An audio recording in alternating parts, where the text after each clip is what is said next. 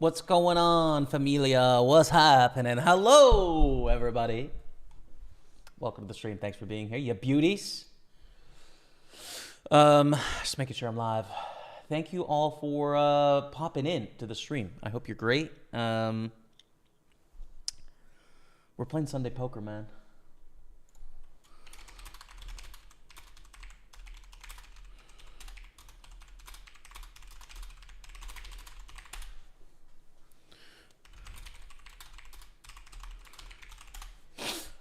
Come on. Hey, let's win some poker tournaments, yeah? Welcome to the stream. Thanks for being here, you beauties. Okay, so I think we are going to win all the money today. Our schedule is going to be the following. 215 Big Sunday, Super 320, Super 55, Super 215, 55 Masters, 109 Sunday Party, $11 Big Quarter, and then filling satellites, turbos, hypers outside of that. That is the main plan. There's a brand new series starting up on PartyPoker today as well called the Micro Series. So I might flick a few of those in there for vibes, just for fun. So that's kind of the plan. Most stuff starts out pretty soon. I'm going to frame this up, and we're just going to get this 109 Bounty Hunter going. I think Matty Ice is in this tournament too. Just so we have something to play as we get going here. There we go. We're not on Matty's table, although there's 11 of us in the tournament.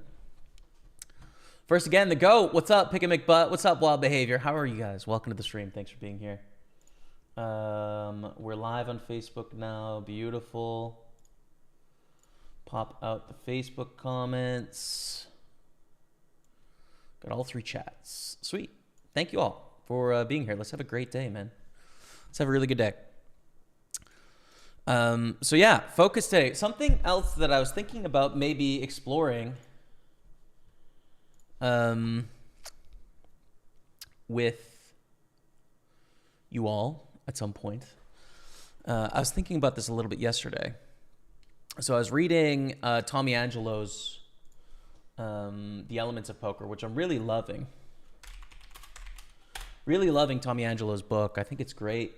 The thing that I would liken it to the most is probably like, I'm going to change the date. The Art of War. You guys know that book, The Art of War? Kind of classic literature about strategy of war from like ancient history in Japan. At least I think it's Japan. Could be China too, but I think it's Japan. This is kind of like the art of war of poker, right? It has some really interesting insights into how you might want to approach the game. So really liking it. Anyways, I was reading this book, and he has a process for so many aspects of the game of poker. So many different sort of like norms for himself that he follows. And so when I was thinking about our own decisions, we got sub hype. Pick and McButt, 36-month resub. That's 3 years in the building. Gets a love of the chat for the man. Good luck out the day. Hope all is well for you. Rebecca and Dougie, been a pleasure watching you for the last 3+ years. Thank you, man. Get some hearts out in the chat for the legend Pick and McButt. Thank you, brother. It's a pleasure to be here. Thank you, man. Thank you, thank you. Welcome everyone tuning in. So I just want to get this out before I say hi to everyone in chat. Like when we make a poker decision, we go through these sort of this order of operations, right? And it's kind of a messy. So, for example, with King 3 here, we're thinking about our range. We're thinking about our opponent's range, right? We're thinking about our stack depth, our opponent's stack depth, the blinds of the antes, whether it's a bounty tournament or not. And like with King 3, we don't have to think. We know it's just like pretty much a fold. Doesn't matter really what the stacks are unless it's a bounty. We're just going to fold, so we don't have to think about it, right? But then in some spots, we go through quite a complex order of operations where there's 8 or 9 different variables that we think through to come to our conclusion. And I would love to sort of like get that out on paper in some sense, just out of interest, basically. Because I think it would just be cool to clarify all of the different variables that you think through in a hand of poker, and eventually you could order them, right? Like you could put them in a way where there was a distinct order every single time, where it's basically a flow chart. If yes, move on. If no, X, kind of thing. To come up with a matrix for poker decisions. It'd just be, I don't know, it's kind of interesting to me, so I might riff on that today. Welcome everyone tuning in to the stream. One Bullet Wonder wishing you the best of luck, Jamie. Thank you, brother. Welcome. You never walk Melly QC. Salut, Jamie. J'attends ton la. Merci pour ton attention. Bienvenue, mon ami. Let's go. Buenos dias, Senor Staples. Hello, Daniel Sorella. Guys, should I I haven't read, but I've heard about some research that says learning multiple languages at the same time actually bolsters both of them. Seems like a nightmare to me. But if there's any other language outside of French that I would want to learn, it's Spanish, right? Like French, Spanish, English would be such a powerful trifecta. Good luck, Jay. Managed to bag second in the home game the other day. Looking forward to firing my 22 ticket this afternoon. Let's go. Good luck, mate. Let's go. FM303. Congrats, man, on YouTube. Welcome to the stream. Knees strong, arms are light, clean shirt, eating a pizza slice. Whoa. Is this a remix on Eminem? Mikhail Munch, good luck today. Thank you. Anton Vasily, good luck, Jay. Thank you very much. Graham, hi from Scotland. Let's go. Let's get it done. Thank you guys for tuning in on YouTube. And what do we got on Facebook? Printers today for sure. Let's go, Adam Simpson. Definitely a printer. Hey, bro, Mongolia. Shout out to Mongolia. What's up? Welcome. Thanks for tuning in. GolfStaples from Calgary. Hello, Brendan Wilson. Thanks for tuning in this fine morning. Is it cold over there? Because it's freezing in Montreal. It's so tilting. I really do need some sun. Like I'm at my limit. We need some sun. Print today, brother. Good luck. Thank you, man. Good luck, bro. If it wasn't so broke, I'd join you. All good, Todd. It'll be here when you're ready. Let's go, Dottie. Hello, Steve.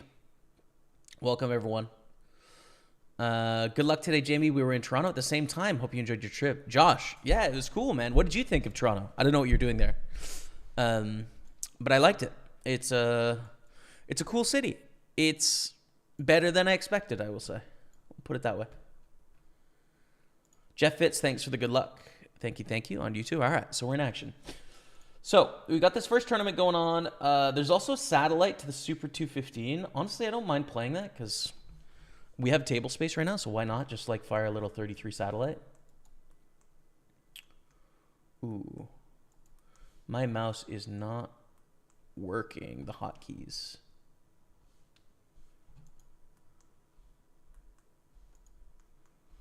Why is that?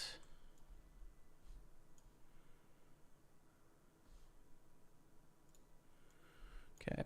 Well, we've got a little bit of an issue here.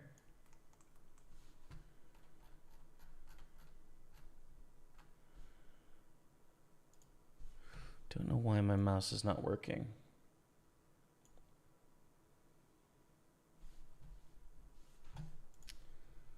Could be some sort of alert somewhere.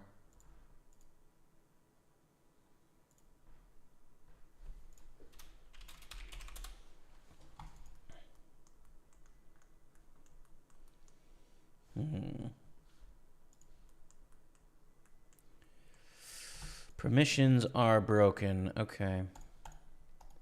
So this is a satellite. Put it in orange. I like the lighter orange. Shoot, that is really annoying.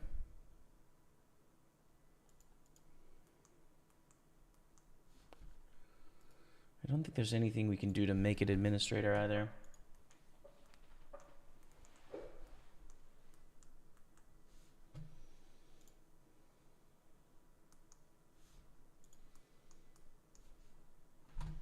I swear my mouse is dying.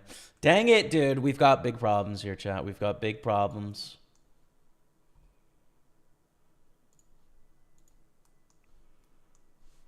I don't really know what's happening. We can fix it, but there might have to be a relaunch at some point.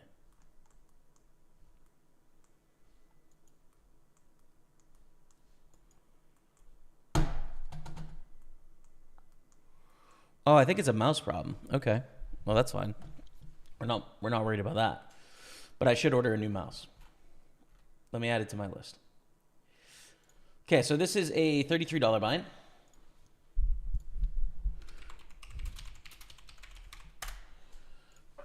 Yep. It's a satellite to the Super 250, which we're playing either way, but would be really nice to get in on the cheap, for sure. And that's all we have going on right now. Micro Series. The first event of Micro Series starts in 23 minutes. 15,000 guarantee, $11 buy-in. Nice. Beautiful. Raise up ace king.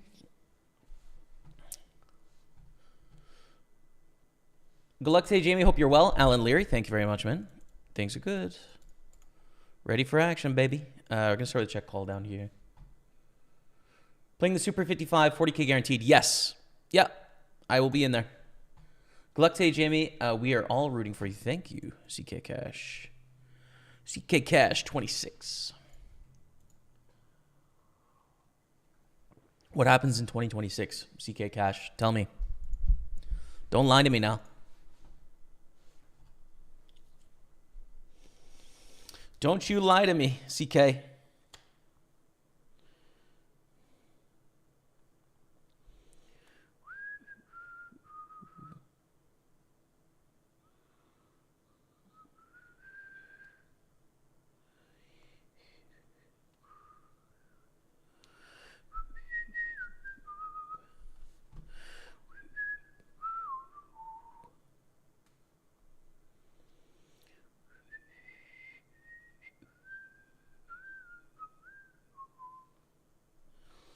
Are we humans?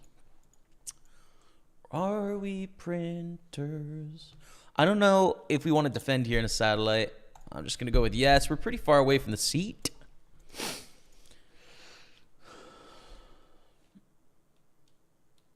So I think we can. And we flop a gutter with a spade draw. Almost like too strong to want to raise there. We're going to lead.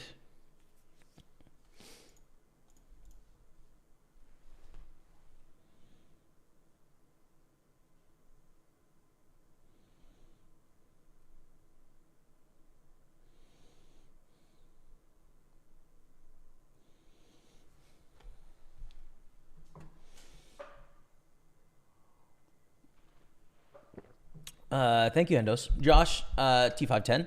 Took a trip home, was visiting family and friends. Originally from there, but moved to Calgary almost 3 years ago now for work. It will always be home, but I've been loving living out west. Word, man. Nice. We're just going to 3-bet here with the bounty.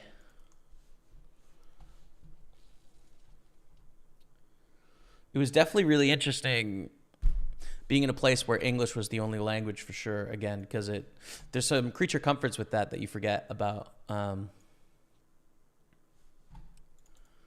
Like how there's just little bits of friction every day, and it's not a problem, but it's so nice when you go into a conversation knowing that you're just going to be able to small talk and riff immediately. It's nice.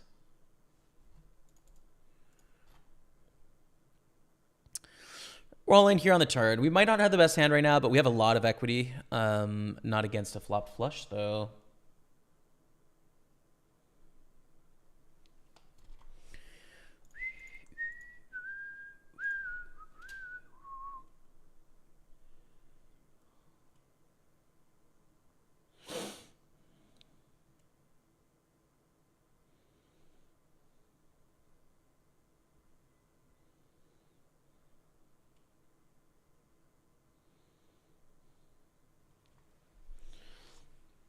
All right.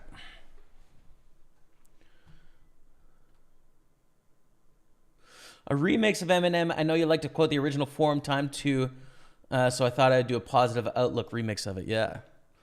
Lose yourself in the music, the moment.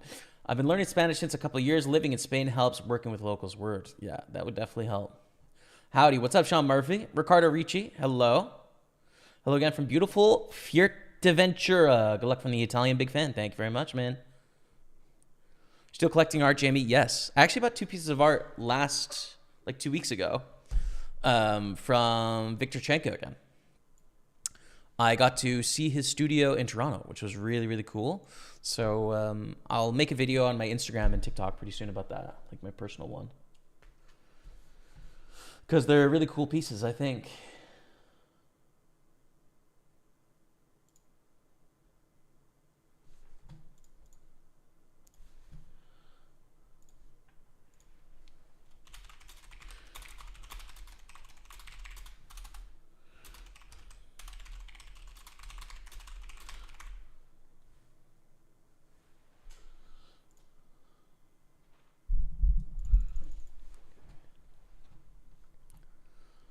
Playing my first live satellite this upcoming weekend. Any advice on how to play satellites? At the end of the day, 1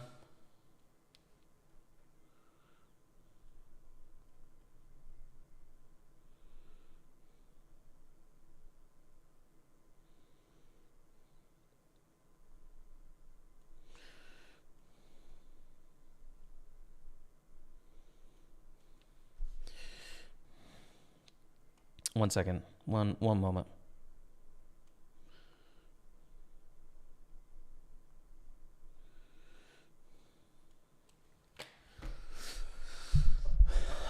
Your goal is different in satellites, right? It's not like your goal is to maximize the amount of money you make, so it's not different in that sense. But at the end of the day, what you're trying to do is a little bit different in that you're trying to survive.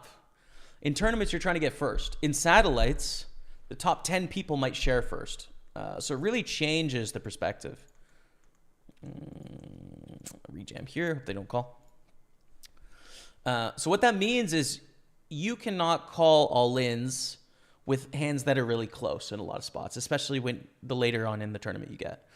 And then your opponent's vice versa can't. Like, this is a terrible call, right? Like, this is so bad at losing so much money. Let's call with ace-5 here at this stage of the satellite.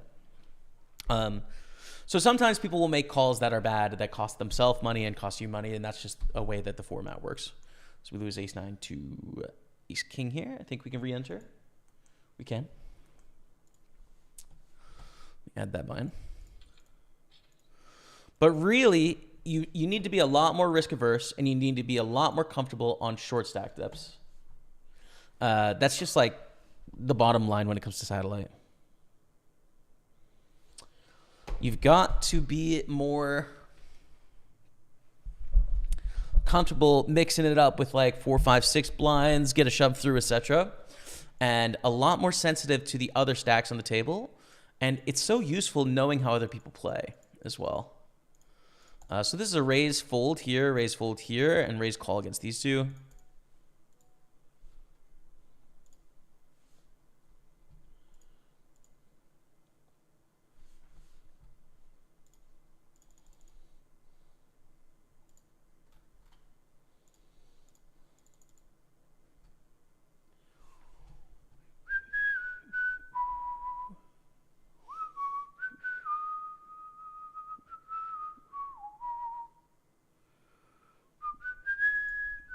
And definitely a fold.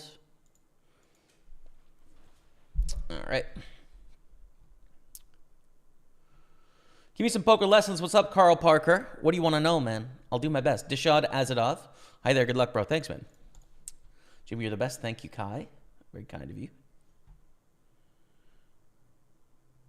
Jimmy, have you ever been to Canary Island? I haven't, dude. No. I haven't. Is that a Spanish island off the coast of Africa, I think? If I'm thinking of the right one. I've only been to Barcelona and Spain. Never been to Portugal. Been to Monaco for 2 days, but that's it for south of France. Paris for 4 days. Only Rome and Italy. There's a lot to do, man. A lot to do. Never been to Africa. Never been to South America. Been to Central America, Panama, and Costa Rica for quite a bit of time, like 3 months-ish, 3 or 4 months for those places, but never South America. The Queen 5, the satellite. Lots to see.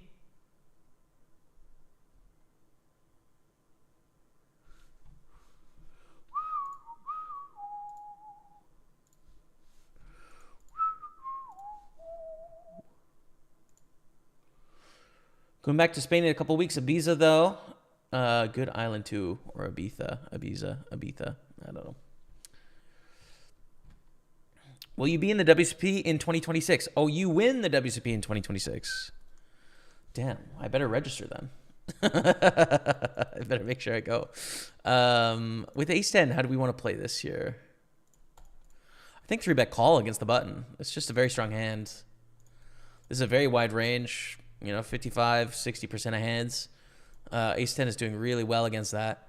The thing is, if you 3-bet here and they jam, you must call, right? Like it's... you're going to have enough equity against their range of pairs and like their other ace-x hands that shove. But our preference is they either call or fold to this 3-bet, which is a big win for us. So we're happy with that. Not live on Twitch? Should be. Yeah, we're live on Twitch. Twitch, YouTube, and Facebook. But welcome, Thomas Anderson. Been streaming on all three for a couple of months now. It's great, man. It's really good. Because Twitch takes a long time to build up viewers. But, on Facebook early, like we have 120 viewers on Facebook. We have 60 on YouTube, and we have 100 on Twitch, right? So, like, for the first hour or two of the stream, there's so much more chatter as Twitch is building. And, like, Facebook starts fast and kind of dies off a little bit. And YouTube grows all day. But it just really helps with the community, honestly, because it's just more spread on the internet nowadays. So yeah, I like it, man.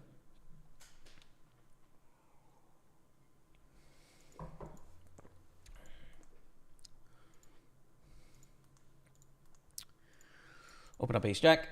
All right, so tourneys. 2:15 Big Sunday in 11 minutes. That's our first bay. But we actually have 3 knockouts coming up. Right away. So let's get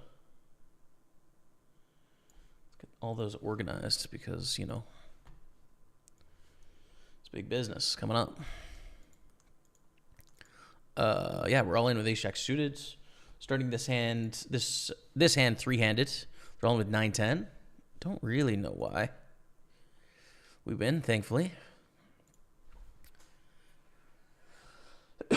Bounty coming our way. Beautiful.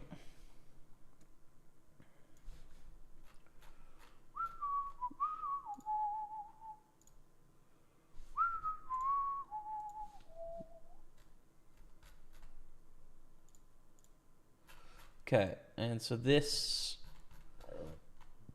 satellite, let's take the cover off. Top 7, get into the 2:15.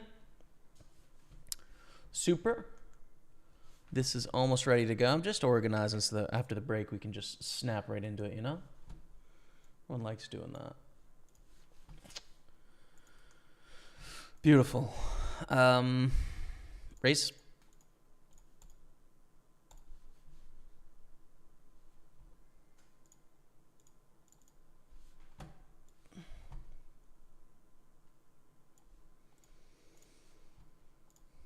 Start with a check.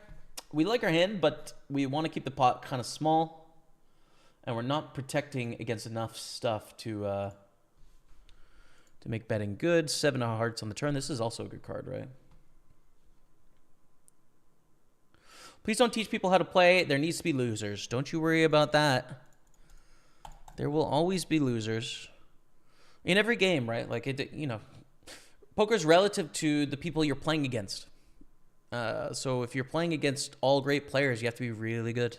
If you're playing against a bunch of bad players, you don't have to be that good to win. It's just relative to who you're sitting down with, my friend. Jamie, I'm most of the time playing microbinds, really struggling with the field, lots of mess. Any tip to getting forward from there? Any tips about strategy? I think it's challenging, right? Like micro stakes take a long time. They take a lot of patience. Your primary strategy at micro stakes is making good hands and getting paid.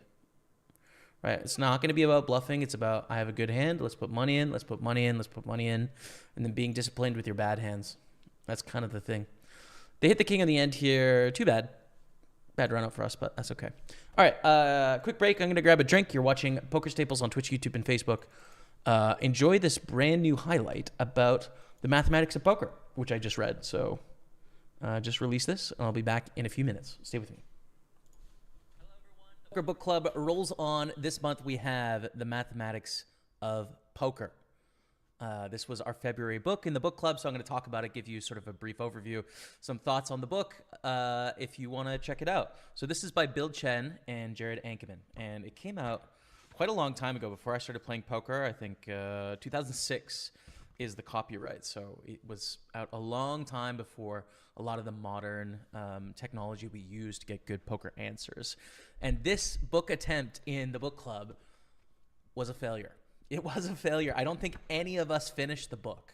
So the schedule was over a month, and the amount of chapters in this book is about 30. So it was about a chapter a day. And I was thinking going into the book, like, okay, it's 300 pages total, 350. You know, it's like we're doing 10 pages. It'll take, maybe for this book, because it's pretty heavy subject matter, it might take 30 minutes. 40 minutes to go through a chapter, as opposed to the typical kind of like 20 minutes of reading that is typical for that amount of pages.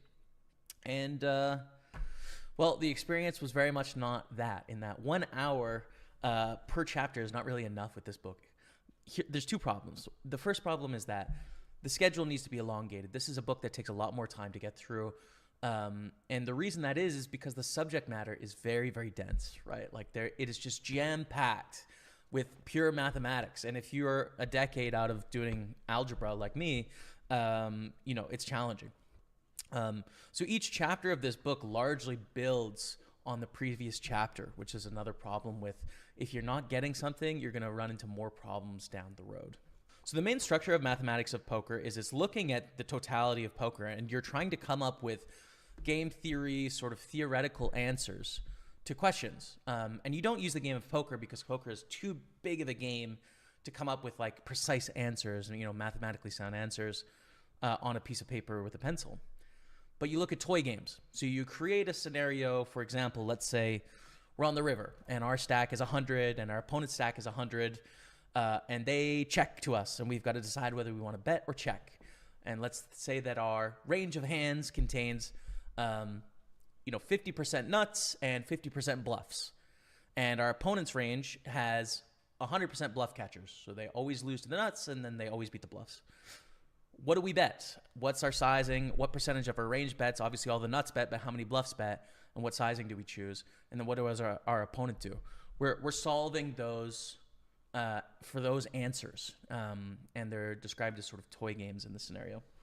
And so it's very useful, I think, to essentially understand the mathematical engine that is driving poker decisions, right? At the end of the day, like, you're playing against human beings, and it's not going to be so useful when you're at the table to be sitting there and like calculating out, okay, like, what am I going to do with my range here? Like, just give me 6 minutes, guys. I got to remember this formula. That's not how it's going to work. But I think by practicing this and really theoretically understanding it, the quality of decisions will improve over time. So my plan with this book is to give it another go, but instead of doing it over a month, do it over the course of a year, right? Do one chapter a week, perhaps getting a math tutor if anyone is sort of in math, you know, if you take math in university and stuff like that and you want to tutor me through some of these, get in touch. I would love to hear from you. Probably one chapter a week and just going through it slowly and really being able to do all of the formulas, be able to practice it and understand it before moving on to the next level, I think is the way to go. So that's going to be my approach. If you're interested in joining the journey on that, reach out and we can do that. Is it worthwhile? Like, I think if you're anything but a very serious enthusiast or a professional, I would say no, right? Even as a professional, like, I think it feels like for me that my life is about poker. And so to really understand the underpinnings of the game and take on probably the toughest poker book that exists seems like something I should do as a poker professional. Not necessarily because it's going to make me a bunch more money at the table, although I think it will help me, but more so because this is who I am as a person. And so okay, we're back from that highlight on break. Mathematics of Poker. This is an FYI. If anyone is in university or higher level mathematics and wants to help tutor me through my second attempt at that book, reach out. I will need to pay someone for some weekly Maybe even bi-weekly Zooms. We're going to be popcorn reading the whole book together. Yeah, it's a challenging book, man. It's really tough, but glad that I got sort of the lay of the land on it anyways. I'm looking forward to moving forward. Good day, my idol. What's up, my friend? How are you on Facebook? Thanks for being here. Good luck, bro. Thank you. Long time watching your videos, never catch you live. What is going on? Jamie Lee Cummins. Hello, man. How are we doing today? Things are great, man. Happy to be here. Feeling good. Please visit here in Okada, Philippines. Man, I've never been to Asia anywhere. Never. I would love to, man. One day, 100%. Life is a little busy at the moment, so I don't have a lot of reasons to make my way over the Pacific. But I suspect that life won't always be busy, and I cannot wait to travel the whole world, including the Philippines. Thanks for tuning in. Any way to play in the States? There is regulated poker in some states. There's unregulated poker in most states, and then I think in one state there's no poker, which is Washington State, I think. I'm not a legal expert, but yeah, Party Poker operates in a few states in the U.S. I'm not the expert on that. Sorry, man. Good luck, Jamie, et bonjour de la France. Bonjour, France. Ça va? Tu es très bien, France. How do you say in French, I would like to... Not I like, which is j'aime, but I would like to.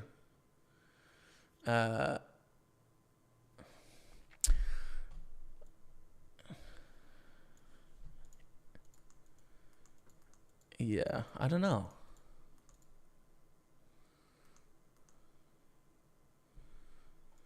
That's just like the tenses. I don't know. I'm not there yet. I'm too beginner level to know that, but. J'aime tu habites en France one day. I would love to live in France one day for just a period of time, but I would like to get to become fluent first. But I'm a fan. I'm a big fan of it, actually. Good luck today, bro. Pizza for lunch. I think I got grilled cheese for lunch, man, actually. Grilled cheese for lunch, chicken, and rice for dinner, I think. No pizza today, but probably going to get some pizza going maybe Monday, maybe Wednesday. Something in there. Je te suis depuis plusieurs années avec la vidéo Facebook. Très content que tu peux streamer sur Facebook maintenant.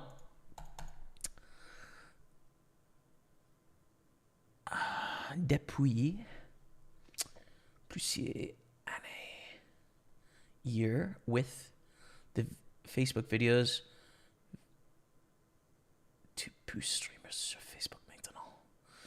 I think I've got most of it. I've been following you for a couple of years with Facebook videos. Very glad you can stream on Facebook now. Merci beaucoup, mon ami. Et bienvenue. Merci beaucoup pour ton attention. Jamie, play you on 07 April 17th anniversary, 8 million guaranteed on PokerStars.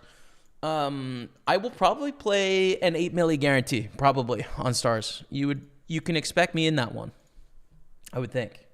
April 17th, I think so. Yeah, for sure, man. By the way, exciting news for us on Party Poker. We have in the lobby, Millions Online. The main event is in the lobby. It starts May 12th and it goes till June 3rd. $530 main event. The main event is in the lobby, so we have our dates, which is exciting. It's going to be a really exciting time, I think. We have WPT here in Montreal at the same time, so I'm going to be playing Millions Online. Probably play a WPT or two as well, as we're going to call with Ace Queen here. Exciting, man. It's going to be nice outside. I mean, come on. Living the dream. Ace Queen, we have the straight. That's good. Big chip up here. Top 7. Get a seat to the 215. We're looking very good. We got sub hype on Twitch. Oh! Oh, damn. JFB 96 with 112 months. That's crazy, dude. 112 months. That's a lot. Honestly, it's too much to divide by 12 in my head. 9.3 years. 9 1/3 years. Yeah. JFB, thank you, brother, for the 112-month resub in a row. That's insane. Gets a love in the chat. Countdown to 10 years. I'm just saying. No pressure, but I'm just saying. Thank you, man. Nexus, what's going on, brother? How are you in the chat? Good to see you. Hello, hello. All right, we're going to raise up King 5 of clubs.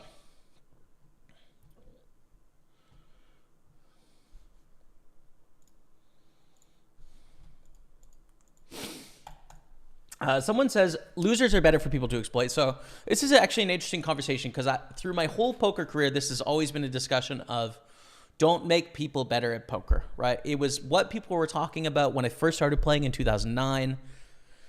It's what they were talking about before Black Friday. It's what they were talking about when Twitch Poker started. And it's what they were talking about still, you know? So it's always been a discussion point. Do you want to make other people better? And so I think there's two answers to this. The first one is like from my perspective, this is a mathematically solved equation, right? This is a market, and people get paid for sharing their knowledge in the market. And if I don't share my knowledge, someone else will and get paid for it. It is a prisoner's dilemma situation. Yes, if we could all guarantee that everyone was going to agree to not share any information about poker, it would be better for all of us. But we know in a field where there's millions of people that people will sell out the rest of the field to get paid themselves, right? To get the lesser sentence in the prisoner's dilemma. Therefore, the correct mathematical answer is to sell out everyone else and sell your information for money. So mathematically, and poker players will appreciate garnering EV and choosing the GTO line. The GTO line is to sell your knowledge. Josh Rutan, dropping the sub of the house for 44-month resub. Gets a love in the chat for your boy. Josh Rutan, I'll sub again as soon as I finish mathematics of poker. Thank you very much for the 40-month resub. See you in a couple years, brother. I appreciate you, Josh Rutan. Gets a love of the chat. For the man, Josh Rutan. Thank you, dude. I appreciate you. All right, we have 3 tournaments to register here too, but let me just finish this thought. So yeah, that's the first thing. Prisoner's dilemma. You sell your knowledge. It's fine. The second perspective is that getting people into the game is important and necessary for poker to flourish, right? It continues to need to have more people that come in because other people die or they just don't want to play the game anymore, right?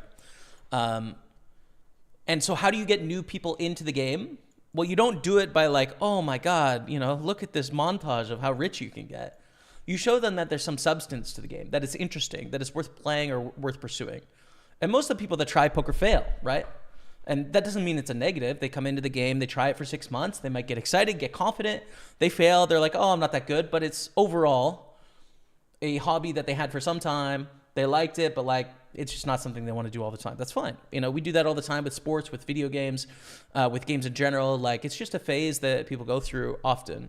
And then a few people will stick around and it'll become something they do, and they'll actually take money from the player pools over time. That number will keep growing, right? So it's important to showcase poker in the digital sphere. If everyone's quiet about poker, like, oh, no one say anything about it. Careful, they might know our secrets. No one's going to play. So it's a marketing tool, right? Like it's useful to understand, oh, here's some of the things that poker players think about. Interesting. I wonder if I could do that, right? Like that's useful for getting the game out there. Okay, let me register these 3 things and then I'm going to continue with our discussion. So 320, 215, 55, all coming up. First one is here.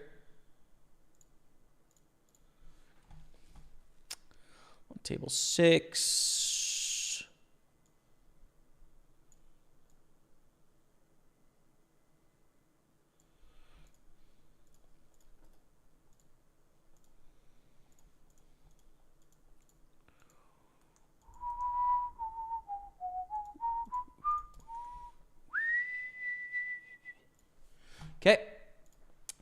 And we're going to get a 215 on table 1, 215 super.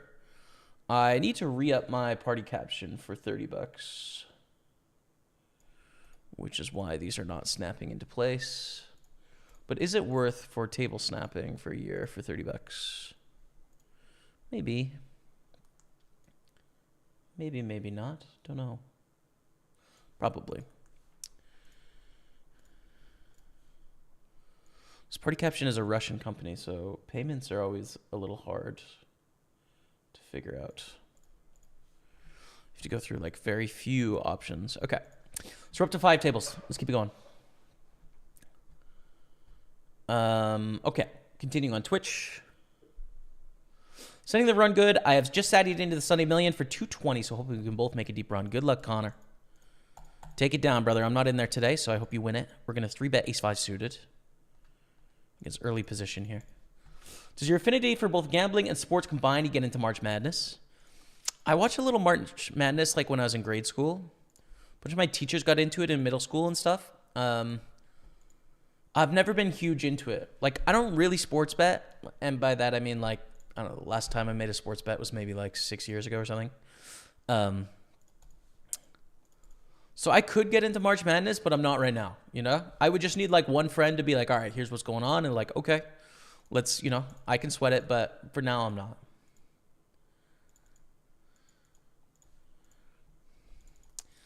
Call down on the river here with ace jack against king 10, unfortunately. Ace queen, we open up in the 215 big Sunday. This is not a knockout. There we go. In blue. Good luck today. Thank you, Stork Streams. Don Killer, thanks for the good luck, brother. How are you? Start with the check call here with ace queen. J'aimerais habite en France one day.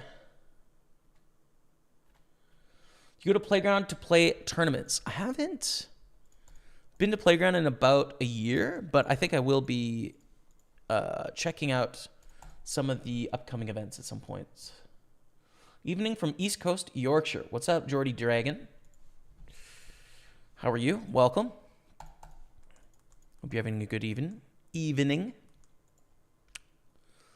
I never made it to the East Coast in Yorkshire.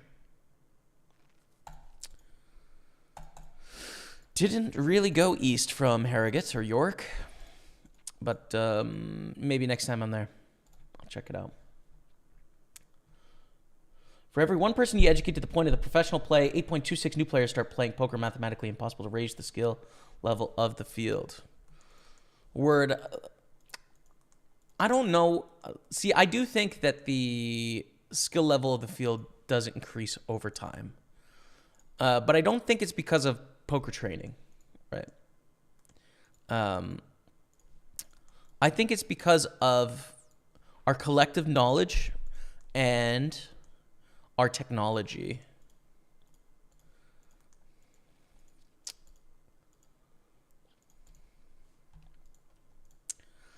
And then I also think we have a bit of a demographic crisis makes it sound so terrible. But we have a bit of a demographic crisis in that, like, most of the people engaging with poker are, you know, late 20s, 30s, early 40s. You know, and there's variables on other sides of people that don't fall into that age demographic. But primarily, the average poker player is getting older and older and older because younger people, you know, younger of legal age people aren't finding poker as much as we used to. And I think that's just competition, right? Like, you're competing against TikTok, against Netflix, against Instagram, against other activities like chasing boys or girls, right? Like, you know, playing Fortnite. Like, all of these things are really interesting. Whereas, I don't know, if you go back to like 2005, poker was the most interesting thing you could do on a computer, right? Like, it's just the dream, like absolutely gold. And now you're competing against, like, you know, $100 million video games, several of them, that are like really interesting and engaging. And so, yeah, I don't know. It's, we need to do a good job at communicating what poker is to a younger but of legal age audience. The other thing is, like, there's very strict regulations, especially in the UK, about you cannot appeal to gambling to anyone under the age of 25. That's not the same rule around the world, right? But in the UK, where a lot of these companies are sort of based out of or born out of, under 25 is the rule. So for me as a Party Poker pro, where I have a collaboration with them, I cannot appeal to anyone under 25. You know, someone under 25 could see my content, but like I can't target it at someone under 25. You know what I mean?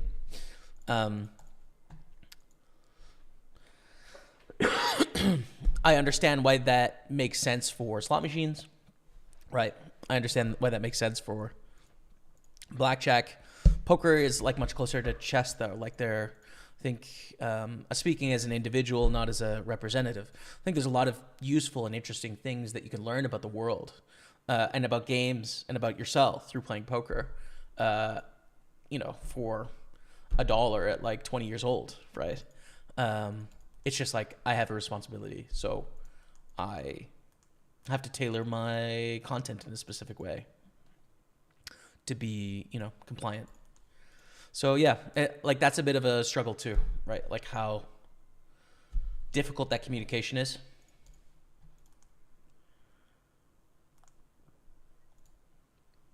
For what it's worth. Flushes are good. Can I value bet? I think so. Je voudrais. Oh yeah. Je voudrais works like. Je vais or je voudrais habite en France one day. That totally works. Thank you. Good luck, buddy. Thank you, Chuck Payne. Thank you, yo. So we've chipped up here in the 215 Big Sunday, chipped up a little bit here. Triple stack in the satellite, top 7 get into the 215 for cheap. And the 109 bounty on our second bullet, we have chipped up too. So like, there's no short stacks, which is pretty phenomenal. I'm happy with this start. I teach maths in university and CEGEP, Quebec schools after high school. If you need help with your book, hit me up. Lex Dumas. Sweet, man. Let me send you Whisper. Where does that pop up?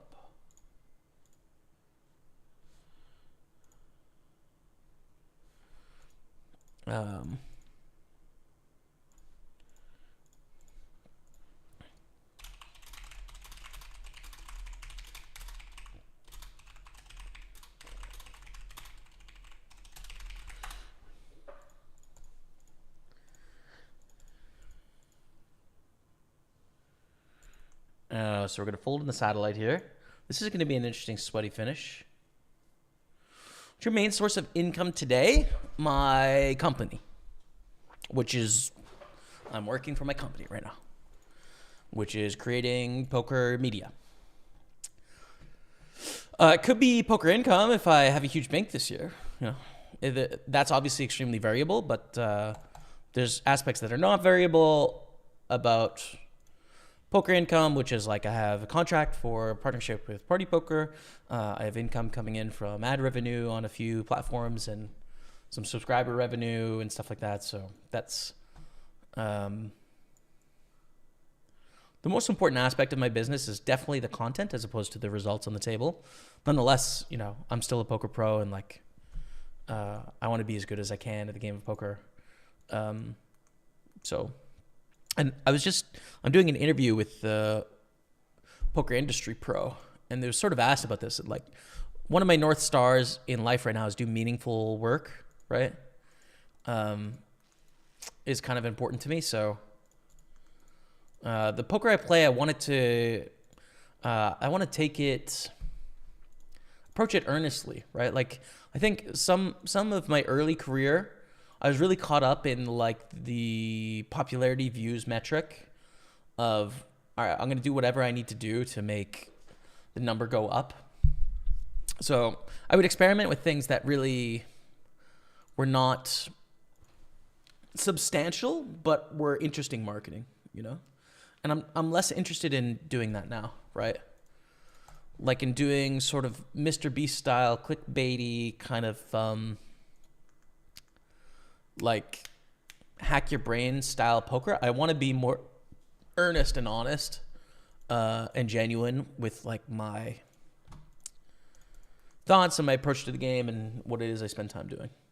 Federer fan, talking about a blast from the past. One of the OGs was here a decade ago. What's up, Federer fan? How are you? Also competing with online casinos for sure. Yeah, that's a really big factor, Jerry B. Is a good point. Because, before there was like casino section on online streaming, poker was the place that people went for like, oh, wow, this is super exciting, like high stakes action. That's no longer the truth, right? Like people that want to scratch their like monetary itch go to slots. They don't go to poker anymore, which is, it's fine. That's not really why I liked the game in the first place, for what it's worth. I'm going to squeeze here.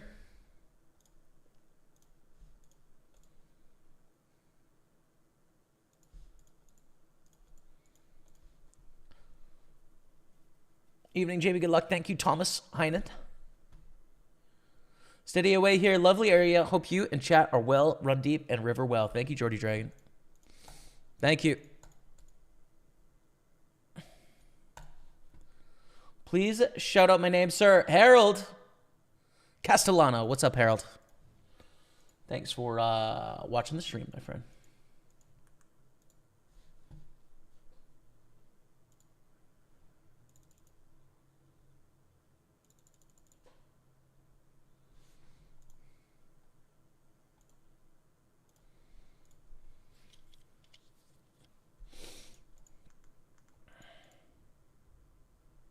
Raise this on the button. Evening, Jamie. Good luck. Thank you. Thank you. Thank you. What's up?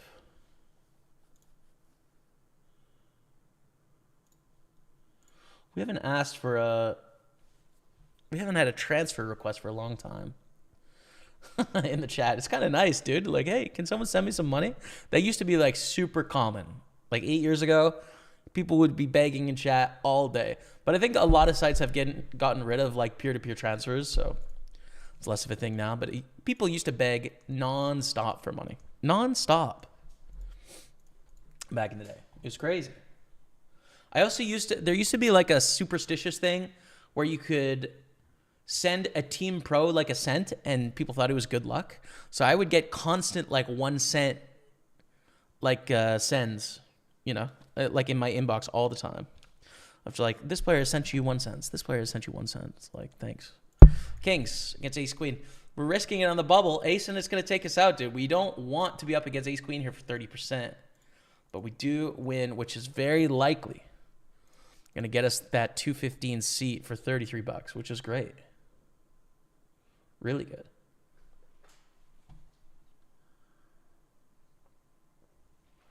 Raymond Arthur Lazo III. How are you, my friend?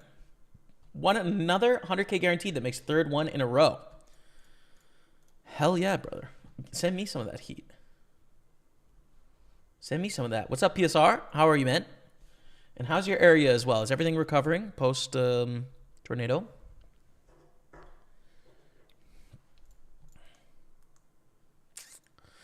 It's a big 3-bet out of position here. I'm going to fold. Didn't mean to rabbit hunt, but there you go. We would have made the set, so we're idiots, I guess.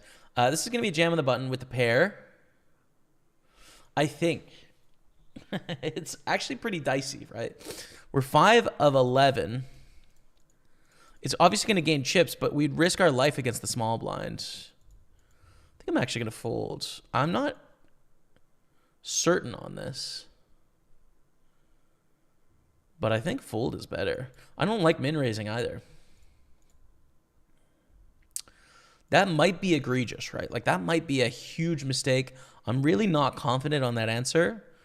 But there does need to be some quite drastic, this is senior, adjustments based on stacks here. And I can see, honestly, all 3 things being good. A min raise, a jam, and a fold. I can make an argument for all 3. So I don't know. What would you guys do with the 2s there on the button? 14 blinds deep, 6 of 11, 7 make the money. There's 1 stack with 2 blinds. And then there is, 5 people shorter than us, basically. But they have like 7 blinds or something. Interesting.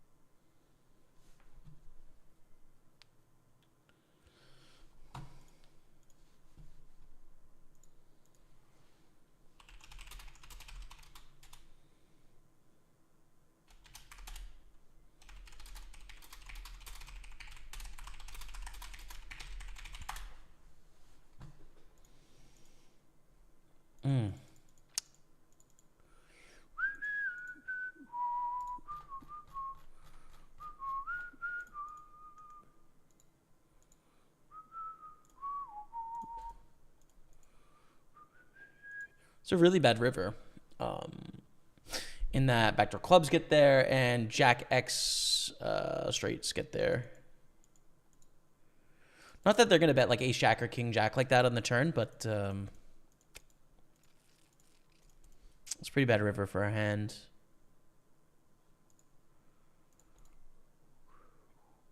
We missed pure diamonds. Oh. 11-5. What the heck is this? Is this a set of sixes? Man.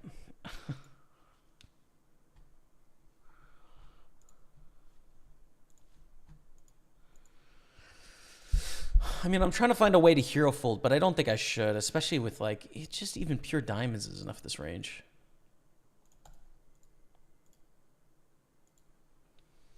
Yeah, right.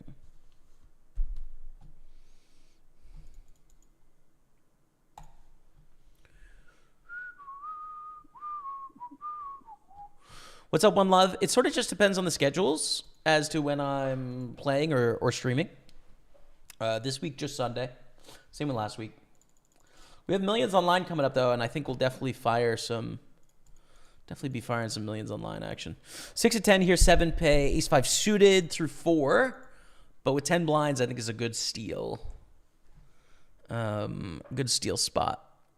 Yeah. 7th has 40,000. 8th has 36,000. So pretty close together. Everyone has to call very tight as well. Now, people might call too wide, which is a problem for us. But nonetheless, I still think we have to go for it here with Ace 5 suited. You selling a course? No. I don't have any course. I did make one with Raise Your Edge back in the day. I no longer work with them, so you know, I think it's okay, right? Like we went over a tournament that I played. It ended up being a little different than I expected it was going to be. The course with Ben. Ben is a great poker player for sure. But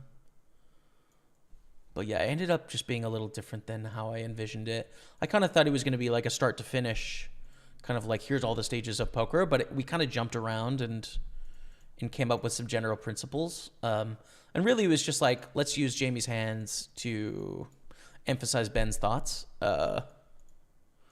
which, I mean, he is very, very good at the game of poker, but like we didn't really tap into some of my approach or my thoughts so much. It was more so like, let me ask good questions, right? And I think I did ask some good questions, but I didn't really get to share any of my approach or thinking on the game. Is very much just Ben's. So I don't know. I think it's valuable, right, for what it's worth, but I don't think it's like a seminal piece of work that like I can hang my hat on as like I'm really proud of that. You know, it's like it's good, it's valuable, but it's not great. I'll say that.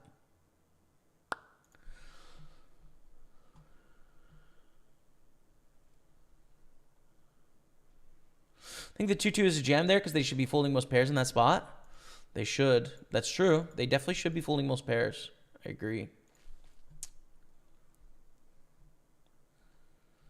Would you also fold 3-3 there? I think so. Yeah.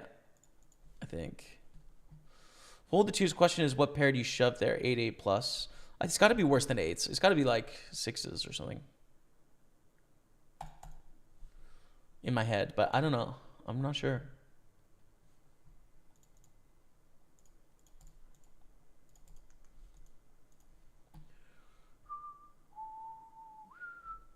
Jamie, looks like you and B-Car have been having a blast. Love to see it, pal. Yeah, life is good, man. Life is fun.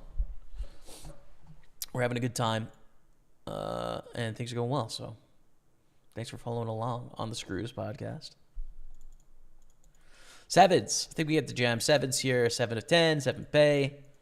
Pair of sevens and the cutoff. I think this is a no-brainer.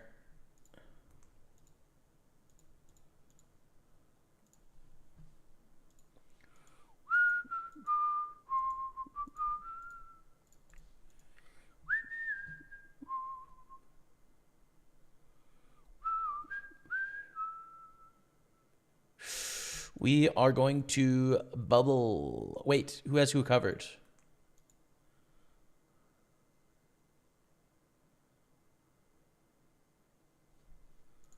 Okay. We're not gonna like pure bubble, but we kind of soft bubble here, which is too bad. It'll happen.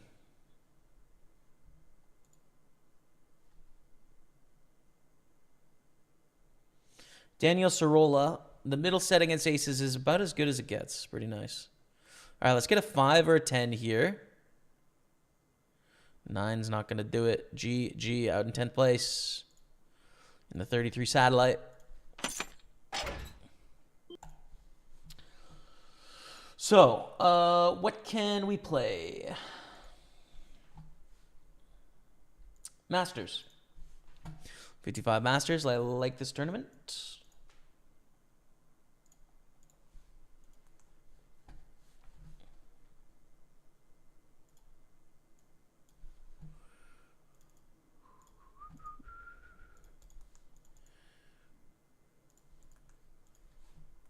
Let me just change the buy-in from question marks to 55. There we go.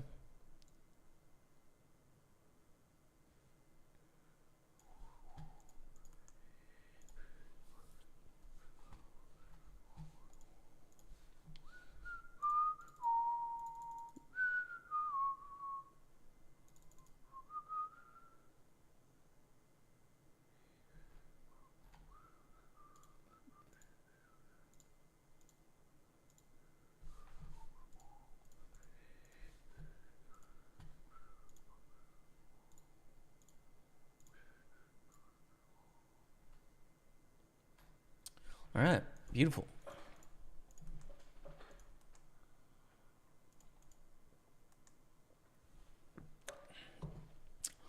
I'm in the U.S. How can I play online poker?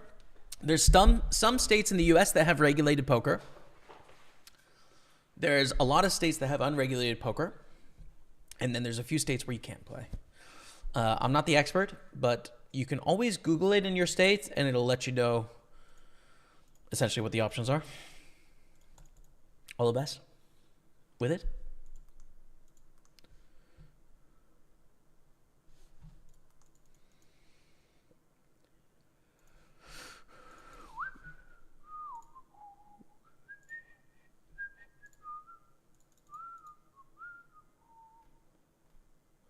Are we humans? Ooh, this is a non-satellite. Jam the a6 offsuit against the button.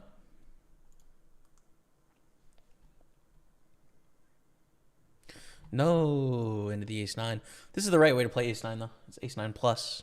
Fold ace-8.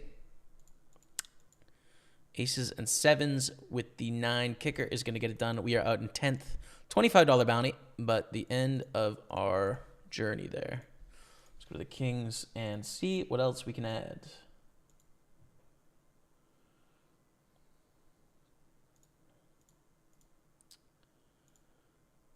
We can flick in like a little 33 turbo as well while we're waiting.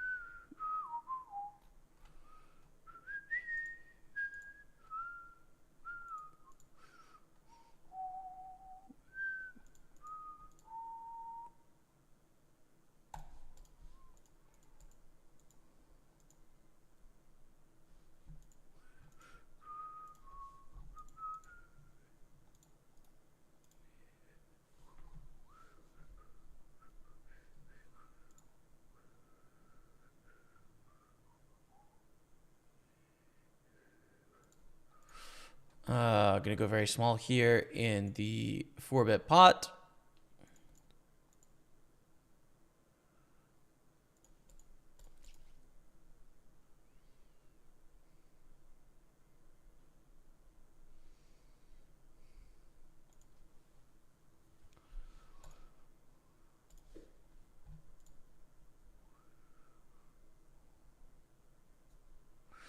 And call, hope for the best against ace-10. Yeah, let's go. Good stuff. 2.4 million. Very fortunate there. Tough spot for Slow Dog. I think needs to call the 4-bet with the ace-10 suited, and it's just not folding on the flop. So a bit of a cooler button versus small blind there. But it's also like not a line you're going to take against someone you don't know as a professional either, you know? All right, we're going to call 6s of the button. So this is the brand new Bounty Hunter. Just $33 little filler. Got a couple friends of the stream here. Matty Ice, my brother, and Plek.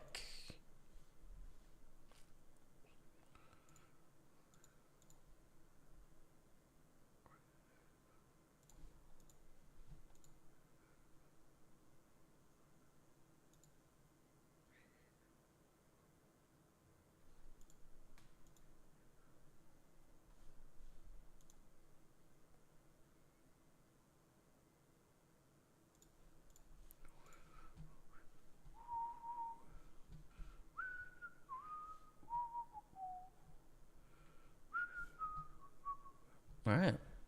Well, everything is working swimmingly. We're chilling.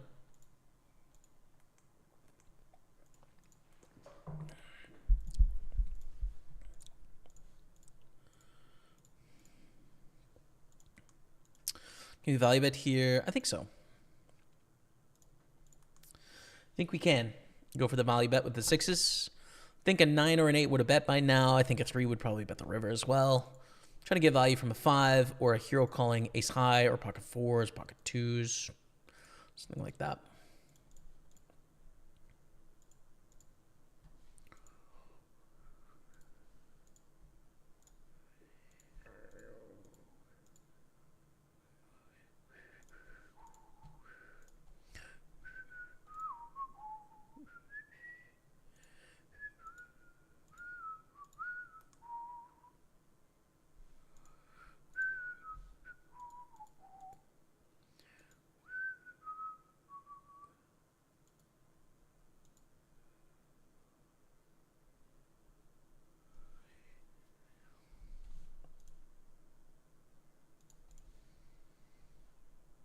Wow, that's crazy. Queen 8 is the best hand, though. To be fair, it is the best hand.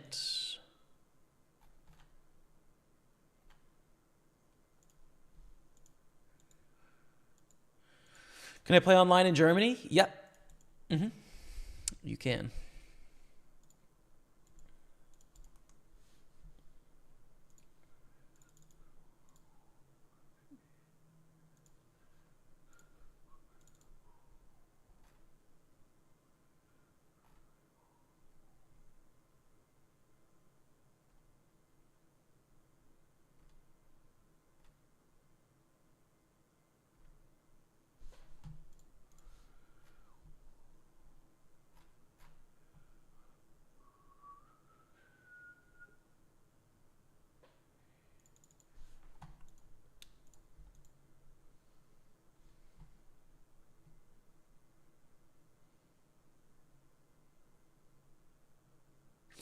Party Poker, man. You can play on Party Poker in Germany.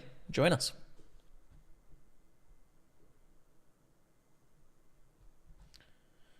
Can I play on Party Poker in South Africa? No, unfortunately. We are not open for business in South Africa. I wish we were, though.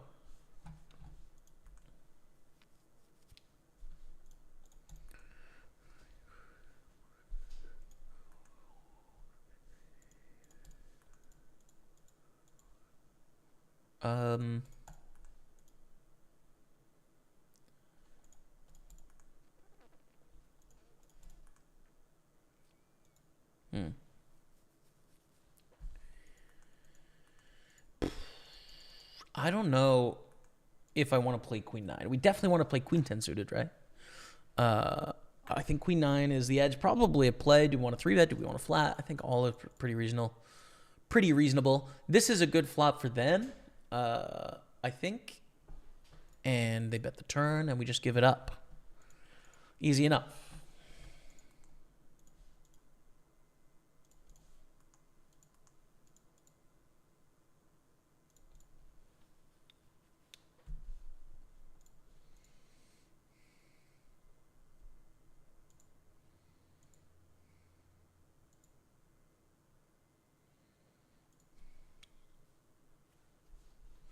Hello, bro. What's up, Marian? Kozma, how are you?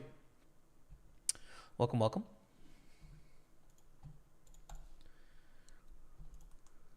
We're off to a really good start in the 215 Big Sunday here.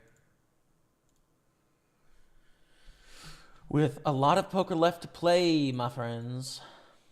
Super 215 in 21 minutes.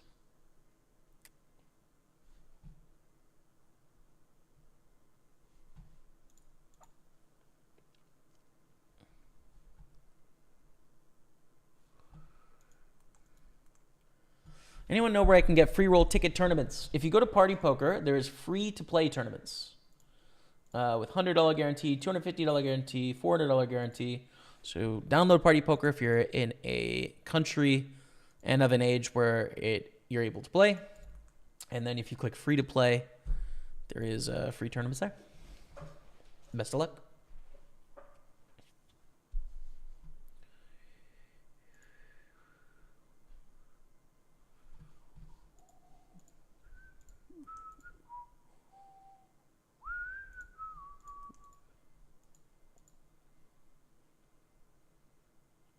I've got "Are we human or are we dancers" in my head because of my Facebook caption. And it's probably going to be there all day. And it is what it is. Nothing you can do.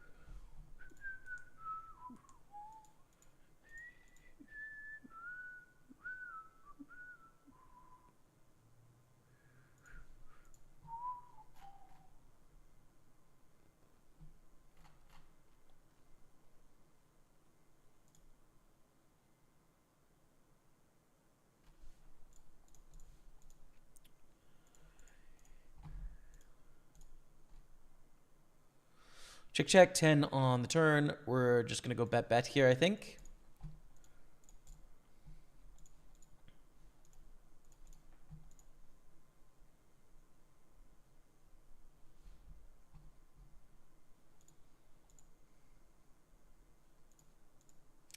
Could go a little bit bigger sizing on this, to be honest. I think it's a bit of a mistake by me. If you think about what we're trying to do, we're trying to get max value from our overpairs, but then also when we're bluffing, we're trying to put pressure on like ace high and flush draw kind of stuff. So I think we want to bet bigger there. My bad. But they fold anyway, so we win the pot.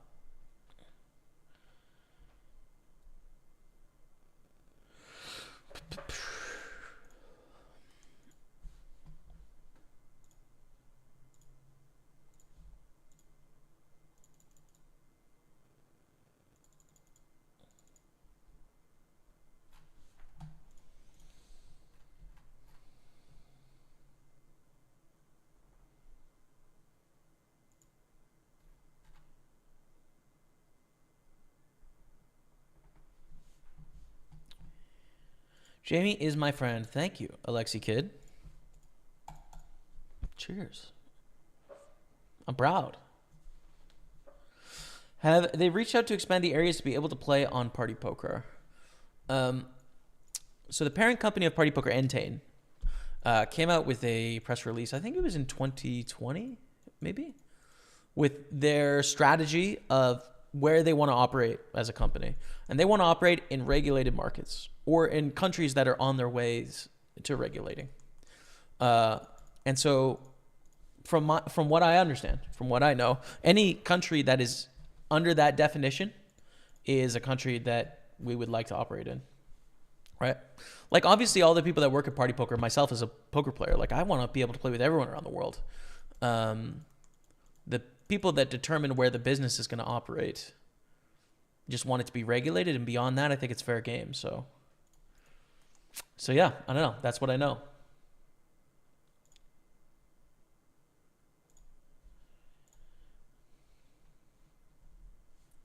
Guys, no affiliate links in the chat, please. Thank you. Thank you, Kai Uhlenbaum. Can I play on Party Poker in California? No, unfortunately, you can't. Sorry, man. I'm doing well, Marion Cosmo. Yeah, things are good.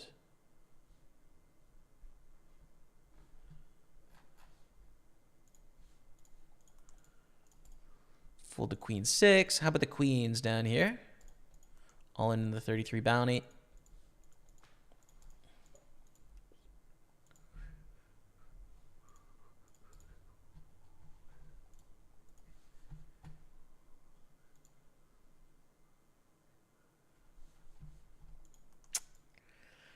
And, oh, a huge suck out for 6 blinds with the queens. Let's go. I'm the best. I'm the best.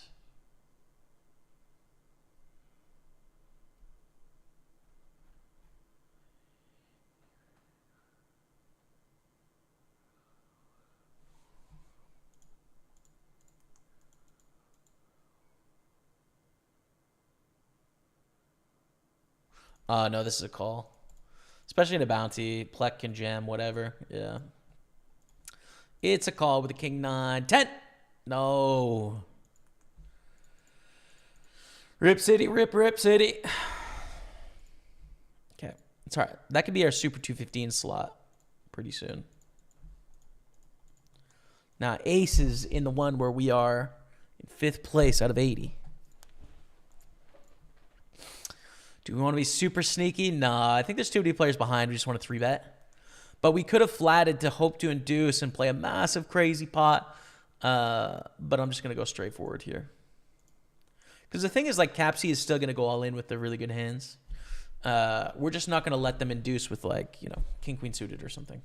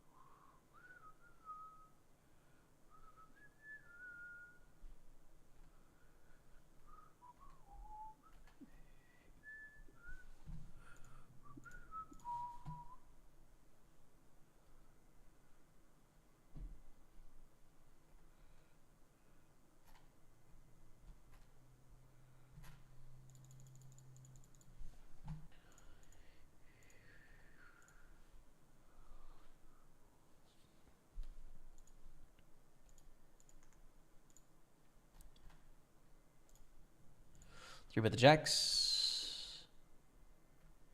Jamie, hope you're having a great weekend. Chris Mosier, what's up, man? Yeah, things are great. Things are great, and we're off to a really good start on table 1, so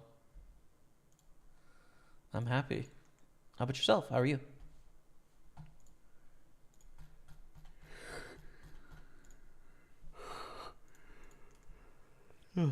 Excuse me.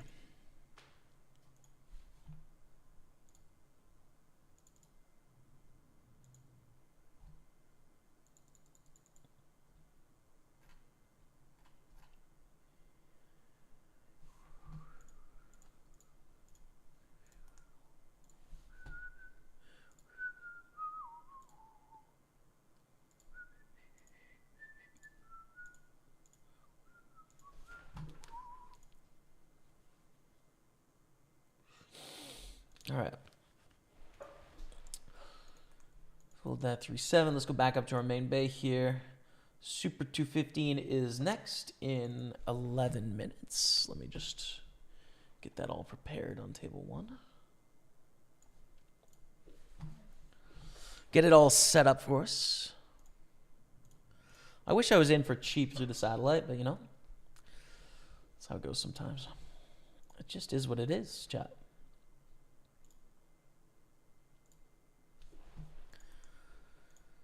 Queens in the main bay.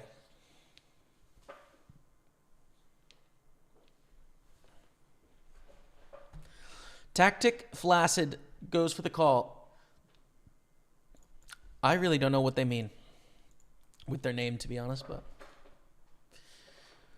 we get a squeeze from It's Okay For You, and then a jam from Fold Aces pre-flop, and I think we are Queens plus here, is my first impression. I think we're folding jacks against the raise, call, squeeze, 4-bet. I think we're queens, kings, aces, and ace-king. And then when we jam here, I think they're kings and aces. But let's see. Ace-jack. This is too wide, I think, with ace-jack against raise, call, squeeze. I would fold this hand for what it's worth. Here we go. 1.4 million. Good stuff. Maybe they decide ace-jack suited is their bluff hand sometimes, but might as well choose ace-5 instead. Unblock the jacks. I'm the best, he says. There you go. Oh, you're talking about me, B-car. Yeah, my suck out. I'm the best. GG, sir. Good luck today. Thank you, Plek Plek. Thanks, brother. Good luck to you, too. Except against me, of course. I'm in second place of the big Sunday. First place, 5 bands. Delgo Bogey, dropping the prime sub, 48 months. That's 4 years subscribed in this house. Delgo Bogey, thank you so much, man. I appreciate you. Get some love in the chat, you guys, for Delgo Bogue. Thanks for your support, brother. Okay, quick break, everyone. Twitch, Facebook, YouTube, live. Enjoy this highlight, and I'll be back in a few minutes. Stay with me. So why not try and understand it to the highest level? So that's how I think about it. That's why I'm going to take it on, just at a much slower pace. Very challenging book. You know, I'll put an overlay here of a typical sort of page so you can get a sense. I think, you know, if you're a math major or if you are coming fresh out of doing algebra or a lot of math stuff, this will be a lot easier for you if the subject matter is interesting. So, you know, take that for what it's worth. But yeah, Failure in the book club, The Mathematics of Poker by Bill Chen, Jared Ankerman. Big thanks to Jared Ankerman, who was actually in our Discord, offered a bunch of guidance as we asked questions throughout the month to help us through some of the questions. Even though we sort of fell off, he was available and approachable, and that's super cool of him to have actually an author talking about the book with us. So one more thing before I let you go. One of the concepts that was so interesting to me in this book that I really want to do more of a deep dive on was Bayes' theorem. And Bayesian thinking. So the idea of this is, and this is something we encounter in poker all the time, right? We kind of know the baseline of, okay, what are we supposed to raise on the button? Okay, everyone's folded. There's 2 people left in the blinds. There's us on the button. What are we supposed to raise? We can calculate that answer pretty well. You can look it up in various sites around the internet. People have done the math, right? Like you just sort of memorize an opening range and you go from there. And we can adjust based on our opponents. If they're playing too tight, we can raise more. If they're playing not tight enough, we can raise less. But let's say, in a flip scenario, let's say we're in the big blind, okay? And we see our opponents on the button. They have an opportunity to raise, and they fold. Okay, what does that mean? What is that piece of information worth to us? As human beings, we're able to sort of adjust our thinking based on, okay, it's just one chance. They could have been dealt a piece of garbage, so I'm not really going to change my approach. Let's say they do it again. 2 times they folded the button, right? This is a position where they're raising over half their hands. Well, what's the likelihood that they're playing too tight now? How much can we adjust mathematically? What is the new mathematical baseline based on these 2 data points that are not very important, but they're not completely irrelevant? That's so interesting to me, right? Like maybe we just adjust our big blind strategy by 1%. But what I don't know as a poker professional is mathematically, where is the new line based on these sort of inconsequential things that I've just seen? Based on these small data points, how much can I weight those to change my strategy? How much can I counter-exploit when I see things happening? And poker seems like a game where you're all the time gathering a bunch of information and you're weighting different variables against the chance of just being dealt garbage or being dealt the nuts. And you're trying to weight it all to make a solid decision. Bayes' theorem, I think, gives you a framework to know where the mathematical line is of how to weight stuff. And as human beings, we can still do better than that, right? We can adjust and know that, like, hey, old man Bob is not bluffing us here, right? Because we we know that, right? Like we just know, we have human intuition, etc. But knowing where the line is mathematically when we witness these events, how much we should weight it in a theoretical sense is very interesting. I don't think people are doing that work. And this book has really set me off in my mind of, I'd like to look into that a bit more when it comes to pre-flop ranges, when it comes to defending ranges, when it comes to c-betting frequencies, etc. How can we adjust? So that's kind of a cool idea from this book. That's it for this one. Next month, we have The Truth Detective by Alex O'Brien and Elements of Poker by Tommy Angelo. Thanks for watching. Till next time, we'll see you later. We're risking it to survive. Keep it low. Let's go. I'm going to reshove ace-5 suited here. Ace-5 called by nines, but we hit an ace. Call flop, call turn, check raise river. I think we should call here on the end. Expect to check raise with 6-7 on the flop. Yeah, we call. Let's go. So we raise, call on the big blind. 9-10 suited, whatever. Flop is jack 7-6 with 2 spades. They cover us in a bounty here, right? Bet 2100. So if they have jack 7, if they have jack 6, if they have 7-6, I'm expecting a check raise. For sure. I'm expecting some check raises with straight draws and flush draws too, but a lot of them are going to call. Turn is an 8 of spades. So it completes some of those hands, right? Like 9-10 makes a straight. That's the hand that we have. It makes them 2 pairs as well. 8-7 is the primary concern here, right? 8-7. So we bet again on the turn, and they call. You gotta remember they're out of position. So if they have a flush, they're probably gonna check raise to make sure that they can try and get our bounty, as opposed to just like call and induce. Not always, but often, I'd say. So you bet on the river, and they check raise. Again, like I don't think it's 7-6. I don't think it's jack 7. I think those are gonna check raise flop all the time. Most of the time, they're gonna check raise on the turn with a flush. So the hand we're really worried about here is 8-7. It's kind of 8-7 or a bluff is really the only thing that makes sense here. A 2.5x is not really what I wanted to see, but deposit $50. This is. Hello, everyone. We are back in action on our 4 tables, soon to be 5. Here on the Party Poker Streets. Thanks for watching on Twitch, Facebook, YouTube. Let me see what's going on in the chat. Evening from Birmingham, UK. What's up, James? Thank you for the good luck, man. Appreciate you. How does it the Party Poker works in certain areas of the U.S., but the lower states are unable to play the site? Regulated poker in the U.S. is state-by-state jurisdiction. So you have some states that have regulated poker, and then you have a bunch of states that have not. You have some companies that operate in the unregulated environment in the U.S., and then you have many that do not. So that's essentially what the deal is. The regulated states that Party Poker is able to enter, they do, basically. Good brother, just watching my favorite poker player crush people on Party Poker. Let's go. Let's go. Ship it, man. Super 215 coming up. 4-3. I'm going to try and limp in here and see how it goes.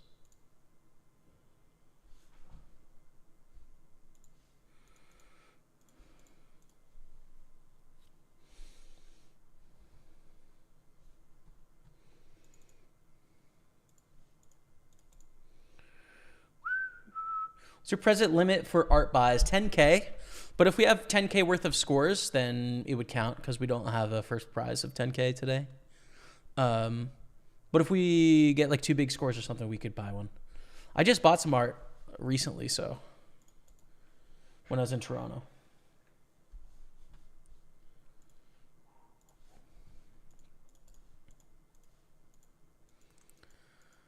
I still really appreciate the I still really appreciate art, but I guess like 32 now, turning 33 soon in May. And like the way that I could just buy art when I was 25 is a little different now that I'm 32. Just because of financial security, basically. I don't know, man. It's like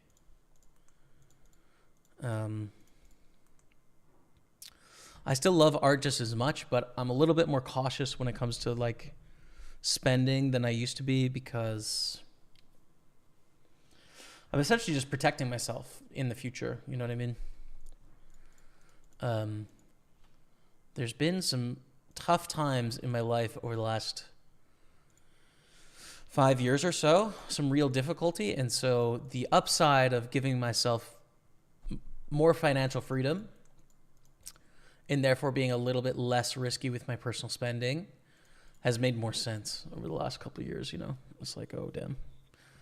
If I want to take some time off, I should give myself the option to do that, and that's probably really worthwhile. So I've slowed down a little bit on like art spending and stuff, but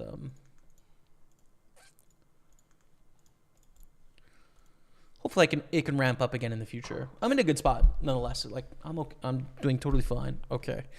It's just I don't know what my career will look like in 10 years, I don't know. It's really just a huge question mark. And poker in your 30s, I think that's one of the things that's one of the biggest downsides of the career is that aspect, which is like, hey, do you want to get a mortgage? Like, well, no, you don't. And I don't really, for what it's worth. Like, it's not important to me, but it would at least be a choice I had if I was an accountant. You know what I mean? As a poker player, it's like things are way too variable. I need to be in such a strong position before I can even take on debt like that, just because of how variable my career is.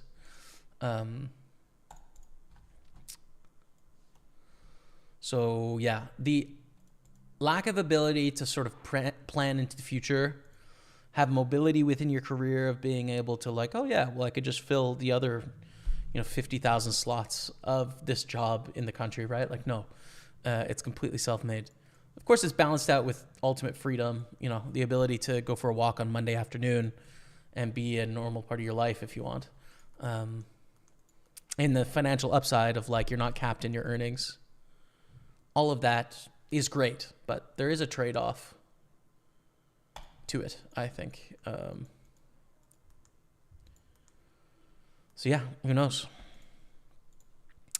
We need the stock market to do well and crypto, right? Like that's what we need.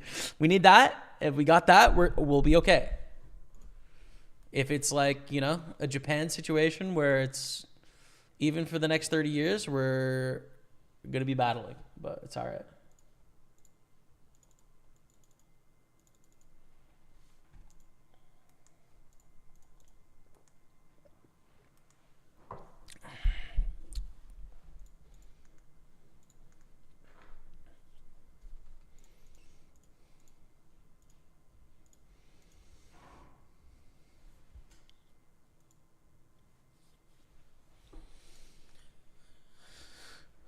Coming up on 7 years yet, says Dougal Bogey. After the 4-year resub, 7 years watching the channel. Thanks, man. Hi, Jimmy. Good game from Germany. Stuttgart. Ollie Otto. Welcome, my friend.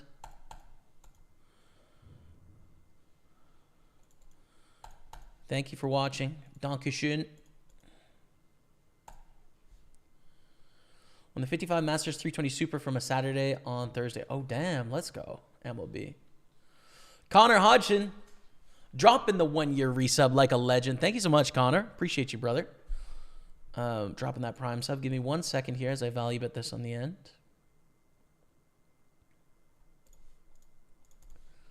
Watching for years, always meant to sub each month using Prime, but it's so awkward having to go to the desktop site to Prime sub. Yeah, I'm with you. Be so nice if it was auto. Anyways, a nice reminder to anyone with the Prime that you get free sub each month. It's true. If you're watching on Twitch, you can sub for free, and they pay me money, and it costs you nothing. Good luck, Jamie. Run good, and more importantly, have fun. Thanks, man. Thank you.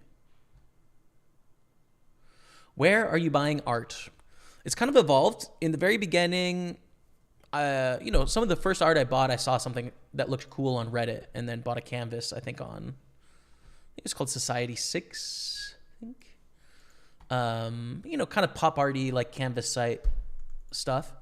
And then I made my way to Etsy, which is a little bit more elevated from canvases. Like there's people that are artists for their living there, right? It's not sort of like mass produced sort of prints. It's like people trying to make stuff. A lot of it is quite decorative though. It's like not necessarily art for art's sake, more so like I need to decorate this space. Let me find something that looks cool. Which is fine again, but like not really why I like art. I like it more for the, more so the intellectual pursuit than the let's make a space look better kind of thing, you know? So I moved on from Etsy. I really kind of got more and more into it when I was on Saatchi Art, Saatchi Art. And this is a site that allows artists to exhibit their work there from around the world. It is definitely more elevated than Etsy. It's kind of art for art's sake. You can find some really great stuff. One of my favorite artists, Victor Chenko, I have about 7 pieces of his I found there, right? The only thing with Saatchi is they take about a 40% commission, I think, to do the shipping, the authenticity, the communication, the listing, and everything like that. They take 40%, which is quite a lot. It's a high commission. So I think that's prohibitive for some of the people in the art world that don't need to list there because they already have enough of a market. And so where I do most of my buying now is artsy.net, which is really like it's just a central marketplace for the art world. So you'll have all the art galleries, like several in Montreal, that show what their gallery owns. You have artists that show all the works they have. You have auctions that display everything that's for sale in an auction. Galleries that show everything's available in a gallery, etc. So it's just like trade shows and art fairs showcase their stuff there. It's a collection of everything, or most everything in the art world. Obviously, some of it is hugely expensive, right? Like massively upmarket that's just completely out of reach.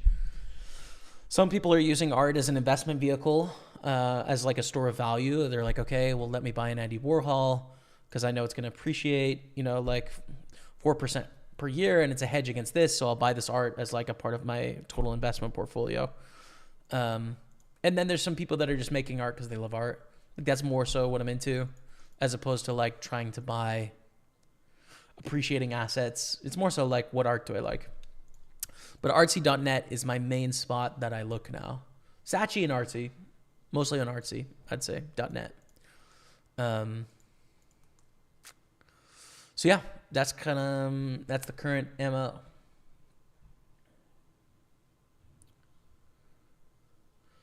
You're on the main TV at the bar. We're watching. Let's go. Vice's Bar. What's up? Shout out to Vice's Bar. Thanks for tuning into the stream. You're a bunch of legends. Get it done out there, man. Get it done. Pokerstaples, I am playing strip poker with you. No, you're not.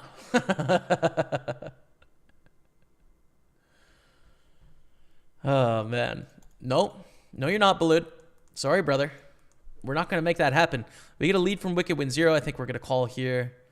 They can have 2 pairs and straights and stuff like that we can't have. I think we want to let them bluff the spot. I won the Super 109 Monday and Wednesday. MLB handler, you're crushing. Second to 215 last weekend. Damn, dude. What an absolute print.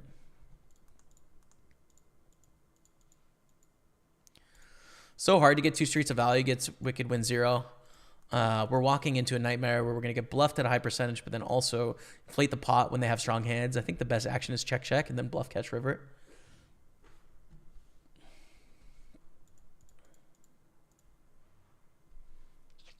Got the max.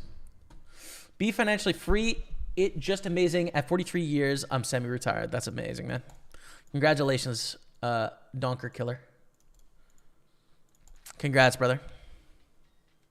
Maniacs dropping the 35-month resub. Good luck, Jamie. Win one tonight, Mr. Staples. Thank you, man. Appreciate you. Gets a love of the chat from Maniacs. Thank you, brother, for the 35. It's an interesting choice with like financial planning too. Some people are interested in this, some people are not. Apologies if you're not super into it, but I think there's always like a decision as to how high your standard of living you want to be is, Do you keep playing offense and trying to increase your income and work hard so that you can have a little extra, or do you, forego some of that extra and get back some of your time? It's a constant debate in my mind which way to go with it. That we're in a high cost of living area, spending a lot with a lot of expenses. And we could cut that back and, plan to retire earlier or work less or something like that. I don't know. I'm always thinking about it. Do you keep any investments in gold or silver? No.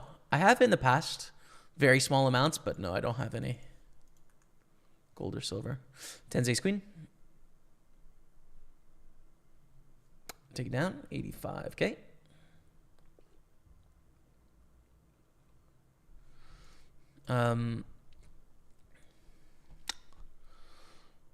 I have like the majority of my investments are just like in the stock market, like S&P 500, kind of just general. And then, you know, maybe 30% of my stocks are in Canadian equities or REITs or international diversification, but it's mostly 70% US market, 30% otherwise.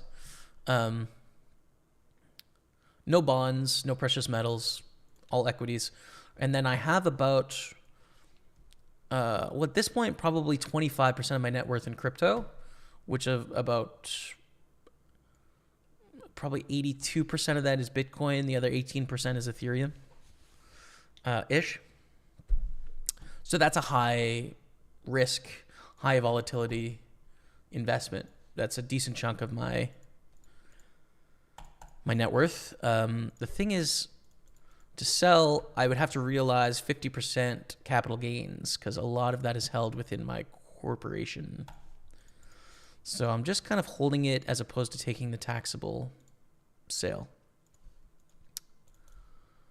And then just adding to other assets whenever I have net revenue, you know? And then the last piece of the puzzle is I have about 4 private investments or pieces of companies. And those are huge question marks, like hugely highly volatile. Usually it's a 10x or bust kind of thing. And I would say probably 3 of them are going to be completely bust, and then the 4th might be a 10x. Something like that. But that's a huge question mark as to when you can exit, liquidity, etc. So that's kind of like my breakdown financially for my own investments. And there's just a lot of that's in kind of risky stuff, and I'd like to sort of de-risk. So I'm not looking to make any more investments in more risky things. I'd like to invest in less risky things as much as possible. Like, you know, equities is, to me as a poker player, like less risky. You know, I know for some people equities are risky, but I think they have not taken enough flips for 100K in equity. Writing artist, look up Danish artist painter Christian von Hornsleth. The link is X'd out, Maniacs, but I will Google that. Thanks, man. Open the ace 10, get a call in 2 spots. Flip up Jack 10-5. I think we want to check back.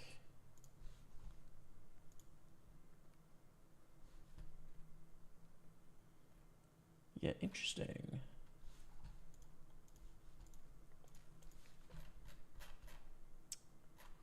Some sculptures.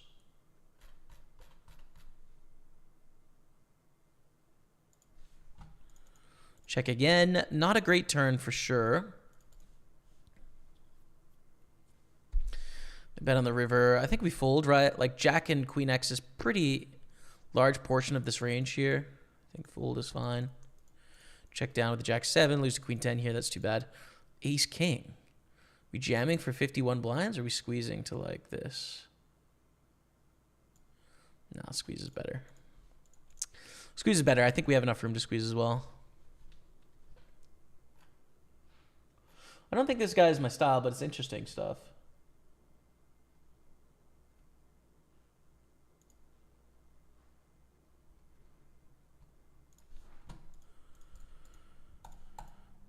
Very alt punk, colorful, angry, using pop culture. Yeah, not for me, but interesting nonetheless.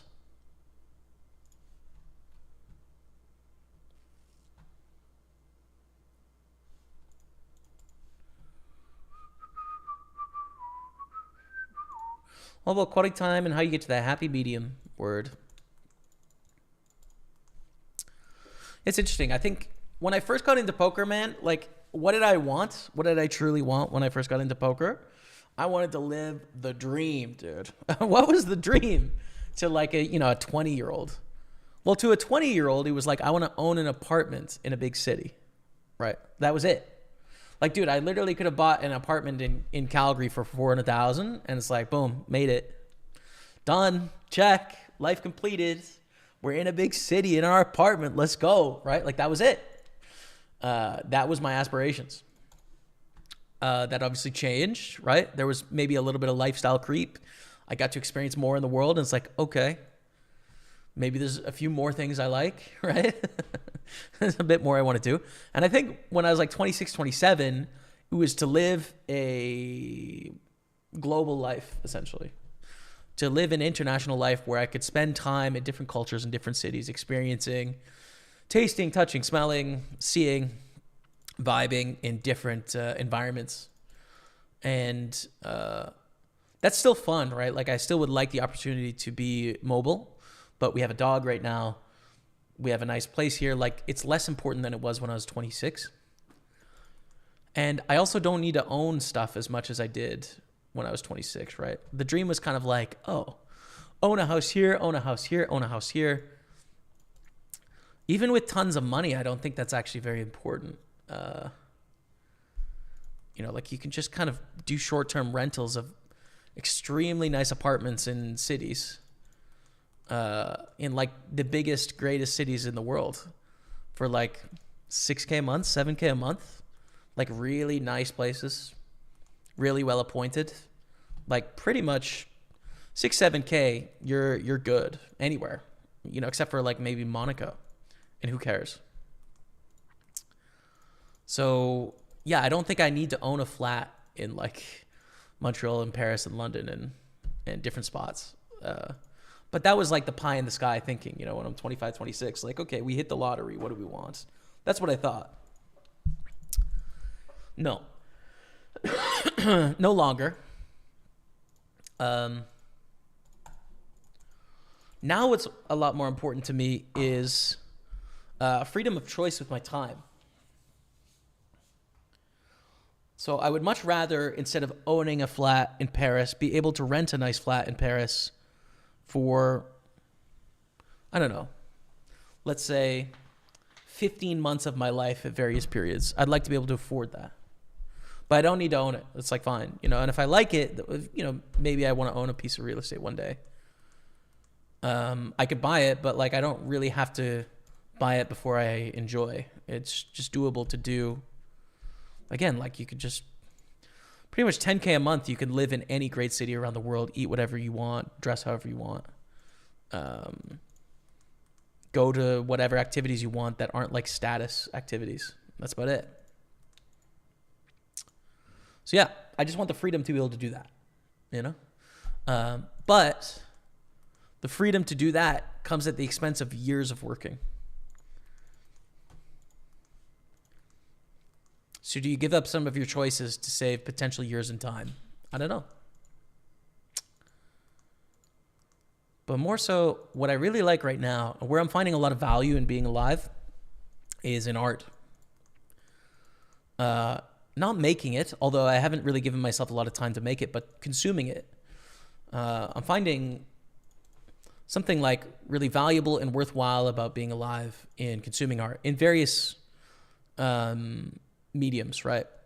Conventional art on canvases and stuff like that, yes, but also music, also reading and literature and learning about history, learning about different perspectives. Like, all of this is where I'm finding value in spending time being conscious, I guess. And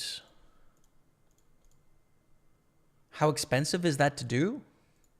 Not very expensive, frankly. It's just not that. It's not that expensive.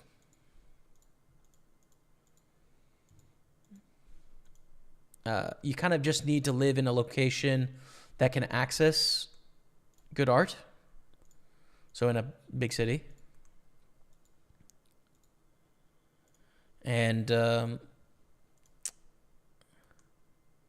That's about it.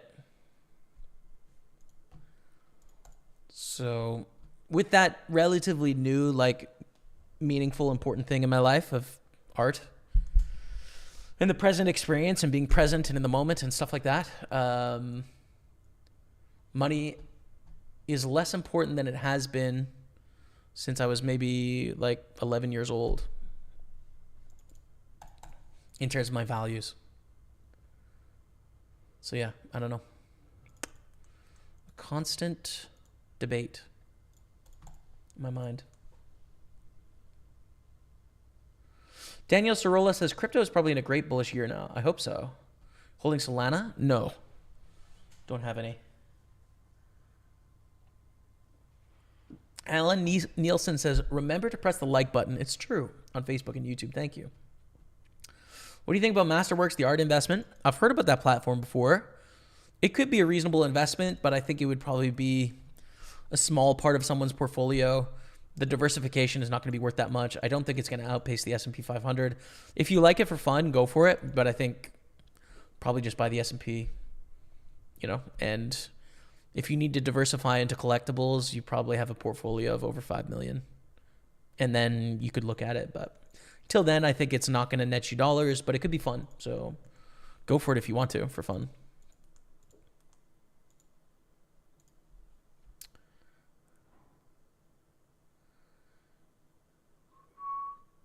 Pay long-term capital gains, which is a better word. Yeah, there could be some definite tax advantages to the art game for sure. I don't have a car, which really helps. Not having a car definitely really cuts spending, and living in a city where you can get around without one is really nice. I still have to there's this service in Montreal called Commune Auto where you can basically rent a car for a day and it's like $40 or something. I need to sign up to that because right now I rent cars from like Enterprise, which is like $100 a day, and it's when I need one, once every 2 months. Realistically, like 4 times a year. Like we go on little trips to cabins or to Toronto a couple weeks ago. Need it for those road trips, and then like one other time maybe. Do you have any collectibles worth money? Just the art, but I could probably liquidate my art for half of its purchase price, maybe. Don't plan to. No sports cards, Pokemon cards, coins, etc. You've discussed having anxiety. How do you cope with the traveling? Would you need medication? Don't feel obligated to answer. Just wondering. Thank you. Yeah, so it's a relatively new concern, right? It wasn't something that I dealt with in the past, so I have yet to bridge that when it comes to long travel, flights, etc. Medication. Like I think those are big question marks for the future. There's a big desire to travel, go play live poker tournaments, like explore parts of the world. And I'm sort of fine without obligations traveling anywhere. There's still a lot of limitations when it comes to food in different parts of the world for me. So yeah, it's a question mark, but things are getting better and better all the time on that front. And like, I'm able to do more and getting closer to sort of how things were in the past in regards to, traveling, taking on adventures, uncertainty, etc. So thank you, M13 Arcat. I'm glad you liked it, man.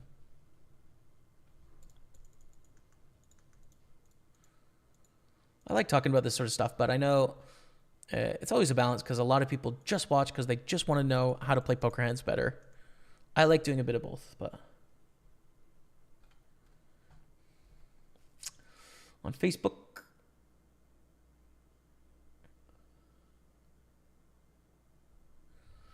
my wife's great uncle found a group of 7 in the wall of the cottage, bought for $30K and sold it for the same price. Wow. That is sick, man. That's amazing. Congrats to him. We call here. When we 3-bet ace-jack on this short of a stack, we're going to call off 30 blinds deep in a knockout. We don't really want to see the 4-bet, but if we decide to 3-bet it, we need to call off. Too much money in the pot. They're going to have like 5s here sometimes and stuff like that. We re-enter. Another 320, unfortunately. Jaime, what are your thoughts on NFTs? I think really interesting. Politically, where I align, it's super common to really hate NFTs. I think that's dumb. I think NFTs are really interesting. I think it's an evolution in art. I like them. I think the way they're being utilized is essentially a way to play capitalism, right?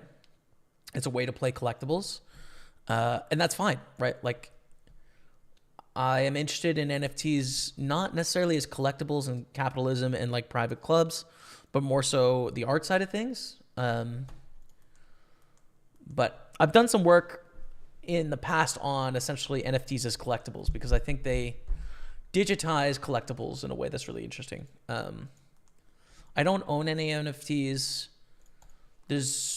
I've enjoyed some of Beeple's work, right? I think Beeple is pretty interesting as an artist in the NFT world. That's kind of all that stood out to me so far. But yeah, it's an interesting world. I really enjoy it. I like NFTs. I think they're cool. I think when the left rallies against them as dumb or stupid, they're just rallying against capitalism and excess wealth. But I mean, it's nothing new to the world of art where someone does something new and everyone says it's stupid. It's like, it's something new.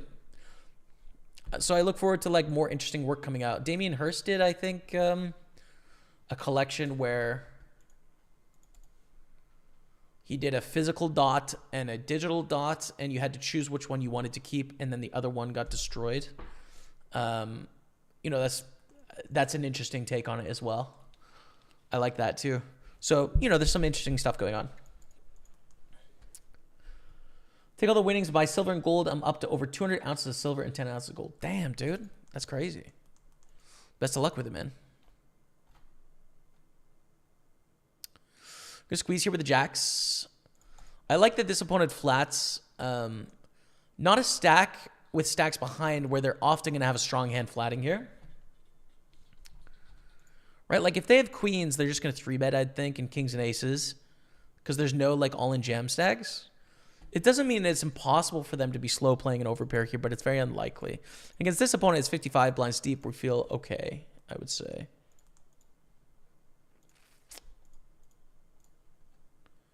Let's see what happens. It was call, 10-7-4. Pretty good flop. I think small bet, like 1/5 is good. Chloro dropping the 19-month resub. Thank you so much, Chloro. Appreciate you, brother. Gets the love of the chat. How are you, man? What's going on? What's new? Bet 150, they call. And a fold. King on the turn. So ace-king is not likely here. But when they flat here, I think we could see aces, we could see queens, we could see tens. Really, we're not beating very much at all, I would say. Like nines we're beating, but it's going to check the river. Beating queen-jack, but it folds flop, but it folds pre.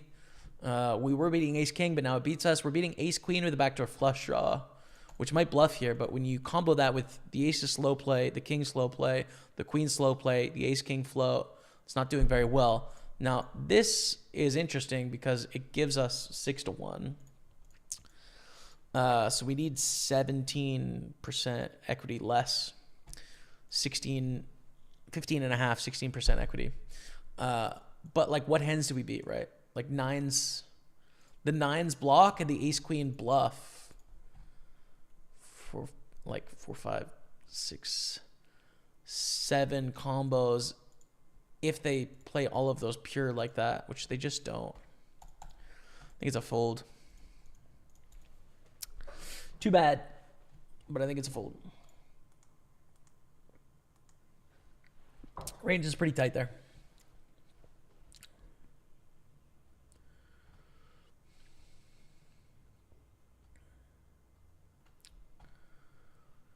Sounds like you're on the journey I went on when we began to realize the stuff is not the be-all, end-all. Life experiences of people are what matters. Yeah, man. I think, to be fair, stuff hasn't been very important, but like owning the places I spend time isn't important either, and that's been a change, I guess, So I value my friends and experiences with people more than I did 6, 7 years ago. And also, I just don't think I need to own a home or own real estate. It's still fun to think about sometimes, but like, it's renting is just reasonable, and it's not nerve wracking to me essentially. So this is a fold on the turn. No better diamond, double barrel. Fold there.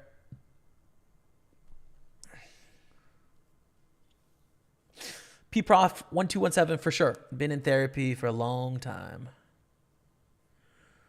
Been in therapy for quite a long time. So on that therapy life, contributes to my high cost of living, but very necessary. The best investment I can make at the moment.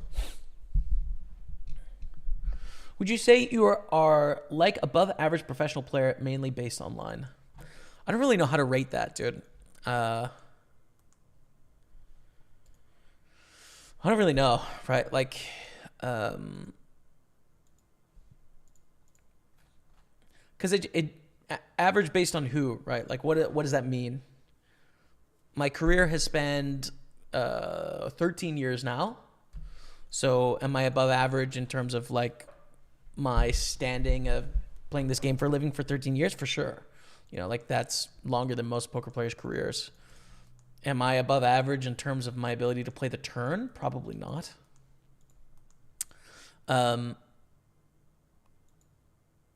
So I don't know. Like, I don't know. I feel okay about where I'm at, but it's tough to say. So I think we call in position here with Ace 9 suited. This is tough. Raise 3-bet. We have to fold out of position. It's really annoying. If we're a little deeper, we probably flat here too, but a 2/3 bet from McManaman, we fold. We're bleeding a bit. We're still in a great spot here, for what it's worth. We're in 7th place. We're okay. But moving down a bit. Take all my winnings by... Oh, I already read that one. For me, it's being able to travel, see different cultures, just experience sites. Japan and Costa Rica, my favorite so far. Awesome, man. I'm really excited to go to Japan one day.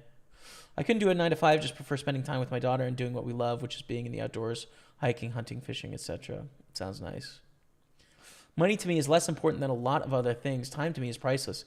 Can't get those days, months, years back. Just imagine how much time is in a day.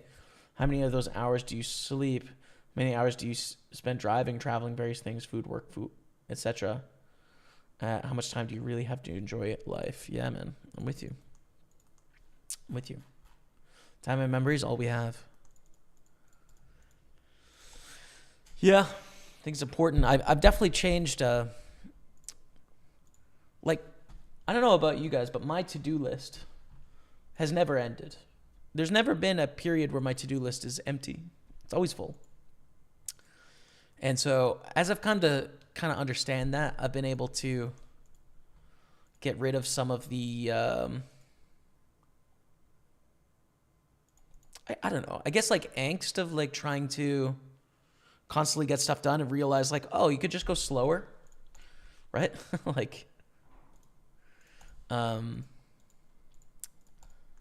just let that stuff on your to-do list elongate by a week, but be present a little bit more, and that's been really helpful for me.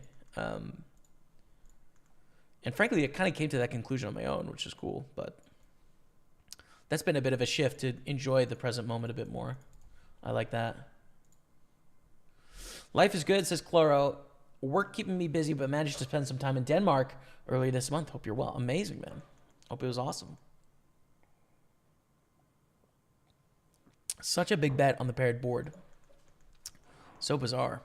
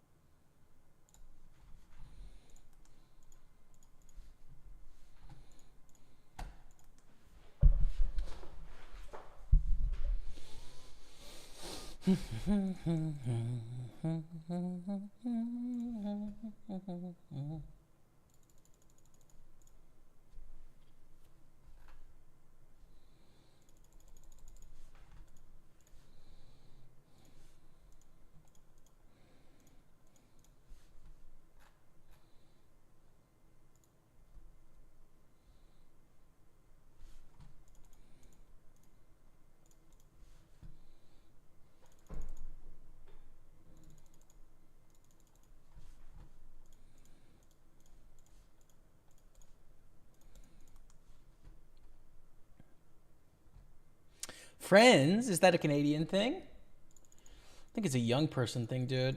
It's so hard to make friends when you're older. It is so hard. I have a few friends, to be fair, but like also I'm not good because other people want to set up plans, but then it's just like you have your own stuff going on, and like, you know, it's hard. It's hard. It's so easy when you're like in school or in your early 20s, and it's so not easy after that.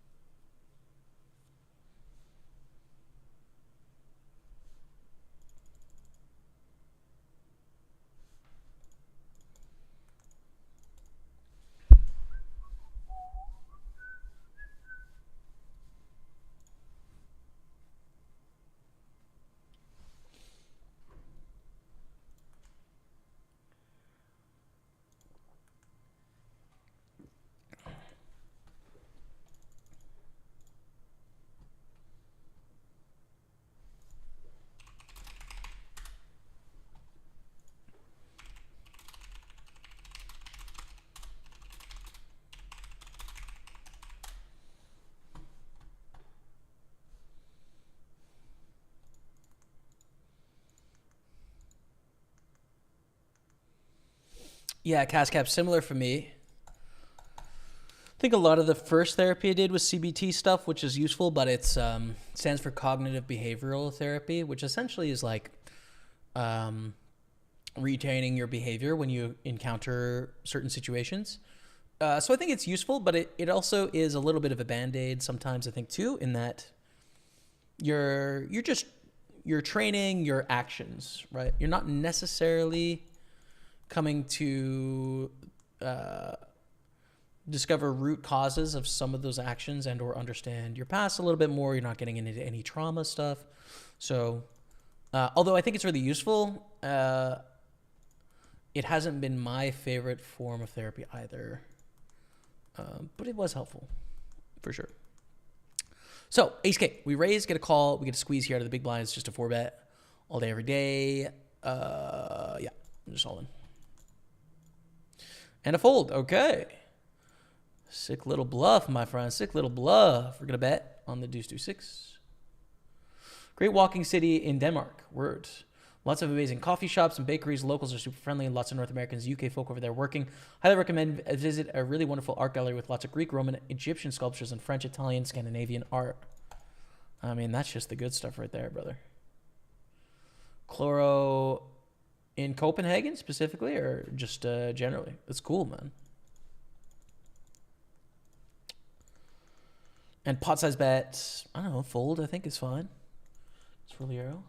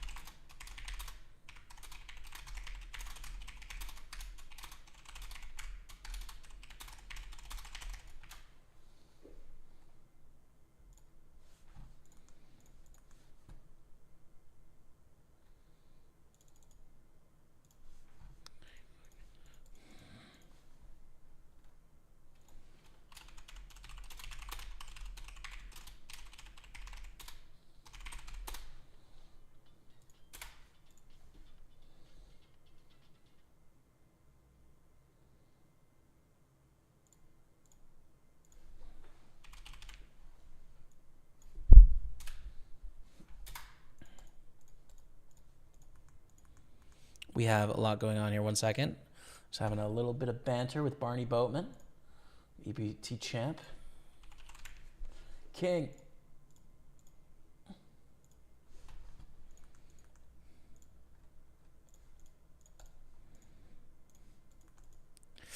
Sub hype. Gray Street. What's up, brother? Thanks for the 46 month resub. Welcome back to the team, Gray Street. Dropping that free Prime sub, just saying. Thank you, brother. You're very kind. Gets a love of the chat. We're doing well today. We've got some potential here. We've got some moments in time. The flop nuts here. I have new acquaintances now, not necessarily good friends. Yeah. Yeah. It's definitely something I want to make a big effort at going forward. And one of the things that's challenging for me with friends is like, I have an abundance of poker people that I could be friends with, right? Not all of us are friends out there in the chat, but like we could be friends. I feel like a lot of people would be interested in being my friend on a poker basis, right? But a lot of people I meet in poker are interested in me and being friends with me because of poker, right? And that's fair. That's fine. You know, there's nothing wrong with that at all. But like the friends you kind of make in grade school or you make when you're younger have to do with proximity, or they have to do with like being in the same place at the same time all the time. So you get like a really well-rounded friendship that isn't based on one specific activity. And so I'm definitely trying to find more people that I can be friends with based not necessarily on activities, but just based on being a human being, you know? And that's really hard to do as an adult. Like, I don't really know how you do it other than with coworkers. Yeah, I think it's really challenging. If you're looking for like non-niched friends, right? Friends that aren't based on an activity.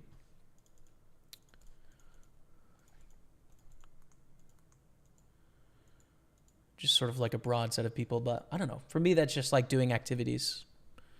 Gives myself the best chance. And there's a few people that have reached out and said, hey, come hang out. And, you know, various periods of like difficult mental health, anxiety, whatever, kind of brush those off as sometime in the future.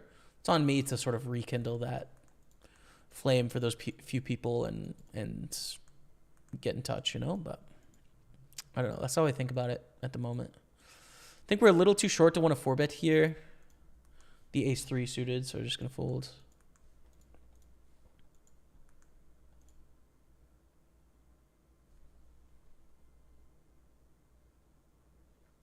It's 1 second, chat. I'm just gonna mute myself.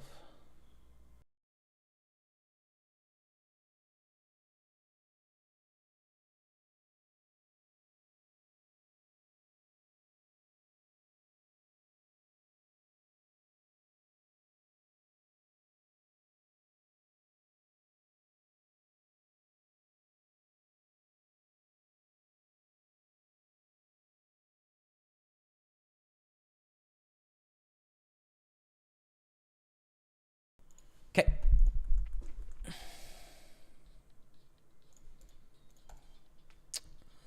Jamie J. Baker dropping the 19-month resub. Guess the love of the chat for your boy Jamie J. One of the big time supporters of this channel. How you doing, man?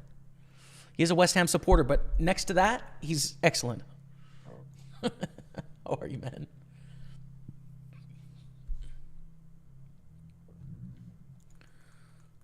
This is such a bad river. What do we beat? Like nothing, dude. Like nothing at all. We blocked the straight draw with the 8. Blocked the backdoor spades. Brutal. Thanks, Jamie J. Yeah, Copenhagen. Word. It only costs $4 to get to the airport to city center via metro compared to nearly £30 to get from Stansted via train. Yeah. Yeah, man. I'm with you on that. Do you have a mental coach? No. I've worked with various mental people over the years. I'm reading a mental game of poker book right now called The Elements of Poker by Tommy Angelo. I've done a few sessions with Elliot Rowe 7 years ago, maybe. Ben CB had some thoughts about mental game of poker. I largely disagree with his take, but he would impart some of that wisdom on me. I don't really like his approach on that side of things, for what it's worth, but nonetheless. I think I've done 1 or 2 sessions with Jared Tendler back in the day. Learned some things from Trisha Gardner. And again, like I said, Tommy Angelo, whose book I'm reading at the moment. So kind of have a bit of a survey, but have not really gone deep with anyone particularly. And I'm definitely not tilt free for what it's worth.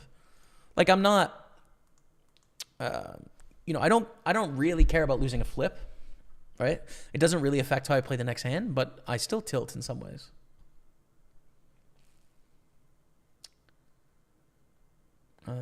So yeah, it's more so like a lack of attention to detail and like intricate focus is more so the tilt that I will experience. So yeah, we were actually talking about this in our Discord this week. There's a lot of different ways that you can tilt, right? For me, there could be overfunded tilt where it's like, I'm playing games that aren't going to affect my situation, so I'm just like not as engaged as I need to be. Or I'm kind of just like autopiloting for the first couple hours and then I really zone and lock in. And this book we're reading right now, The Elements of Poker, is really great. Talks about A, B, and C game, and everyone plays A, B, and C game. You just play them different percentages, right? And getting rid of the C game is largely the goal. You're going to spend more time in your A game. For me, I spend a lot of time in my B game as a tournament player, right? Some time in my C game too, definitely some time in my A game, but like a lot of time where I'm just kind of like talking with you guys, we're riffing, we're chatting, and I'm just sort of autopiloting. That is a form of tilt, right? Now I accept some elements of that to run the stream, some elements of that because tournament days are long. It's not like a cash game where you can sort of jump in, jump out. So I don't think trying to play your A game all the time is necessarily even the goal as a tournament player. But there is some element of tilt to that approach, I'd say, that deserves to be worked on.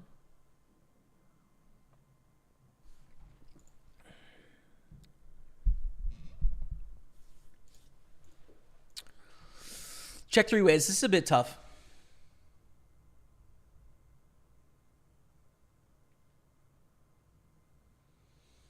Yeah, for sure, man. The present meditation, sort of mindfulness stuff is definitely stuff I work on at the moment.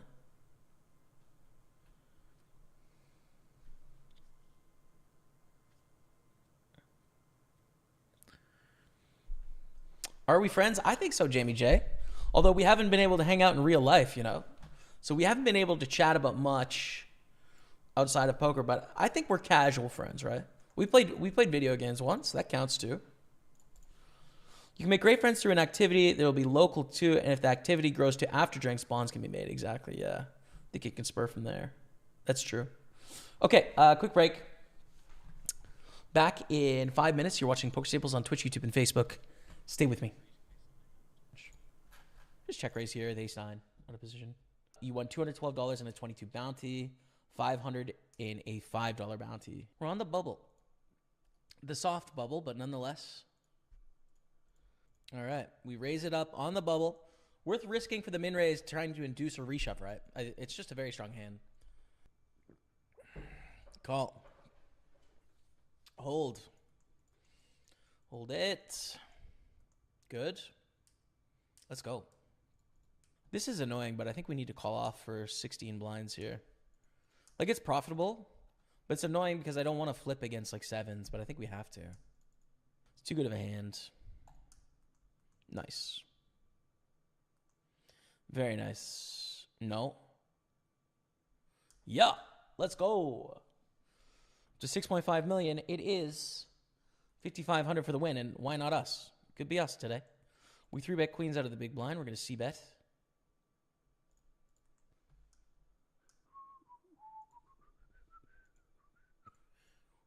Bet on the flop, call, check on the 10 turn, and then we're on the river here. They check. It's a little dangerous because I don't want to get check raised, right? Like King Jack is in there. Queen 10 is in there. I think at least decent percentage of the time they're going to bet that themselves, I'd say. Nice. We're up to 10 million. They had Jack 9. 26 left. Let's go. First impression is call, but we cover for a bounty.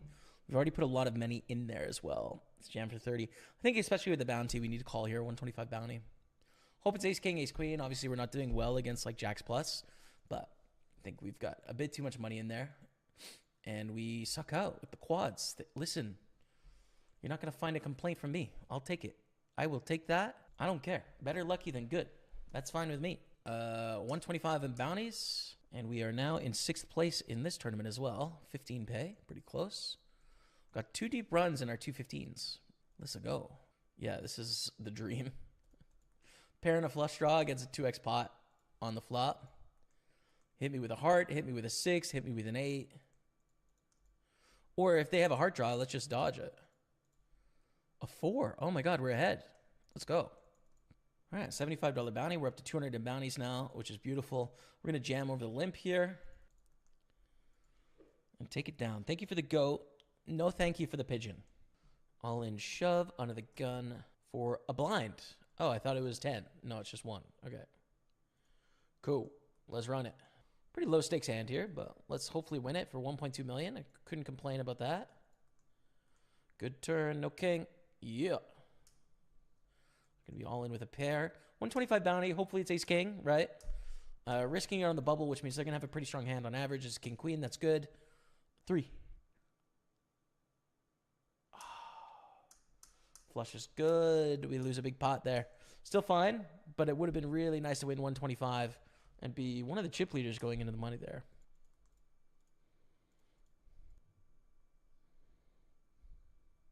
Oh.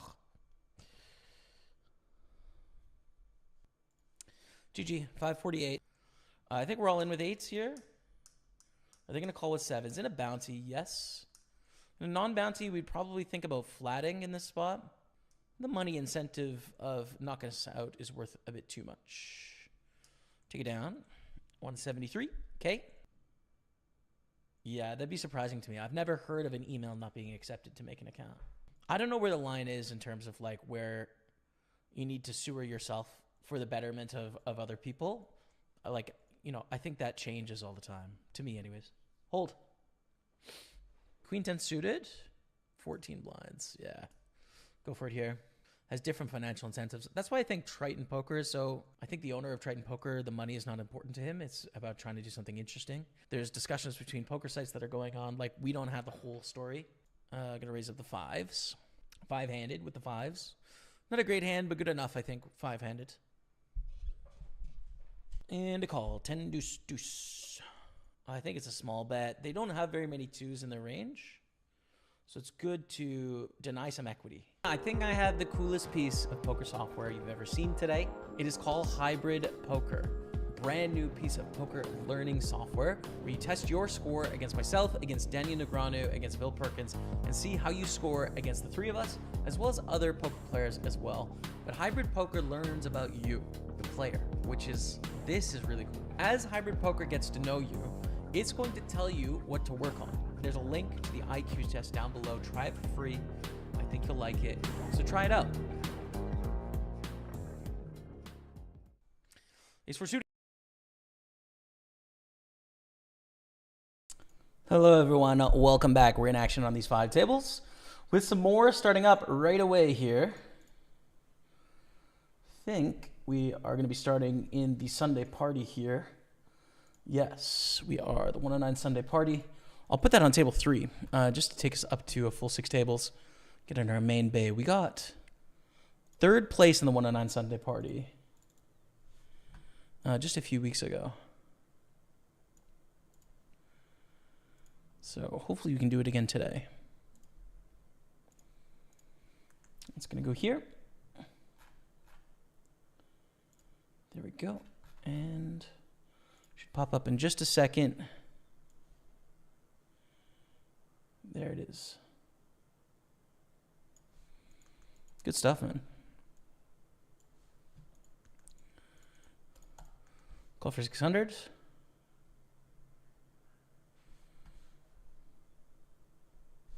Whoops, sorry, this is in the way. There we go.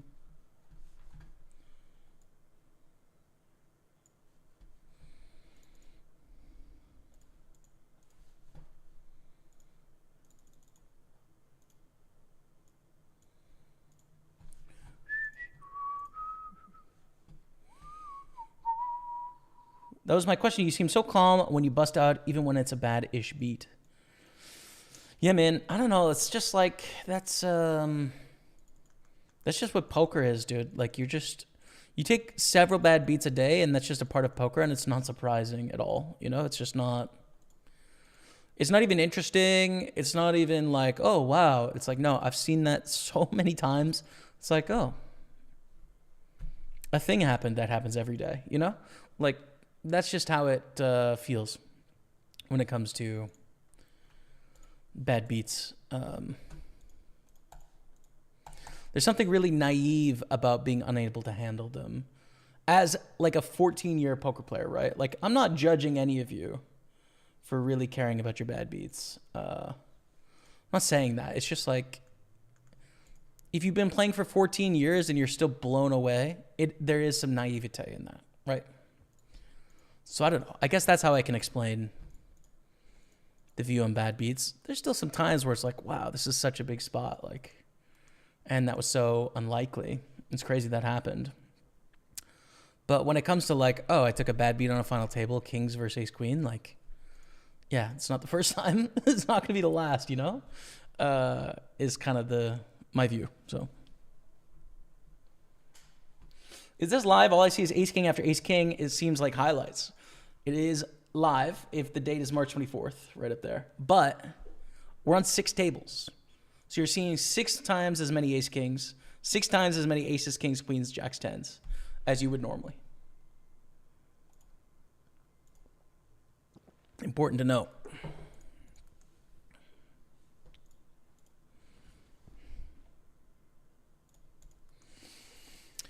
So triple stack here in the 215 Big Sunday, half stack in the Super 215, half stack here, just over starting stack in the 320, double stack in the 55, and about to start the 109 Sunday party in green. That's what's up on our 6 tables. But we were on break a couple minutes ago, if that's what you're wondering. You can always just check the date in the top of the stream, right? That's the easiest way. We play 5 minutes of break every hour. And yeah. But you asked that 14 minutes ago on Facebook, Andrew Shields, so it was, in fact, the live stream. Not to be confused with Vendo Coco, who got bamboozled just asking now, which was watching the highlights. There you go.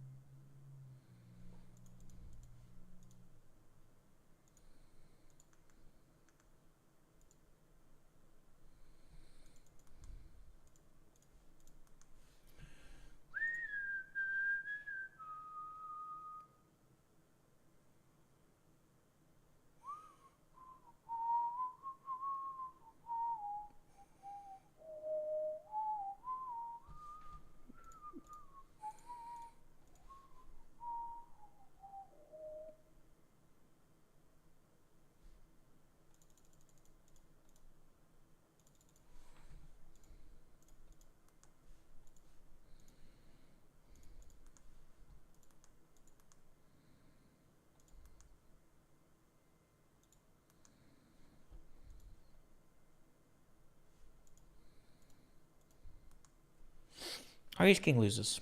It's kind of sad. We'll live. 5-8 of clubs. We're going to check in the big blind. Not a hand we need to bluff, right? Suited, pretty connected. Don't need to do much there. The check here. Will the cash game sessions ever return? On a live stream, I would say unlikely. Vlogs, probably. Endo 67. I don't know, man. I don't know. I like doing it, but it's a lot of effort. A lot of effort, and I gotta plan for my financial future. You know what I'm saying, brother? The money I make from 2-5 is not going to be enough to make that, job worthwhile for me at 33 now. 32, turning 33. It's there's got to be some more on top of that. But I really did enjoy it, so who knows?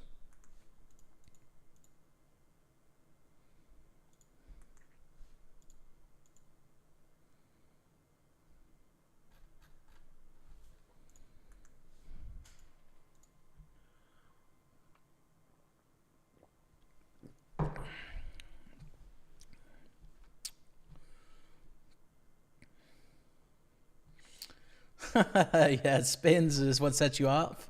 Cast cap, fair enough, yo. Fair enough. The spins is the kryptonite of the cast cap. Call a 10-3 suited, flop bottom pair. Call a 7 deuce suited and flop middle pair. Couple trashy suited hands calling for cheap in the big blind. Muggy W in the house. What's up, Muggy? Things are good, man. Things are good. Life is very good right now. I am a little behind on reading, though, Muggy. I haven't been able to read as much, like, non-poker stuff recently. I'm try to get a call from a Queens and Threes ace kicker here, which I think is exactly what just happened. Yep. Nice. I love it when a plan comes together. Wow, and that trashy hand we call in the big blind, they min bet into 4. It's just down to us. We call getting 4-1, and we turn 2 pair. Bet fooled river, I think. Bet for value, but then fold to a raise. Seems fine.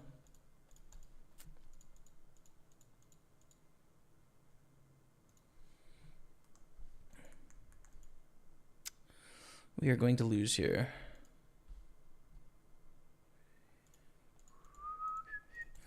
Bet flop, bet turn. They check raise turn. We call. Rivers and 8 of hearts. We obviously lose. Obviously.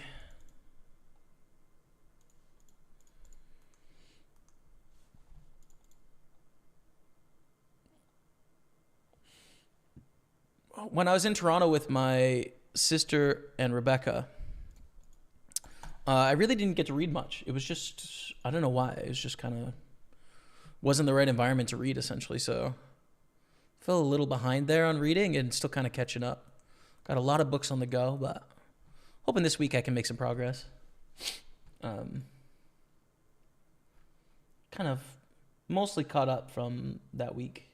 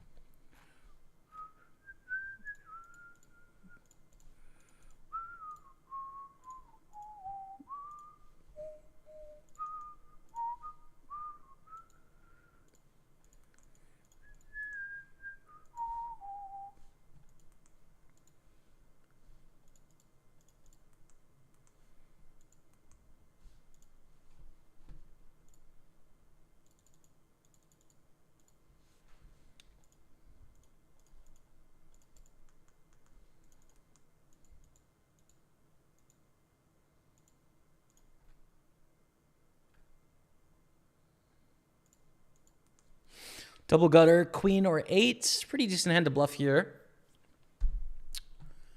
Don't know if I'm going to follow through, though. The nice thing about this is they don't have a lot of 2 pairs flatting in the small blind.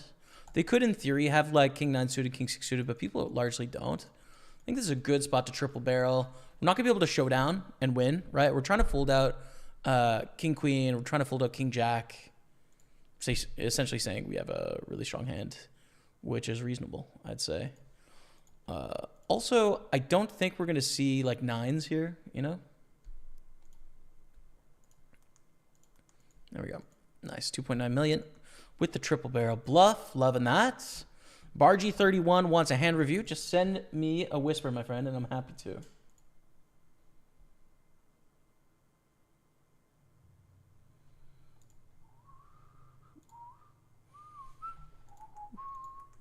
Or you can type it in the chat too, that works.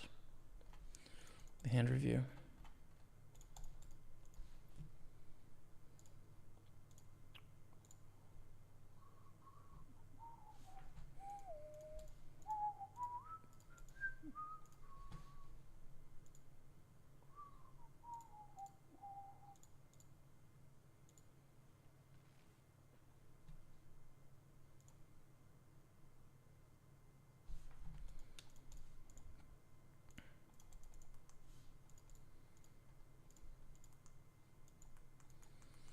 With the bounty in play, I think it's a clear don't fold situation with ace queen. It's too strong of a hand. Oh my goodness, aces? What are the chances? Damn. All right, we're out of the Super 55. Excuse me. We get to re-enter though. It's early enough. We can play again. So we're going to add that buy-in and head back in there.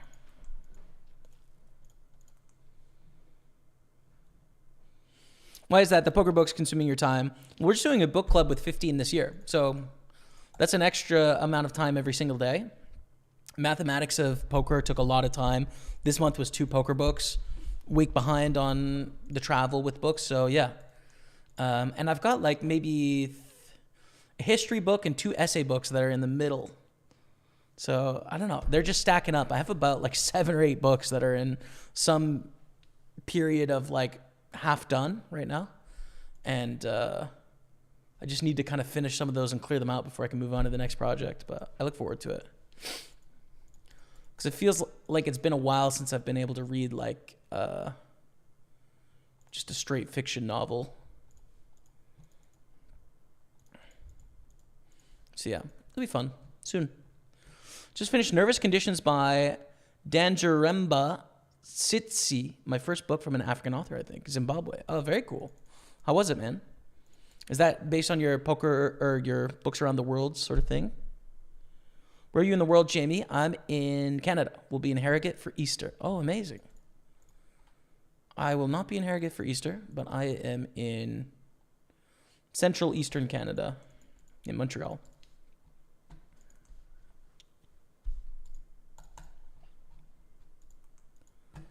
But my fiance is from Harrogate.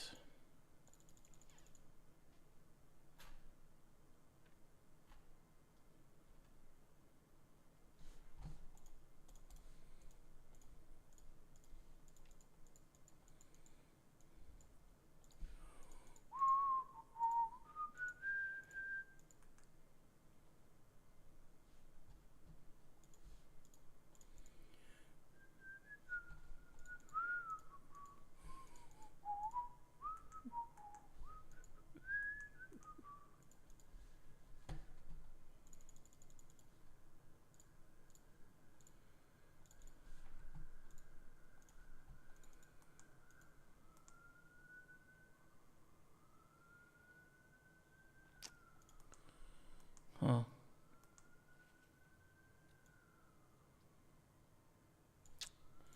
Such a small bet. So bizarre. In position as well. It's not really a thing. An 800k stack. Maybe I will call, actually. The stack is kind of like a part of this that makes this want to be a call for me. In theory, you don't do small betting there.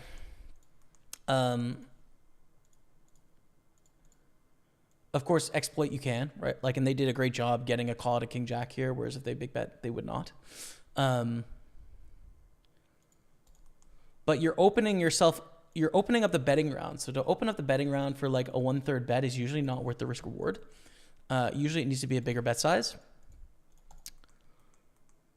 So yeah.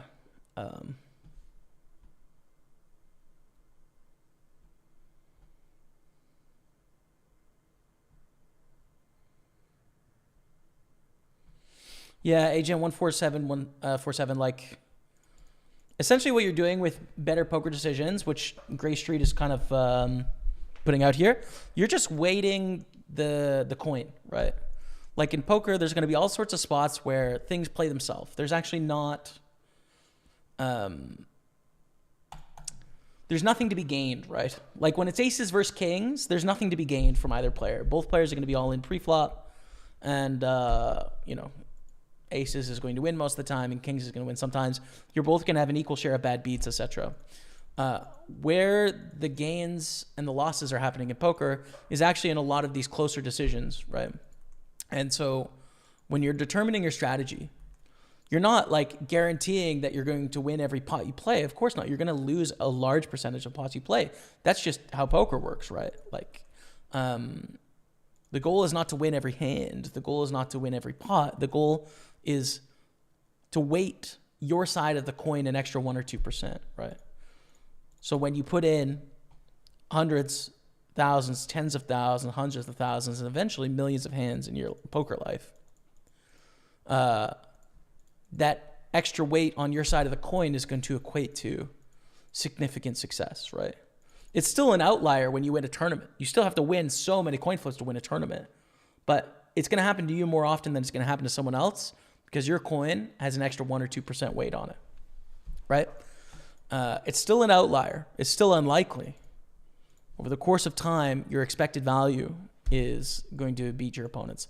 That's the game, right? And so you have to ignore the statistical noise in the short term, which is hard, really hard to do, very hard to do. Call closing the action here. I think we have enough money behind 3 players to set mine, and we don't hit a set, which is remarkable. Why not? Change your mind. Buddha leads come to Ipswich, says Blued. Wow. Sister lives in Toronto? No, we're just, she took a trip there, so we took a trip there too.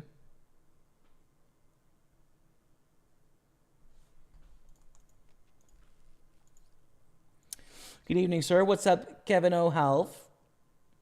Thank you for the best of luck. Appreciate you.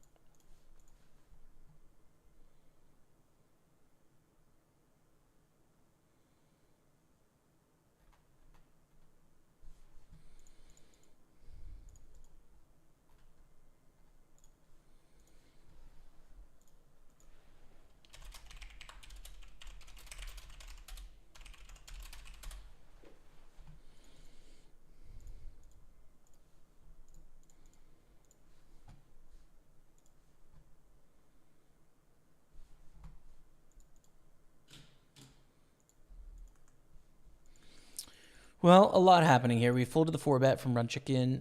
King Jack. We check here. Probably. Be 9-8. Queen 5 suited. Not quite. Sixes.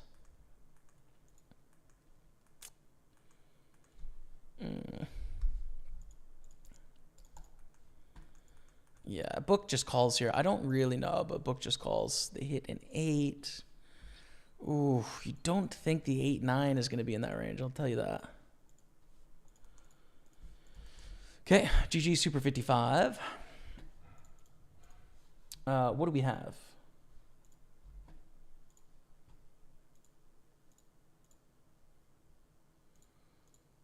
Well, we can get Super 33. There's also the Micro Series, but we'll probably want to get our main base first before that. So let's get that going on this table. Open ace-9 jam. Too much. Too early position. We'd call on the button, but not in the hijack. We're all in with ace-jack suited.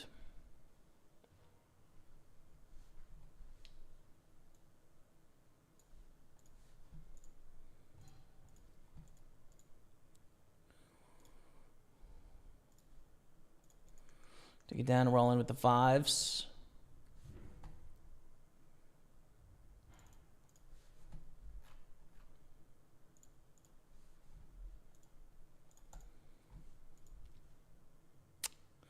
It's a nice sucker. We'll take it in the 320. That's our big tourney as well, our big buy-in. Bigger buy-in, I should say. So very fortunate there. Take it.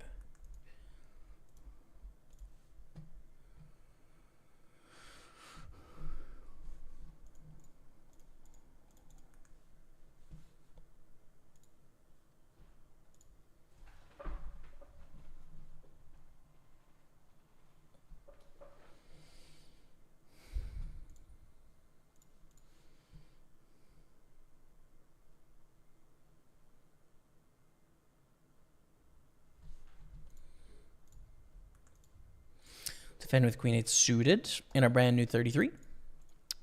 With a check.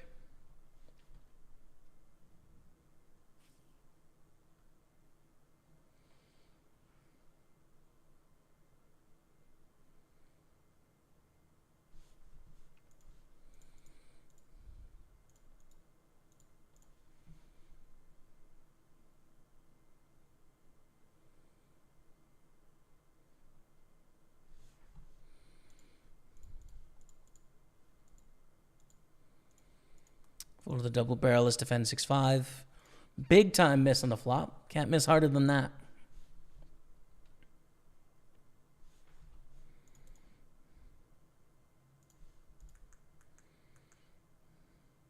Okay. Well, we're all caught up. Thank you all for watching, wherever it is you are watching. Hope you're having the greatest day. I'm having a good one. We've got some good potential here. Coming off 2 winning Sundays in a row, this would be the 3rd straight. Be pumped about that.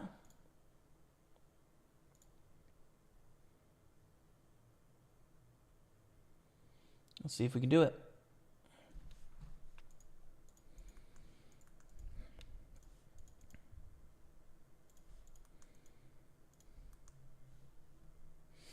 What's up, said Zui?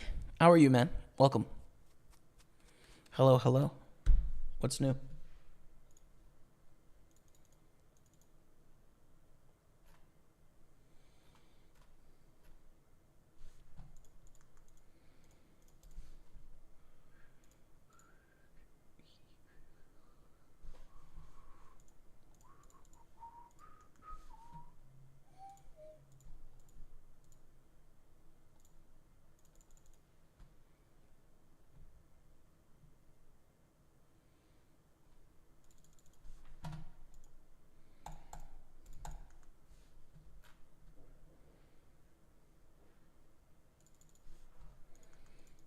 Call with the bounty in play. They're kind of due this one, to be honest. I mean, they had the suck out last round, so.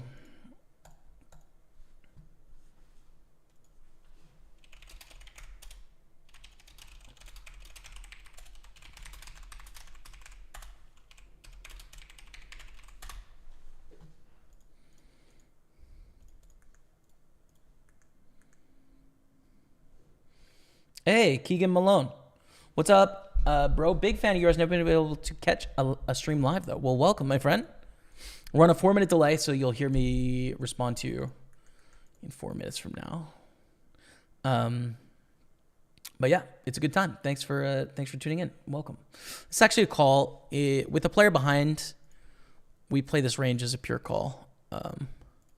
In theory. Goes check. We bet the river. And full to a raise, probably, right? Like Queen Jack, King Jack, Ace Jack is in their range. But if we check, we're going to lose money to those hands anyways. So really, we're trying to maximize the money we make against worse tens, against 9x, against anything else that might want a hero call. And we probably lose the same amount against a Jack, of which there's not enough to not bet, I'd say. We win the pot.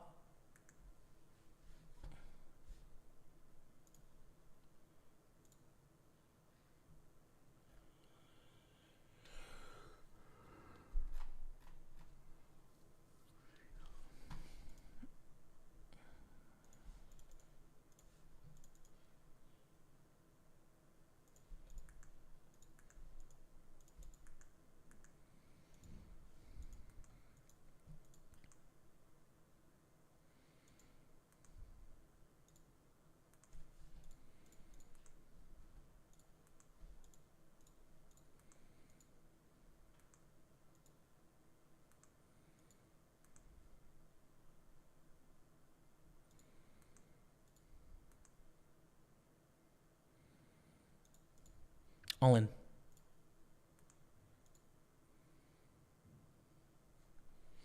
All in. Everything we got.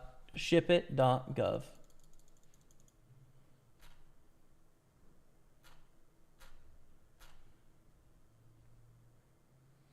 What's the deal with kings, huh? Why are we seeing so many kings today, huh? 3rd all in a row up against kings. We won 1 out of 3. So, can we get the big quarter yet? Has it started? Not yet, 30 minutes. So let's get a micro series. 22 Sunday Carnival. Well, that's barely a micro series. 22 Sunday Carnival. Ooh, nice background. Let's go. Let's go. Sunday Carnival in action on table 4. Whoops. Table 5, I meant. Definitely meant table 5. Just listen. You can't win them all, chat.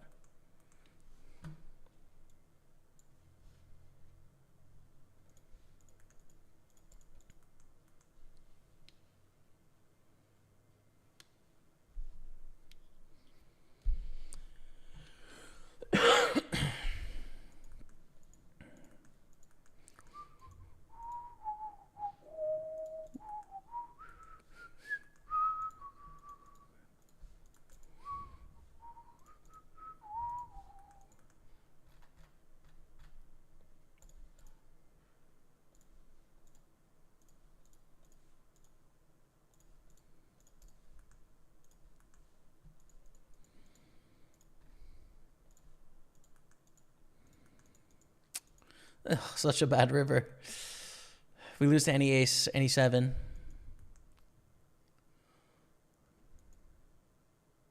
We chop against other kings. We win somehow, though. Let's go.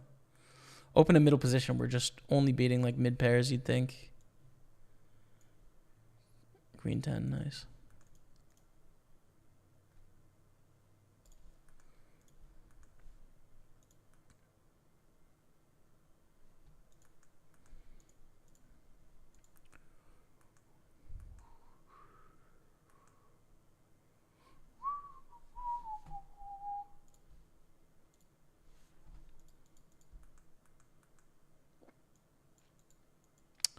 Theory definitely continues. We're in a $33 tournament. I think we continue with the ace of clubs.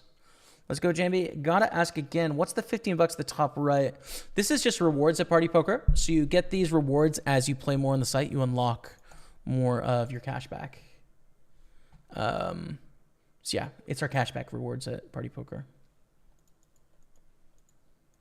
We're going to fold to a barrel here on the turn with our ace jack, but hopefully it goes check, check. But they're all in, and we fold. And our nines win. Let's go to the ace queen in the 109 Sunday party.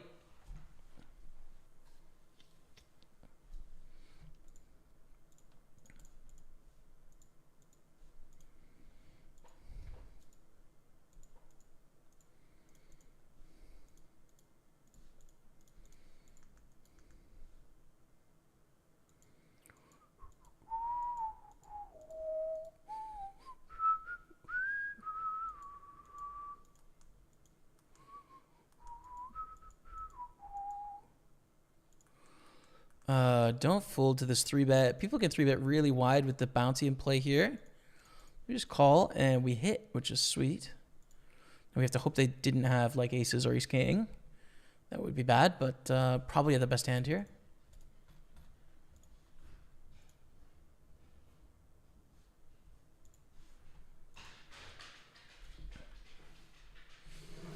Rebecca, darling, thanks for lunch as I lose to a flush here. No. Rebecca, thank you. It looks delicious. I have to enjoy. I forgot to bring a drink if you want one. No, I got one. It's fine. Thank you. All right, chat. Just give me a few minutes here to have some lunch. I'm going to leave you on the 215 Big Sunday. We're 18 to 61. So just give me a second, and I'll take off the face cam, and we'll be back in a few minutes. Stay with me.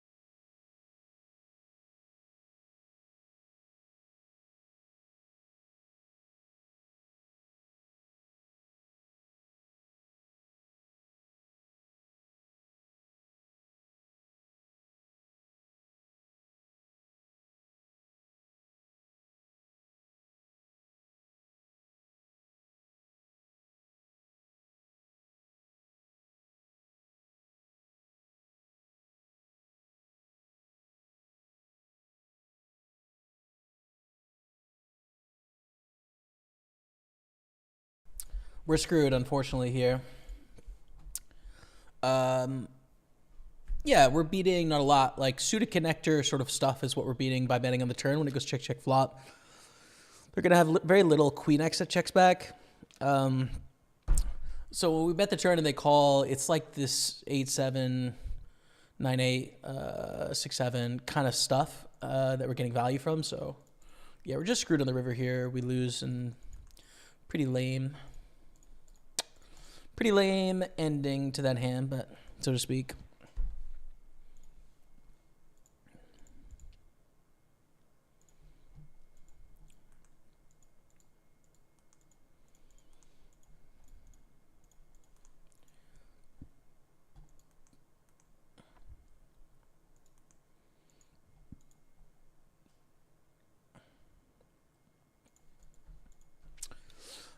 So Muggy W on Twitch says, it's from Around the World. This is about his book club. Around the World Book Club on Fable. Interesting because you get a better insight into colonialism, but also the sexism, the result lingers longer in those societies. Something bothers me a bit, though. I feel like all books from black authors about racism, discrimination, sexism, colonialism, etc., which I get is a big thing in most families. I feel like there's so much more to tell. There are more than just only these topics. Yeah, it's an interesting one, man. It's an interesting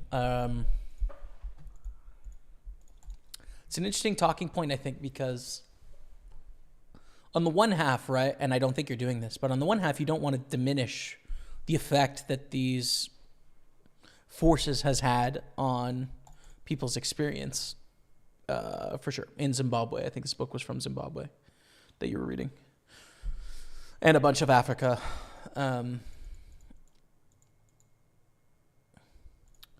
But at the same time, like, there is elements of being alive that don't have to do with that oppression as well. I think that's true. So it's probably some selection bias, right? Like, people naturally want to write books about things that are impactful as opposed to mundane. And then also people buying books and reading books and reviewing books and thinking of books are going to choose what makes that place somewhat unique or interesting, which would be a colonialist or sexist history. You know, like wanting to get a take on, you know, working a job in Japan, working a job in Canada, working a job in Senegal, right? Like, it's going to be the same take in that, you know, eating an orange is going to be the same in all three countries, but that's something that makes that country different. So in some ways, I feel like we are writing about what makes us unique. And there's very few books that are about the mundane. There's a few, but there's not many. So yeah, I don't know. It's interesting. My head kind of bounces both ways on it a bit. This is a call, no? Ace-9 suited, cut off. Yeah, this could be every Broadway, every pair. No, not nines. 7 for the chop. Just do it. Dang it, dude. What a quick demise in that tournament. Would love to explore the fun parts of Zimbabwean culture too. What makes them unique? What are the things they laugh about? What does it mean for them to be ambitious? What do they dream about? What do they eat for supper? For sure.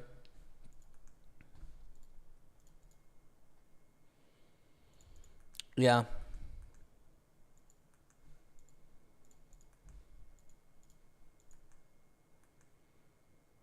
Oh no, brutal.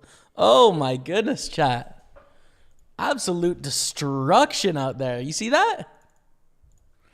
All right, we're on a bit of a cold streak. I'm not going to lie to you. Definitely have gone through some temporary short-term pain here. But don't worry, we're in it for the long-term game. Don't sweat it, chat.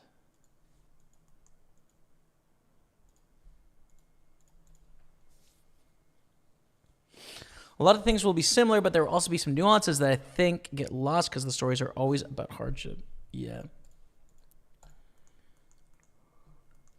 It could be a selection bias, right? But if you're going to choose like one book from a country and you're going to read one book, you're probably going to read about the outlier experience in that country.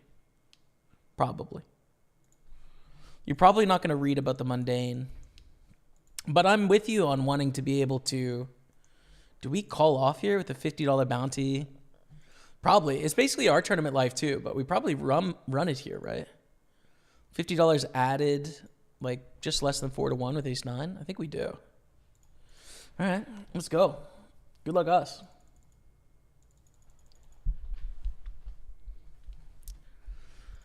Yeah, I guess I see both sides. I see the appreciation as a reader, and I think it's valid to want to read about different topics other than oppression and difficult things.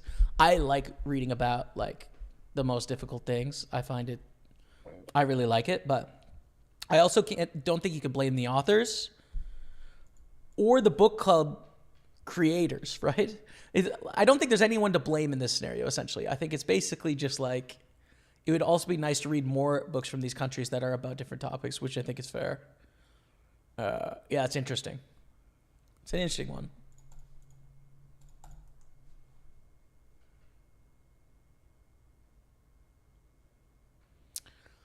Chop it up, baby.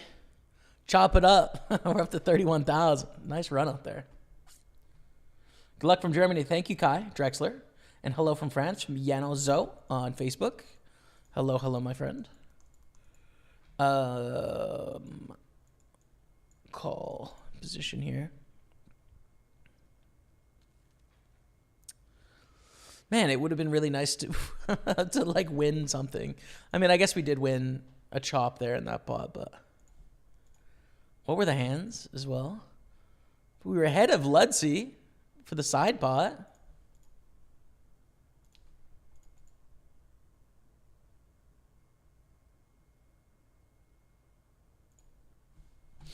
Just call here.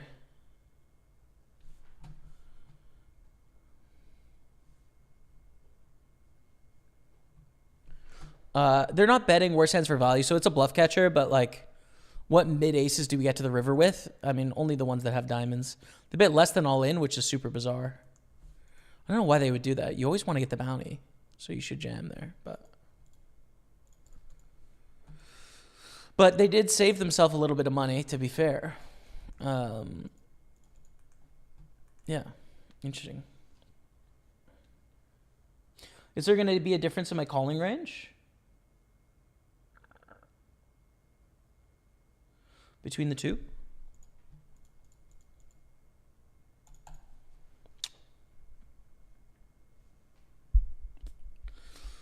Not much, no. So you save money on bluffs, but then you lose money on value. So if they're just like splitting their range, going all in for value in a half pot for bluffs, then fine. But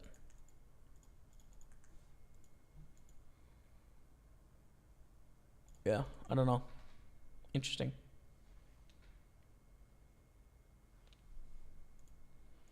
Interesting how many extra hands I would get to call there. Or I would call with that sizing, because it's already a pretty condensed range in the first place. Call the ace-8 3-bet, ace-8 suited against the small blind. And check, check 8. Beautiful. We call. Beautiful turn as well. Probably the best hand. It's possible to not, but likely had the best hand. So we're ready to gamble here.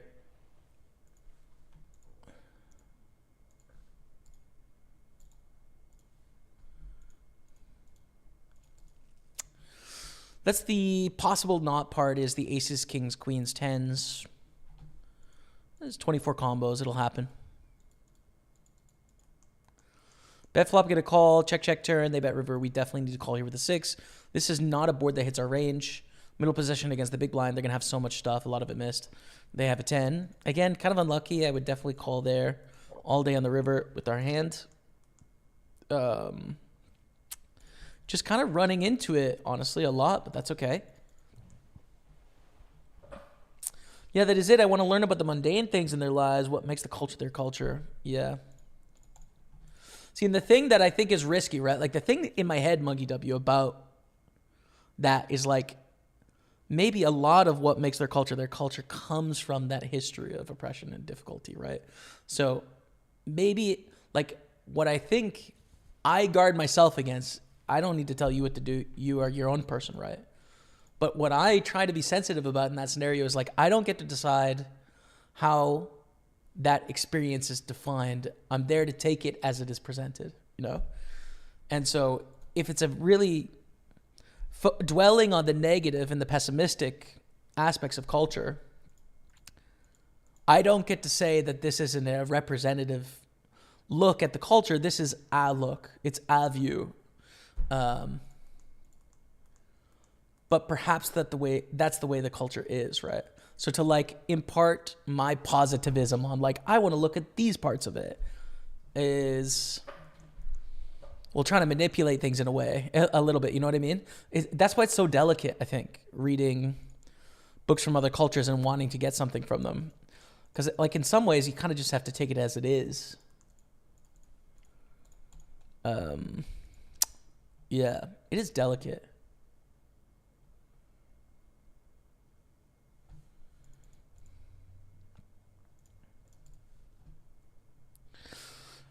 For example, the book started with a girl that got seeds so she could cultivate the fields, and with that she could pay her own tuition. I love that part.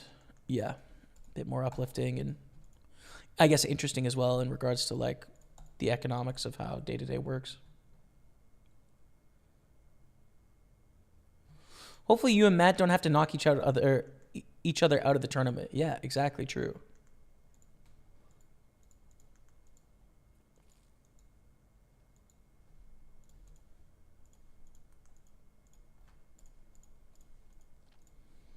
I hope not.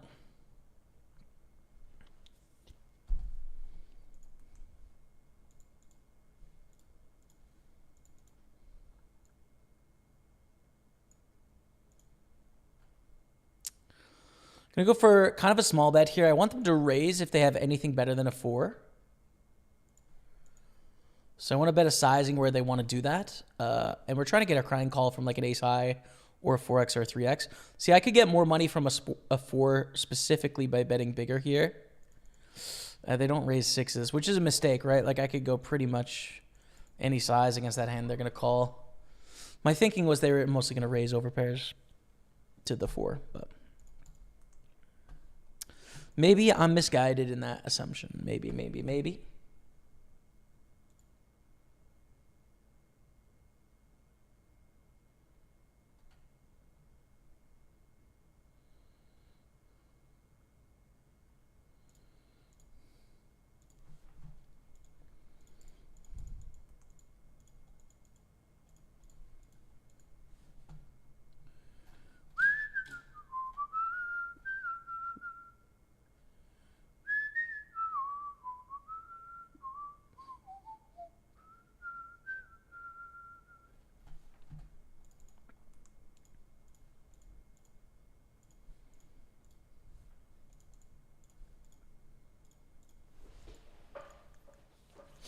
All in with kings in the 320, and we're all in with ace-8 in the 215 Big Sunday.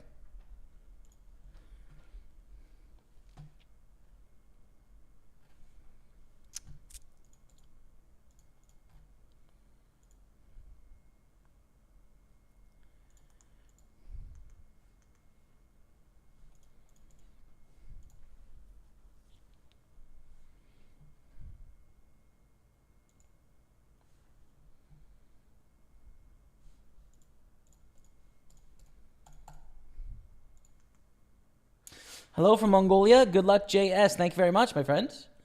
Otgonku Ishtagva. Thanks for tuning in.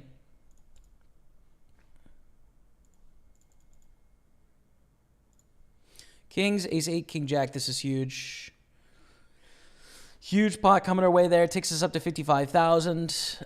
Very good news. Great.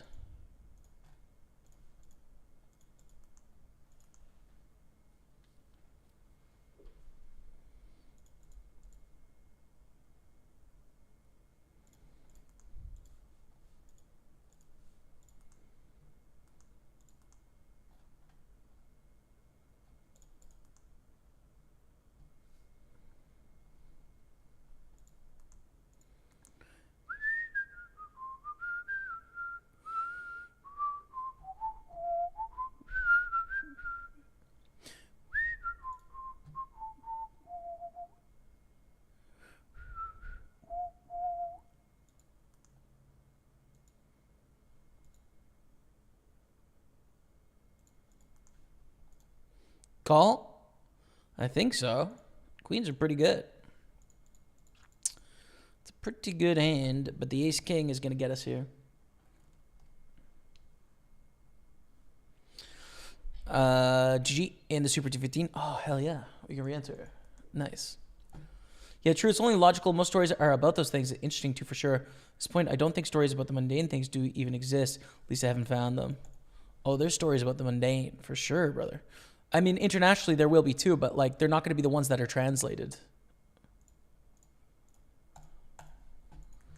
The Pale King by David Foster Wallace, I think, is famously about the mundane.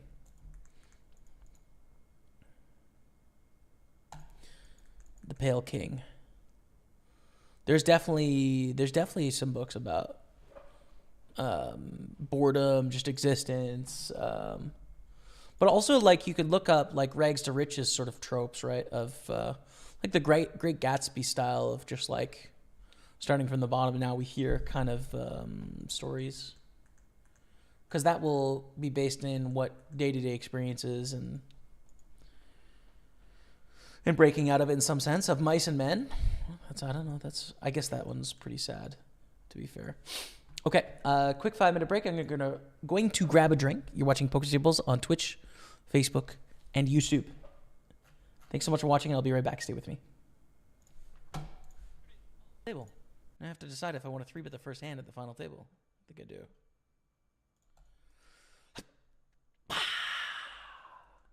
Final table hype of the Super 215 coming into the FT near the bottom of the pack, 8 and 9. It's fine. We're here to win. We're dealt ace-4 suited. We have 306 cash, 200 in bounties, 506. First place is going to be 1,700 plus bounties. It'll be anywhere from like 3,500 to 5K, depending on how well you do in bounties. Here we are 5 of 5, trying to sneak our way into the cash. 4s against ace queen all in. We're risking it to survive. Keep it low. Let's go. 122,000, baby, on the bubble. We're on the bubble. Ooh, do we regen the pair on the bubble here? I think we do, yeah. I mean, we do want to get the ladder, but we do need to pick up some chips as well. We can't just, like, fold our way in.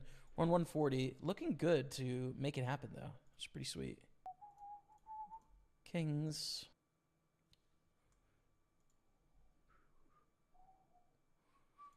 This is getting very bad now. Because there's so many hands that can value bet, right? Like so many 2 pairs and straights. They bet small enough where it's a no-brainer call here. Against a river jam. Probably fold. Probably not enough upside. A few too many hands that can value bet. 9 high. Hold it 9 high. Good stuff. No diamond. Yeah. Let's go. We're in the money. In the money. Confirmed. 56,000. Nice. Let's go. Let's go. Just don't fold. That would suck. If we get a walk with ace 10 with 5 blinds and a bounty. Ace 10, king 5. Come on. To get into second place. Hold it. Let's go. Into second place, baby. Rejam. I think it's worth it with the bounty. It's worth it. Oh, ace 6, ace 10. I think we're back into third place. Dang it. Okay. Had to run and grab my daughter. Hope you got the money. I sent. Good luck, Jimmy. Thank you very much, Raymond Arthur. Where did you send it? As we double it up here, let's go to 80,000. Jam the ace 8. Jim C. Pay it forward. And J Dom. Wow. Okay. I don't think we're going to get third anymore, actually. We're on 167,000. We cover Roliero. We call it the 2 Broadways. Here it is, man. Here it is. Dang it. Queen 10, king 8. Yes. Hold it. Yes. Yeah. Let's go. We're heads up, chat. It's a moment in time. We are heads up, Dottie. $112 coming our way. 669 cash plus that 1 bounty we just got. Can we win the tournament? So it's double this plus double this. So 200 plus 500. It's a $700 heads up match. Plus what we've already earned in the tournament, which is 700, right? In this sort of small field 215. Let's go. Min bet they check raise. We call. Turns a 5. I'd prefer if you didn't have a 4, but this hand is kind of only tough on the river. I don't think it's tough before then.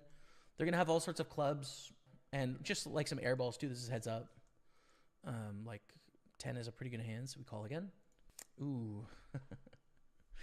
Tough river, right? 2 pair. So we beat hands like ace 10 and king 10 and queen 10. We lose to 6-7, although 6-7 backdoor is not really a check raise. It's just like, do they have clubs or do they have misses? Also, every 4x, and they throw the poo. Yeah, I think fold. It's a triple barrel, man. We technically improve, but we don't really, and I don't think they're going to jam the river with like ace 10, king 10 kind of hands.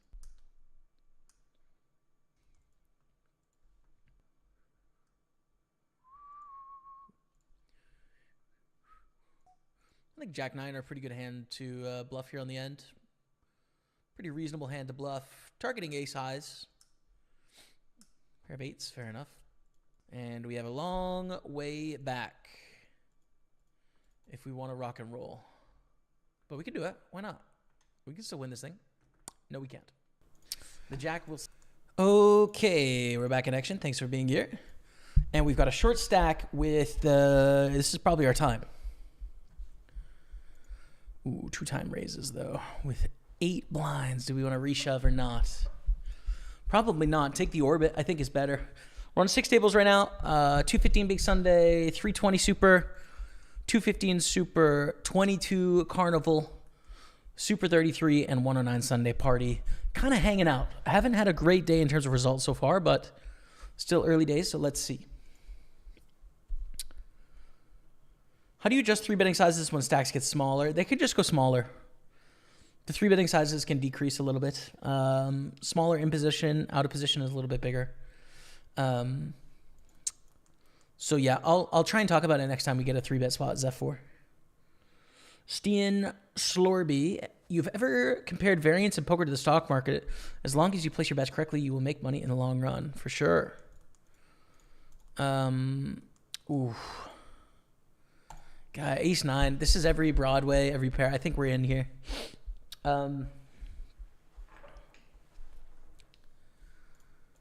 It's an interesting comparison, right? The net expected value of poker is negative because there's a rake, right? Ace 9 against king queen. So if you're just bang on average in poker, you're going to lose money because of the rake. In the stock market, in everything that isn't like crypto or precious metals, it's tied to, I mean, this is review for a lot of you, but I'm working through this in my head. It's tied to productivity, like you're buying pieces of companies that have revenue. So you're earning off the backs of workers, essentially, that are selling their trades for less than fair value. So, the net average is positive in equities. If you just buy like the whole stock market, you can be an average player and make money. You actually have to be pretty bad over the long run to lose money or try and do too much, to pay too much in fees and or try and outsmart people. So, be average, you make money in stocks. Be average in poker, you lose money. So you have to be really exceptional in poker. The thing that I find so challenging about equities is, and why I think the best strategy, unless you're a super quant sharp, is to just like hold the market, is because there's only one me in this tournament. You're only playing one of me. In equities, you might have a $100,000 portfolio and the hedge funds have, you know, a couple $1 billion. So like your effect of like weighting the market is like nothing, right? It would be like you having one entry in this tournament and then the hedge fund having 1,000 entries. And it's not too dissimilar. It's not like card sharing, but like the access to the tools and knowledge that they have comparatively to like a retail investor, it's like you're almost drawing dead trying to day trade, you're almost drawing dead, I think. Almost dead. Trying to swing trade, there might be some opportunity, but it's going to be minimal on like broad social trends.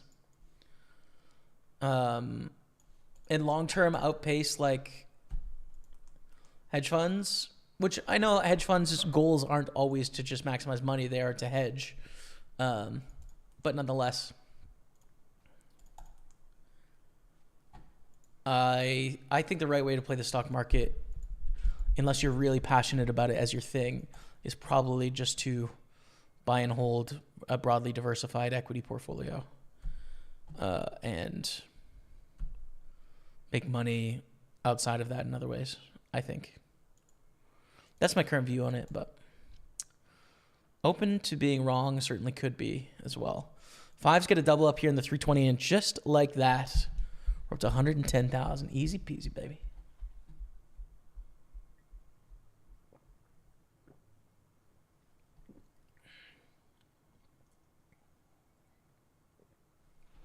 For sure, Muggy, it isn't. Yeah. No, like, terrible things aren't 100% of what defines anyone.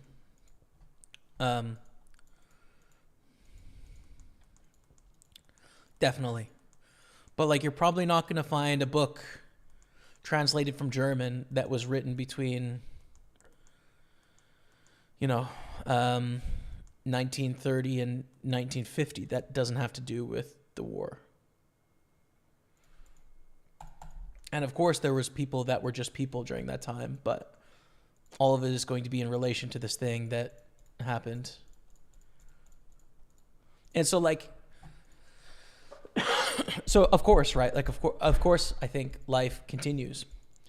But don't you think that for us to look at the literature that comes out of Germany between 1935 and 1947, to go to it and say, like, why are all these books only about the negative? What about the normal stuff? Like, well, that doesn't seem to work in Germany, right? Like, I don't think that would be a reasonable thing to say about people living through World War II in Germany, right? Citizens living through World War II in Germany, or people that were perpetrating war crimes, or victims, right? Like, that would be, people would be like, well, what do you mean? Right? Like, the Holocaust, like Hitler, World War II, like,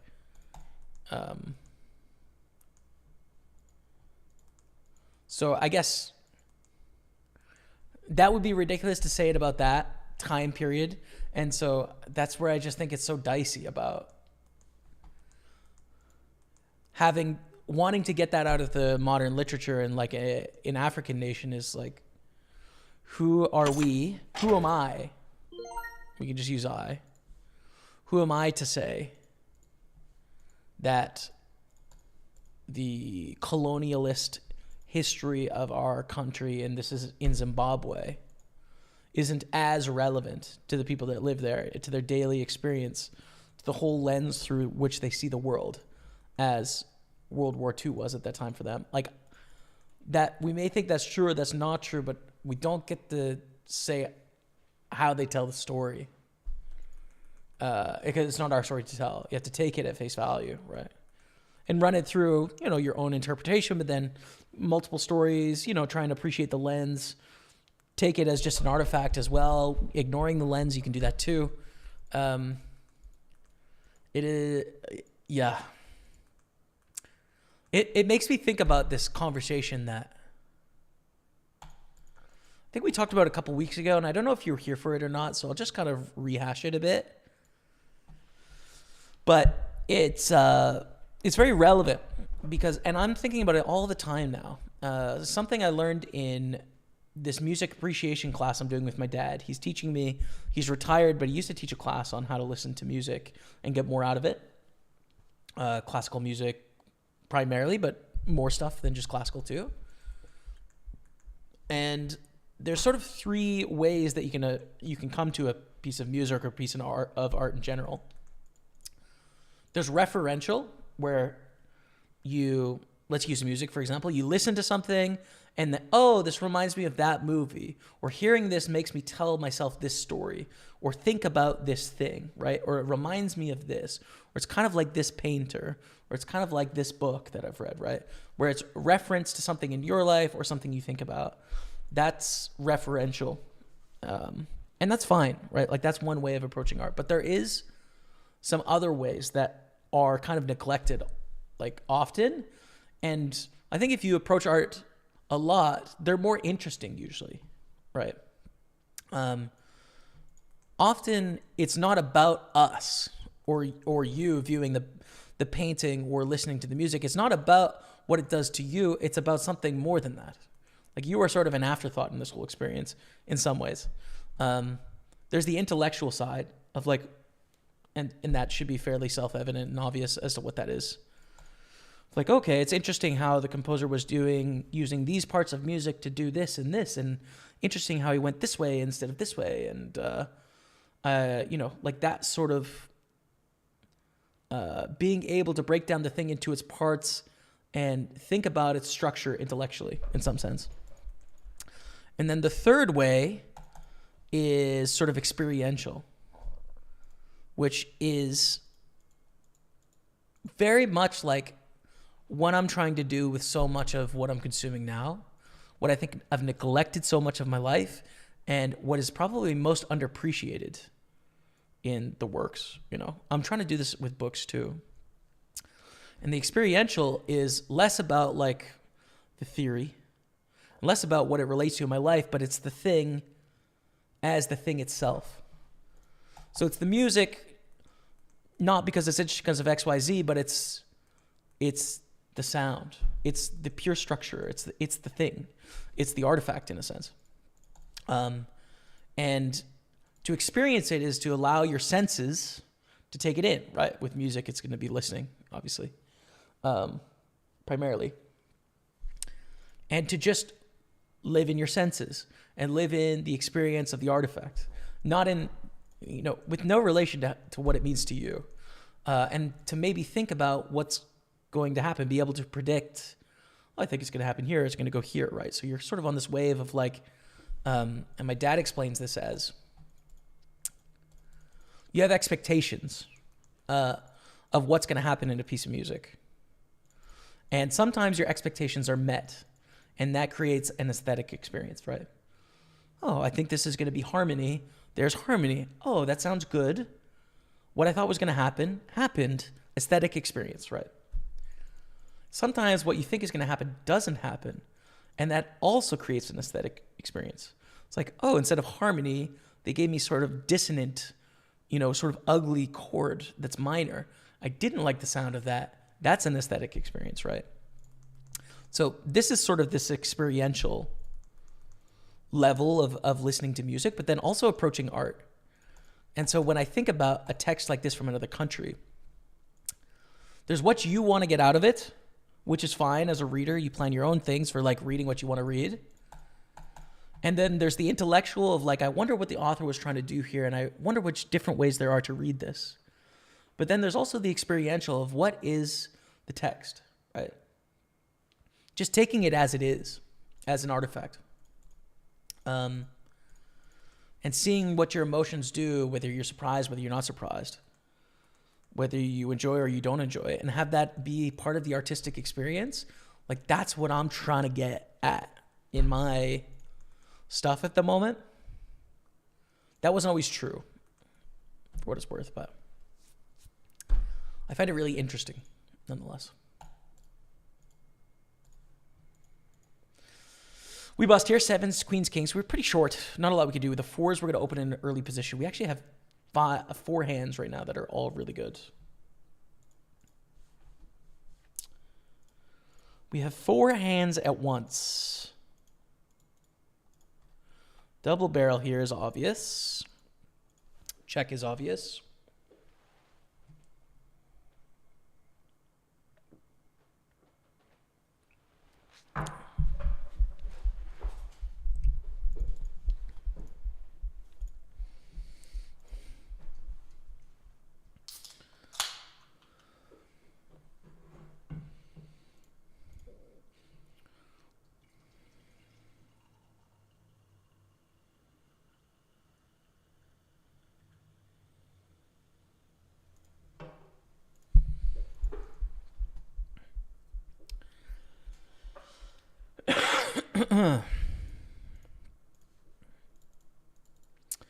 Can I value bet? No, I think it's too thin, right? Like it's just really going to be hard to get called by like king queen. Just too tough. Just won my second 220 at Bounty Hunter. Let's go, Michael Munch. Let's go, man. Starting small, but it's a really good feeling. Yeah, man. A win is a win, right? Money's relative, but you beat your opponents. That's what you're trying to do. Good stuff. I would not say that is less than fair value in the stock market. I think it's fair value in my opinion. See, I think in terms of fair value as well. And the only, I don't know, like it's so hard to not be arrogant about it, I guess, right? But the only area where it seems like there might be some opportunity is when people modeling the importance of various technologies into the future, right? Like, is there any opportunity to find some efficiency in retirement funds being slow movers, essentially, right? Like Bitcoin is a pretty good example. Do I think Bitcoin has been at market value its whole history? Probably was selling for less than market value because of the friction of being able to acquire it for a long time. That friction is now gone. But yeah. I don't know, man. I don't know. It's good stuff to think about nonetheless. You'd write it would be only about a short term. You could be right about the translation thing, though. If something is going to be translated is probably hardship. Yeah, probably. I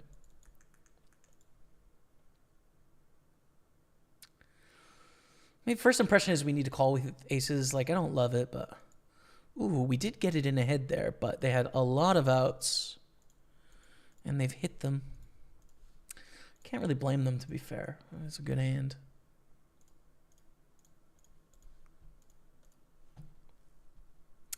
Greetings from Georgia. Good luck, dude. Thank you, Cavantro. And thanks, man. Appreciate it.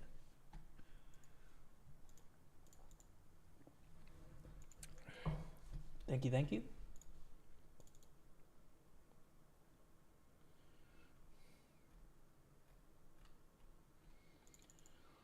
Oh, pump the jam. Pump it up.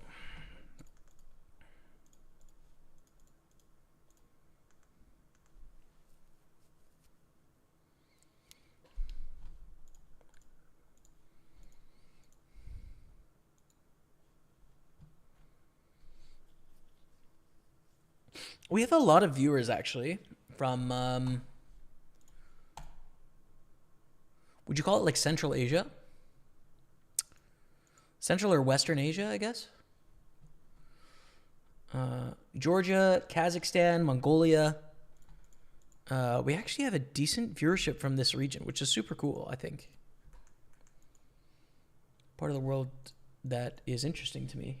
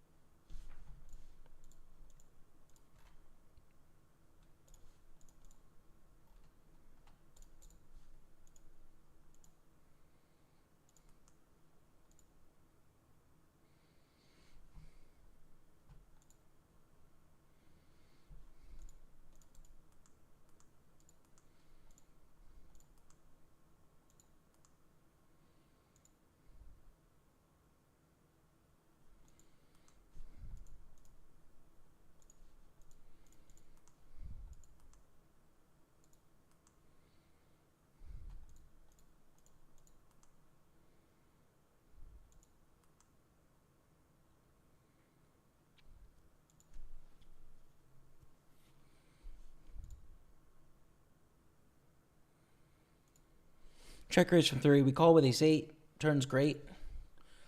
Brings us a flush draw. If we're behind, it makes it less likely they have ace 9, less likely they have 9s.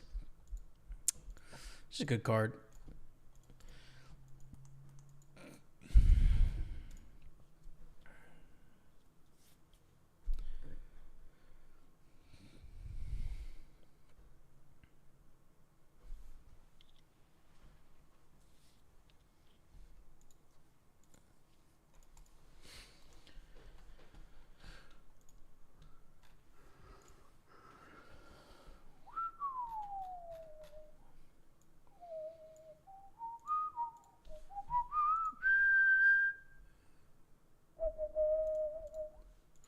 fold there in the big 215.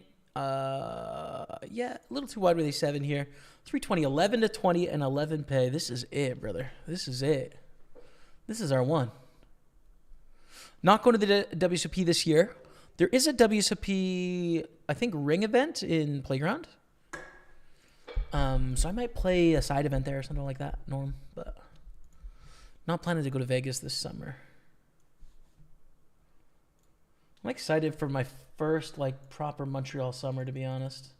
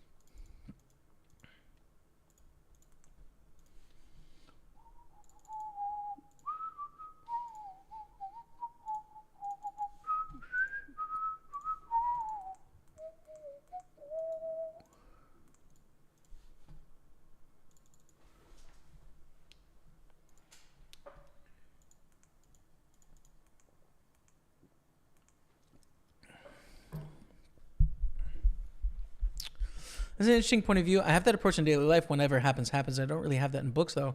Well, because I'm still searching for what I really like. So, yeah, interesting thought. Yeah, I'm with you, man. I'm with you. Like, there's definitely something to be said for having, like, preferences, of course, you know? And, like, what we like. Or what it is that we enjoy spending our time on. But then also, how do we have, like... What does even judgment mean about art, right? Like, I found myself... You know, like star ratings with books, for example, I find almost absurd because it's like, what is that?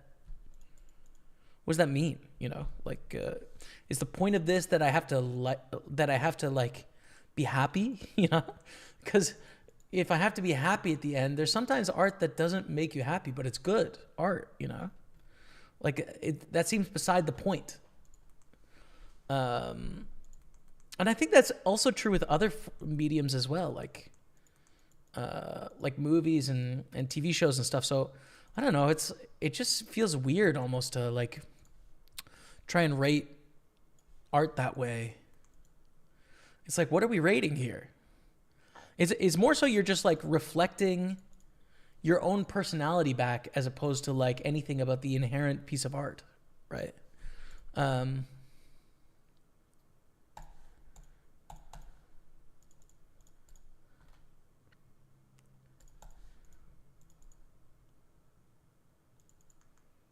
Yeah. It's tough, man. I don't know. What's up, Man of Straw? I've been writing some articles for Good for Poker, poker.org, on the book club I'm running. But yeah, I don't think we have like a writing department for Party Poker at the moment. We probably just don't have, like, we're just not employing people to write articles every day, probably. But yeah.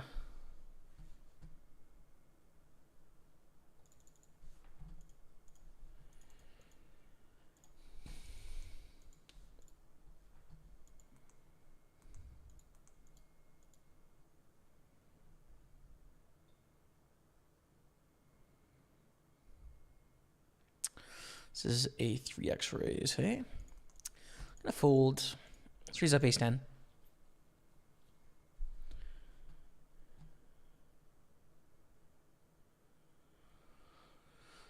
Come on then, you will really enjoy this trip. Delicious food, amazing nature, lovely people with the oldest history in Georgia. Man, it's gotta happen. I got a dog right now that can't travel, so it's on pause, but there'll be some point of life where it'll happen, man.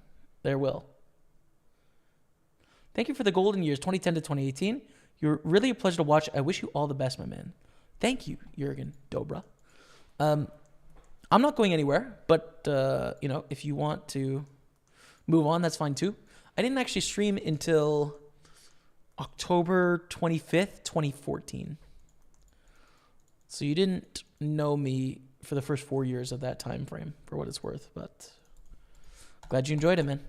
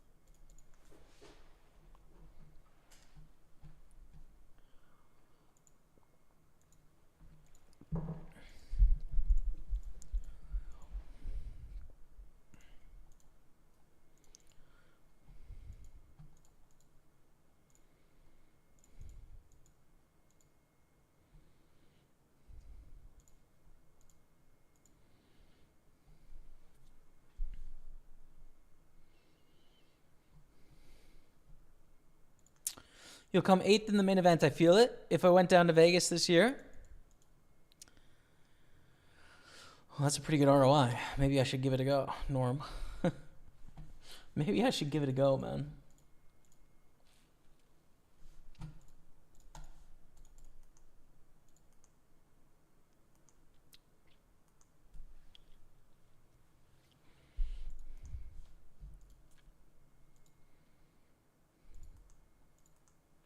Yo, Jamie, Teddy PGA. What's up, Ted?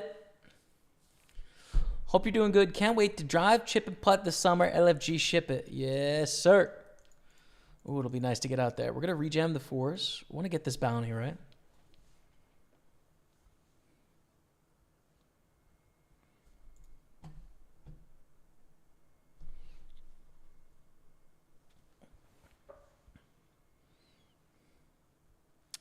Ship it. Send me that $50, man, and we'll keep going. To the moon, Dottie. To the absolute moon. 130,000. Yeah, I don't like star ratings either. I don't care either what they're rating. Yeah, man. Star ratings are basically if something's agreeable, which can be a rating of a bad piece of art for what it's worth, but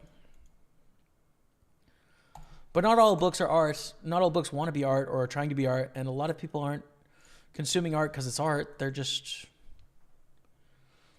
want to have fun, and this is fine. It's fine. There's zero wrong with it, of course. But there's different goals, which is a problem too.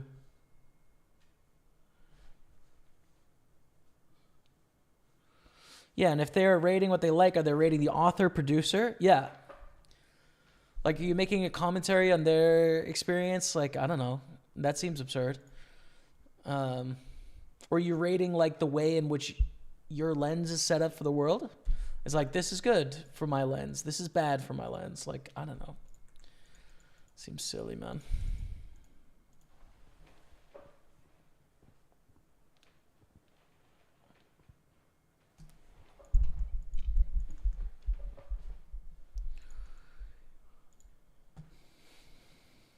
Good luck from Roma. Thank you very much. David Macari.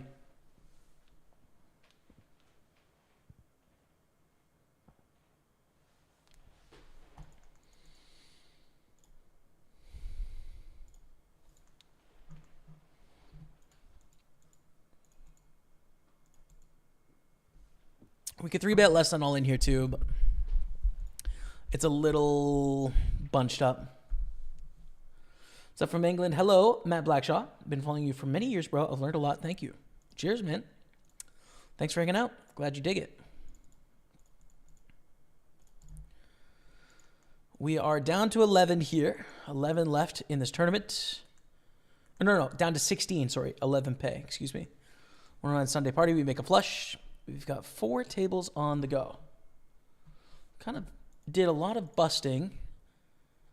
But now we've got some potential here, so that's good.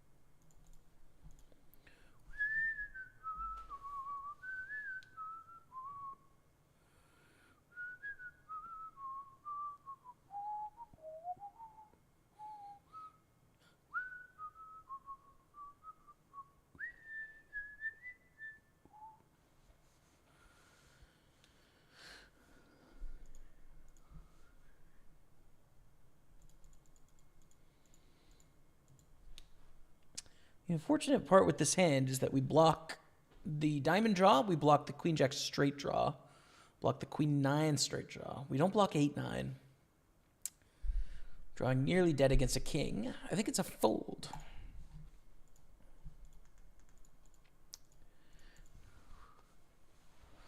Which musical composer is your favorite? I don't really have a good answer to that yet because I haven't listened to enough. I've listened to a few recently that I really liked. Let me see if I can go through some of my list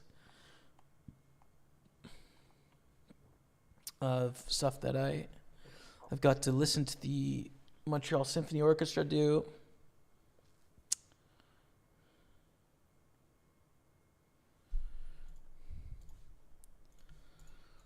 The first thing I was kind of working on was Strauss, who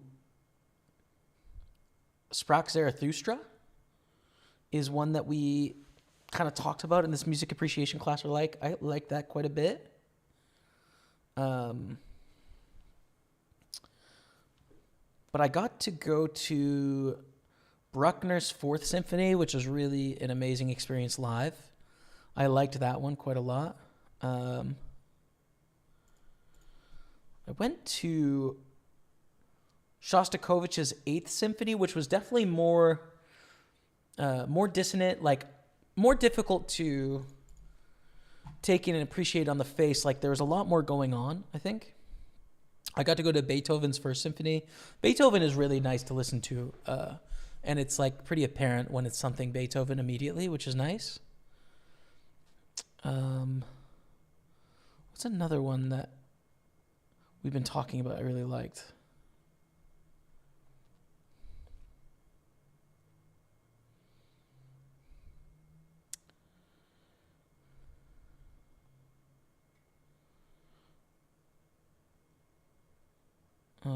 Stravinsky.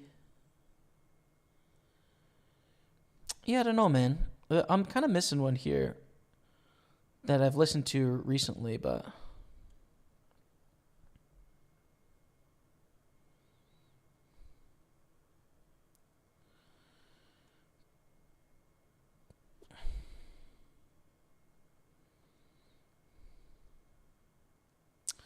Bruckner's 4th Symphony was definitely a great one.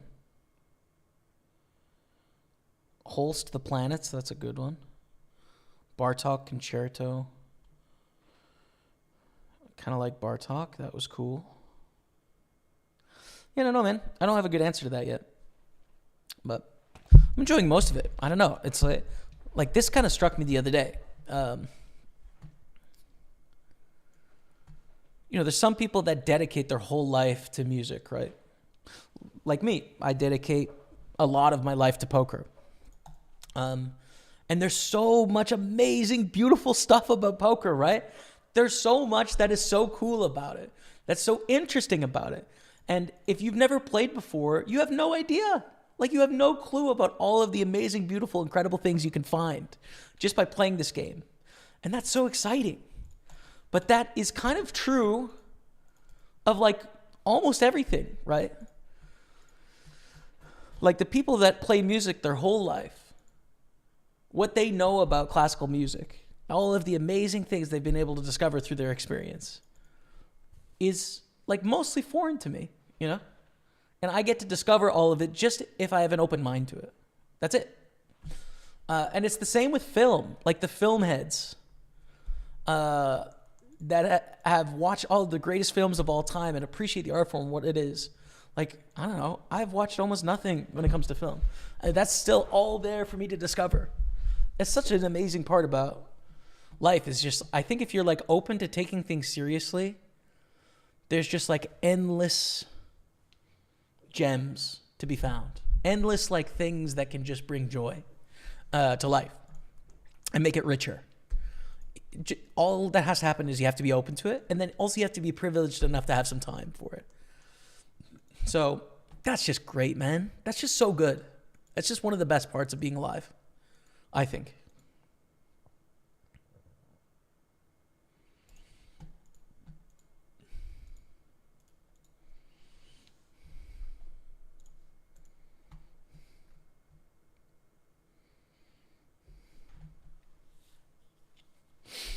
All the sports and all of the games and all the art and then human beings too.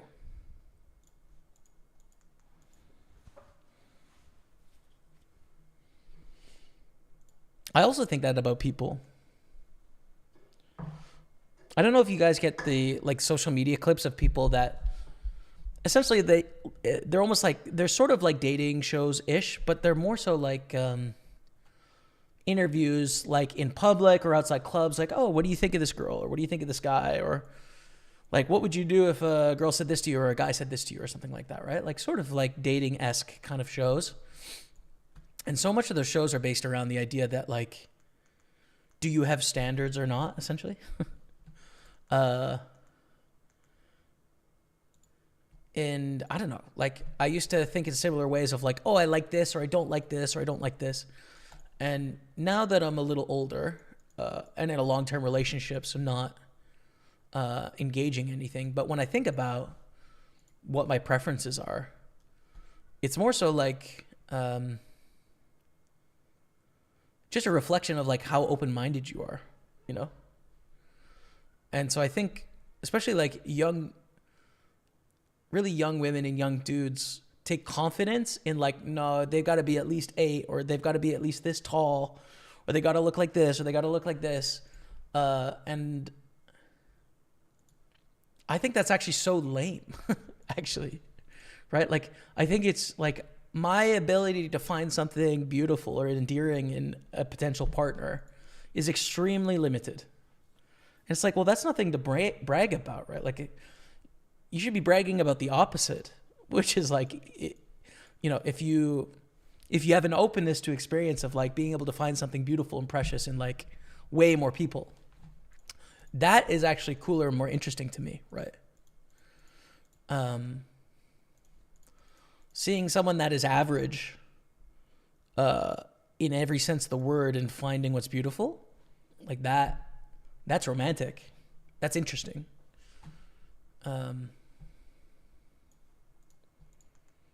Yeah, so like that might be a get off your lawn kind of thing where I'm just getting old, and it's the young perspective is not making sense to me, but I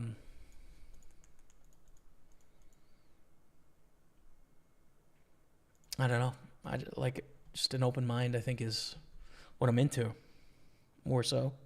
Does that make sense to anyone? Anyone with me on that? Didn't think you liked classical music, Jamie. I'm a fan myself. Nice. I played a little piano growing up until about the age of 11 or 12. And then I did band in high school and then kind of stopped playing piano when I was, like I said, 11 or 12. But both my parents are musicians. So my dad was a music prof at the university. My mom was a band and choir instructor in high school. And they both played for groups sort of professionally as well, and or conducted groups. So music has always been a part of our family life, but I didn't really pursue it as an individual beyond like going to my parents' concerts, right? We would have classical music playing at various periods of life, like, you know, in the car sometimes, waiting for dinner sometimes. Like, it was around our life, but it was only till recently that I started sort of like pursuing it as an individual, as something that's interesting. But yeah.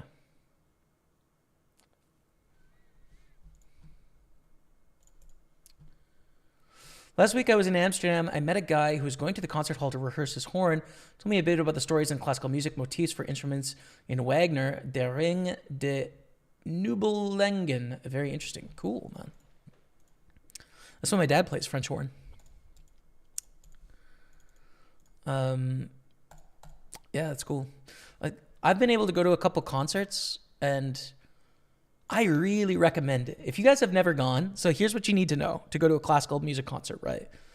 There's pretty much no dress code. Basically, just probably don't wear a hat inside, and that's about it. Okay? Clapping, as we chop here, which is so sick. Clapping at classical music concerts isn't at the end of when every piece stops. It's at the end of the total piece. So there's things like movements in classical music, and sometimes there'll be 4 parts to a song. So we'll play, the orchestra will stop, it's silent, you go to the next part. If you're new, just follow when other people clap and do that. And at the end of the concert, there's a bow, the conductor leaves, you stay clapping, they come back out, they bow again, they leave, you stay clapping, they come back out, they bow one more time, and then that's it, right? Like, so there's a bit of pomp around it, but basically all you got to do is don't ever talk during the concert, don't wear a hat, and just clap when other people clap, and you're good. That's all you need to know. And honestly, go to them. They're just so fun, man. The thing about it, was that an ace on the river, really? Ugh. They're so relaxing, right? Like, even if you know nothing about it, you don't know what you're going to listen to. Wherever you are, if you have a university that has a music department, they're going to have concerts on like all the time, like every week, soloists, full orchestras, stuff like that. And then you're going to have professional orchestras wherever you are. And some of these tickets are really cheap, right? Like, you can go last minute to some of them and it's $10. Okay. And you go and you sit there for an hour and a half. And even if you have no idea what's going on, no clue, it is so relaxing. You essentially get like lulled into the state of like, oh my God, I could just chill out forever.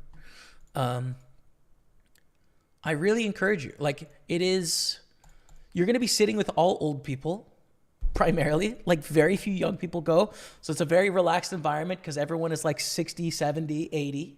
No offense if I just called you old. So it's a no pressure situation. Go, chill, feng shui, vibe. You can take a book for intermission if you want, whatever. Have a drink before, have a drink after if you're into that sort of thing. Go back home. It's so relaxing, man. For like $10. You know, some of them can get expensive, right? Like the best tickets are like $120 for the best orchestra. In Montreal, it's like $120 for the best seats. But like, you know, the average ticket price is probably $50 for the best orchestra in a city of 4.5 million people. It's just great, dude. It's a great deal. I really recommend it. Try it out. I'm telling you, chat, it's a good thing, man. Do you want to double barrel here and go for the bounty or check? I think probably check. Stacks are a little bit too deep, no? Oof, maybe we could get it there. It's close.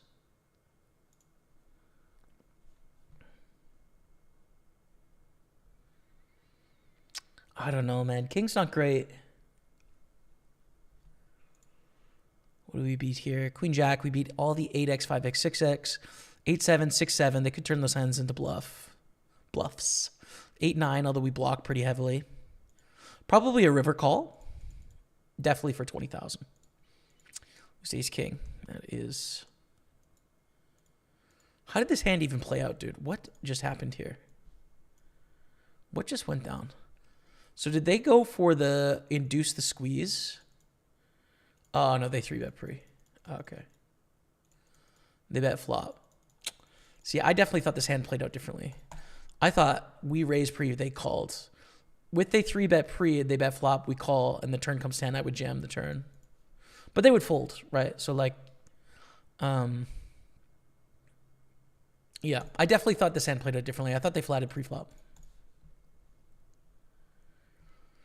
With you on that, I'm 40. Of course, beauty comes in all different shapes and forms. Yeah, man. I'm with you.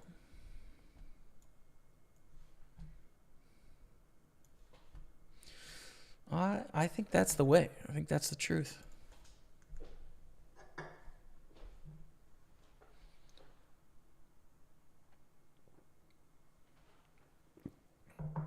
Shark Rulo. Okay, I'm going to look him up. Georgian singer, I think.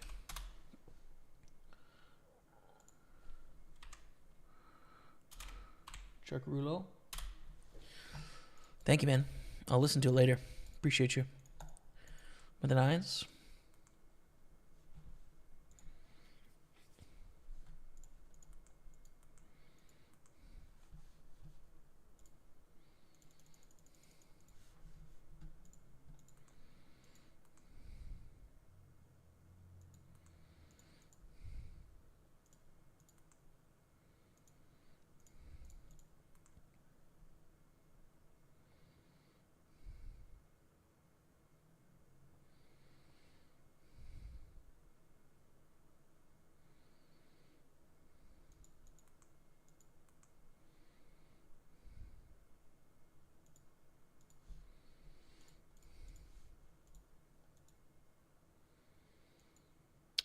Should we bluff here? I'd say yes.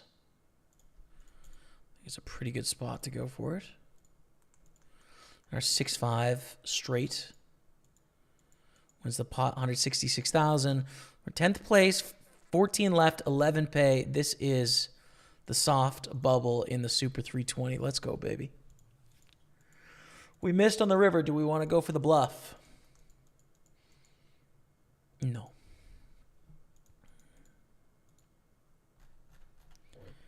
No. How about here? Okay.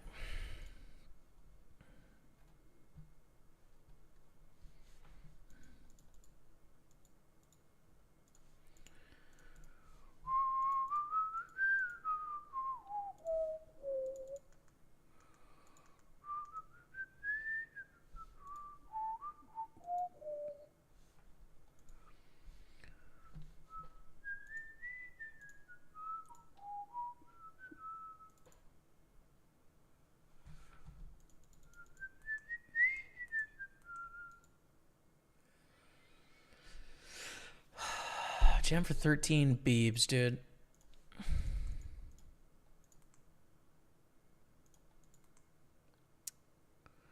This player behind. I think we're just going to rip it for the bounty, but...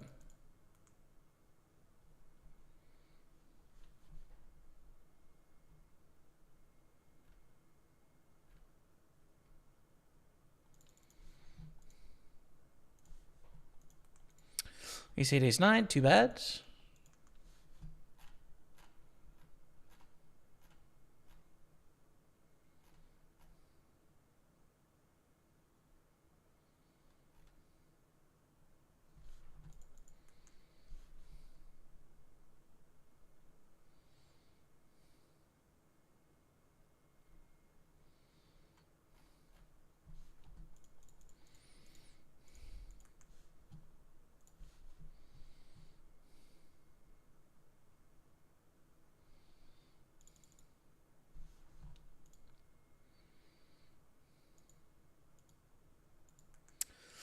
Quitting is good or bad in some areas of life. It feels good.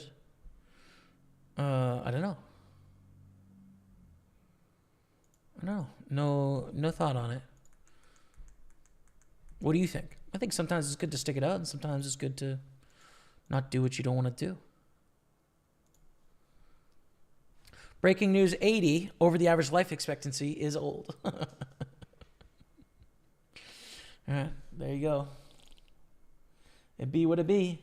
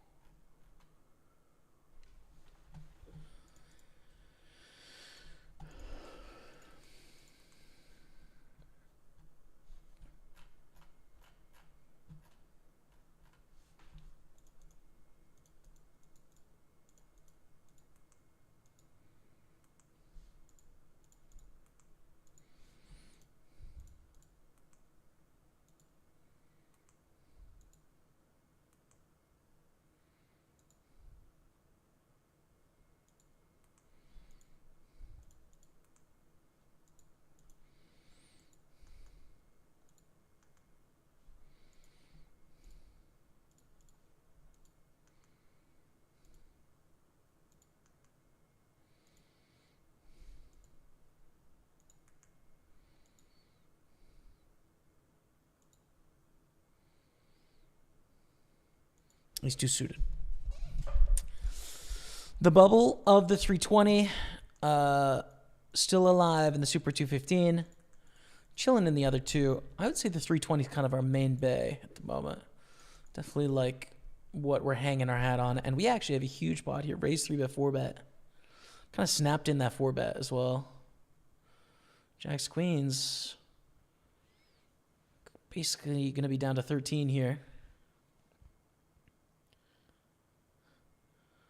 But they have a few chips left, so 253 bounty and 5 blinds. Definitely something to pay attention to. Not going to be worth it for us to try and get it with queen 6 here, especially with a bunch of other players that can go after it, but something to pay attention to. 3-bet call. Oof. Go really small here. I'm trying to exploit by fold out ace X, non-clubs, and 6s through 2s is what I'm targeting with this bet size, right? I actually think a lot of their range is going to hit this flop, but not enough to where they're going to continue getting 6-1 appropriately. And we take it down.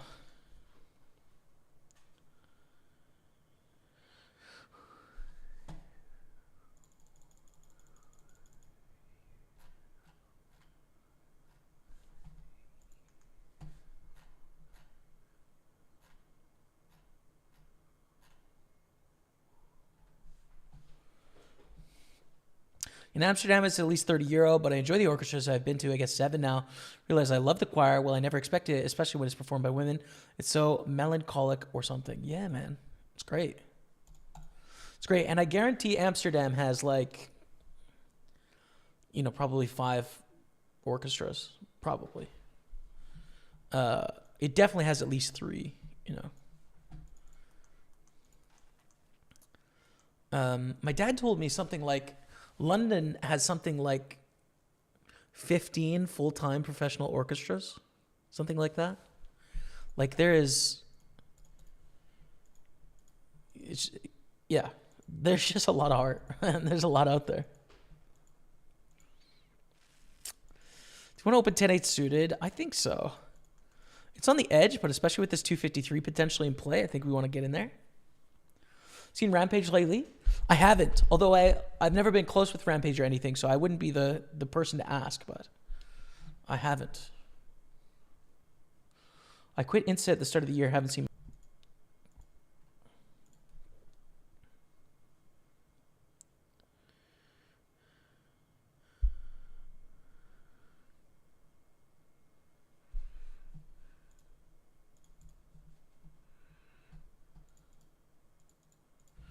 Three calls.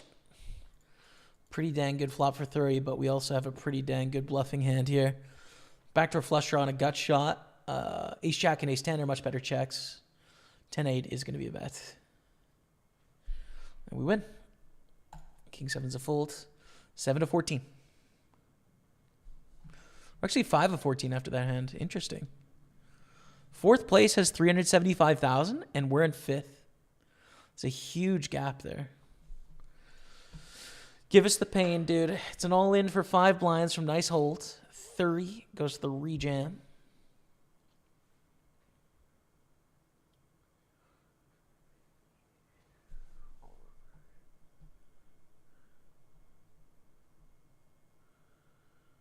Nice.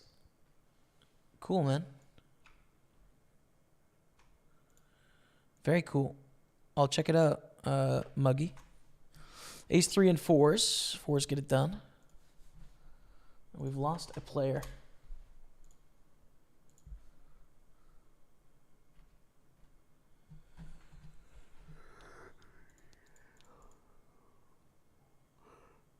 All right, 5-minute break after this hand.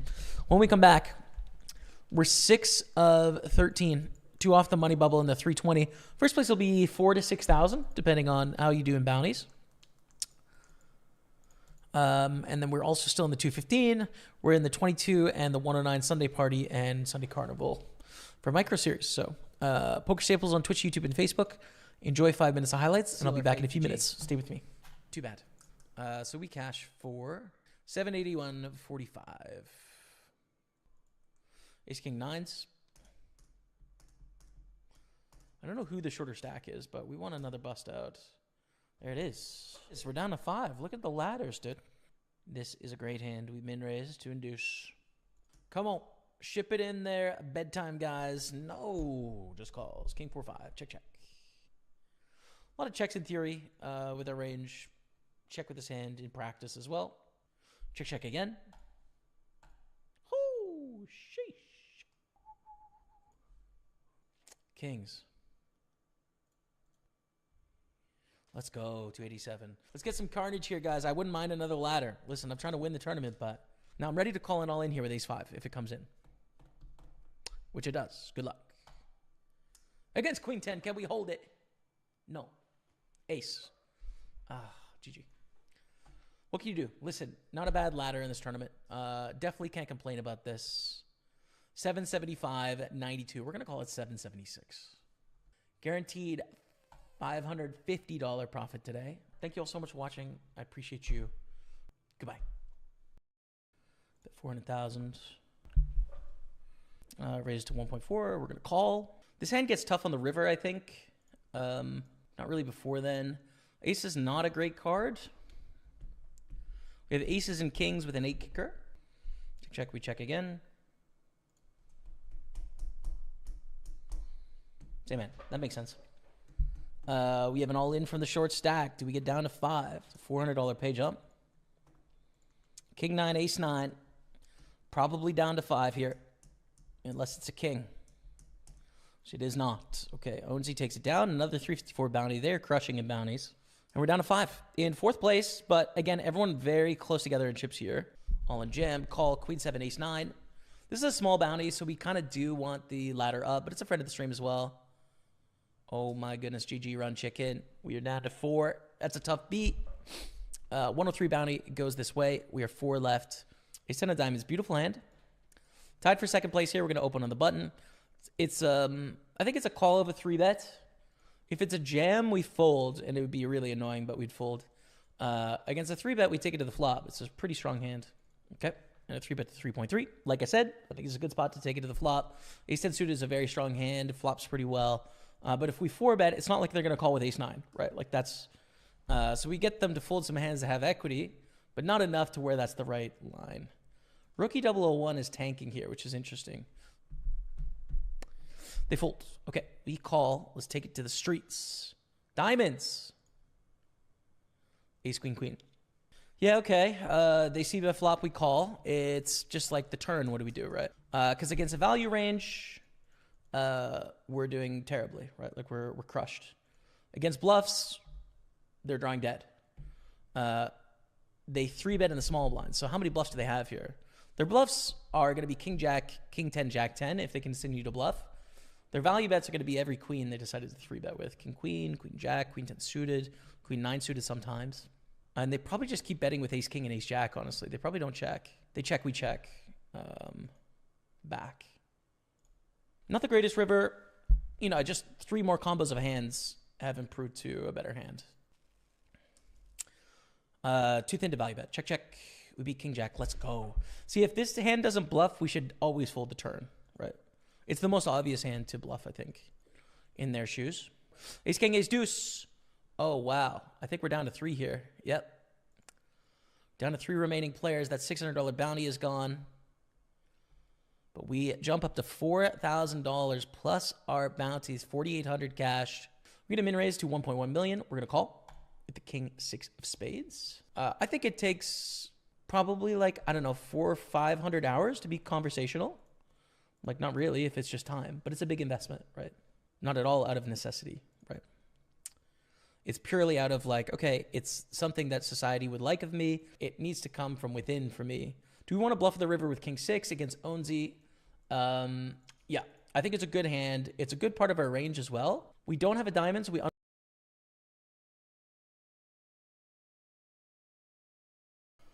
we're back in action. 6 of 13, 11 pay in the Super 320. Can we do it? We're going to find out in the next hour. Question, Jamie, where does Nick Airball get his wealth? I don't know. I've never met Airball. Probably from poker. Probably.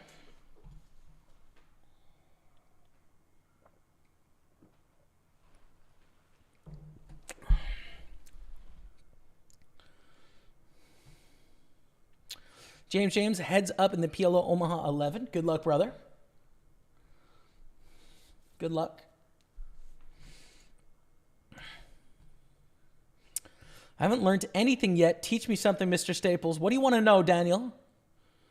What do you want to know, man? I'll teach you how to win a 320 knockout. How about that? Catch me outside. How about that? I'll teach you how to win this tournament.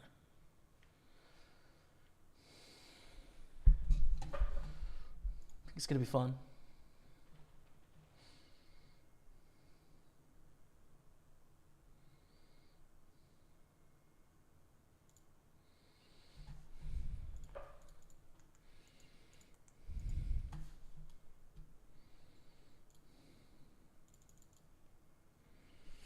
Ace-Jack suited is pretty nice.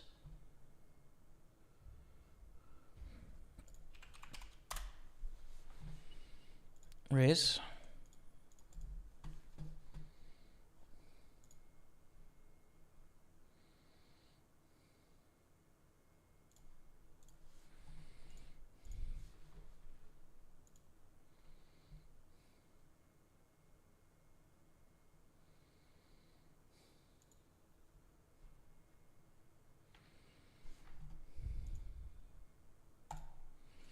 Call the mini 3-bet, and we go to a flop.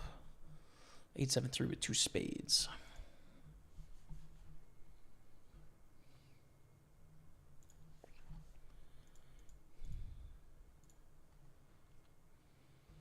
I'm just going to raise over the mini bet.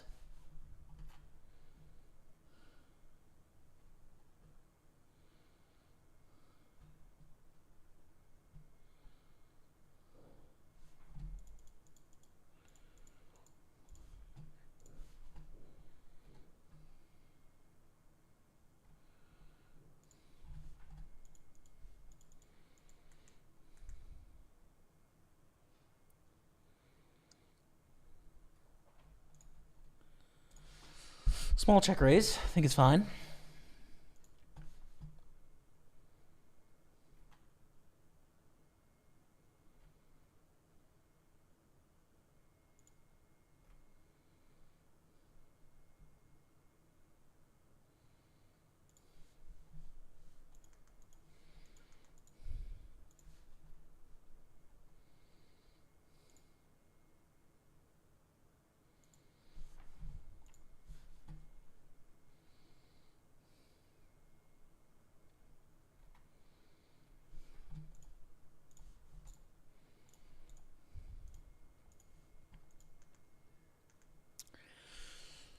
Interesting spot here. Stuck in between two on the soft bubble is not where you want to be.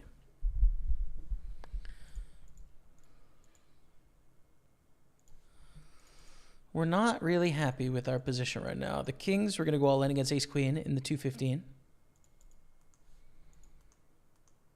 Looking good, and it is good. 130,000 there, okay. We turn a double gutter. A 3 or a 7 will give us the best hand. Get a very small lead from Kaizen. It kind of forces 30 to call with all their overpairs here. They can't really raise, which is good news for us because we probably get to see a river and draw, which is what we want to do here. Hit it with the 3. No. No.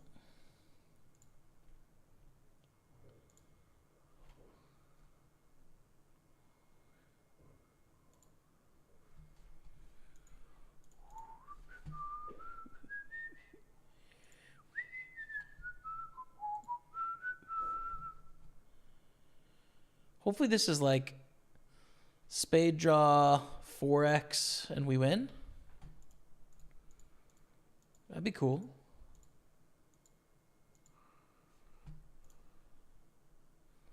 Six, aces, 5. Cool. All right. All right. We survived though. 2s. For 22 blinds, I don't think we want to play this, to be honest. On the bubble as well. Soft bubble here. Did the bluff get through in the highlights? Unblocked diamonds. We block the straights here with the king. King 6 is not going to win a showdown. We're going to bluff some higher kings here. We can try and bluff some ace highs. It's like a good hand to bluff with in our range. No, they had queen 9. They called.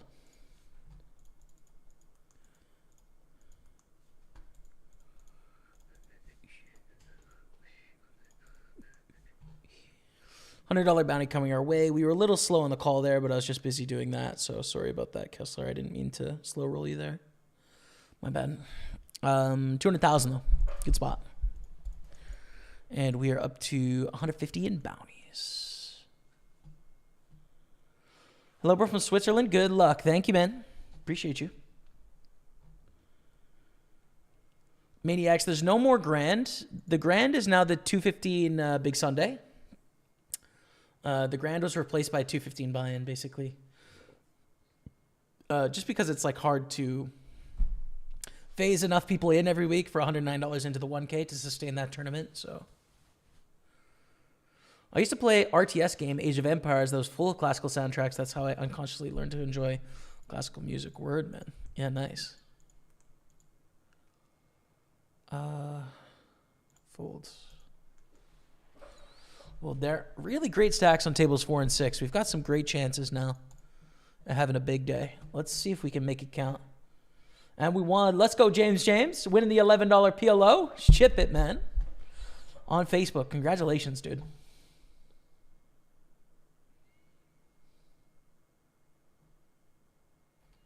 Congrats.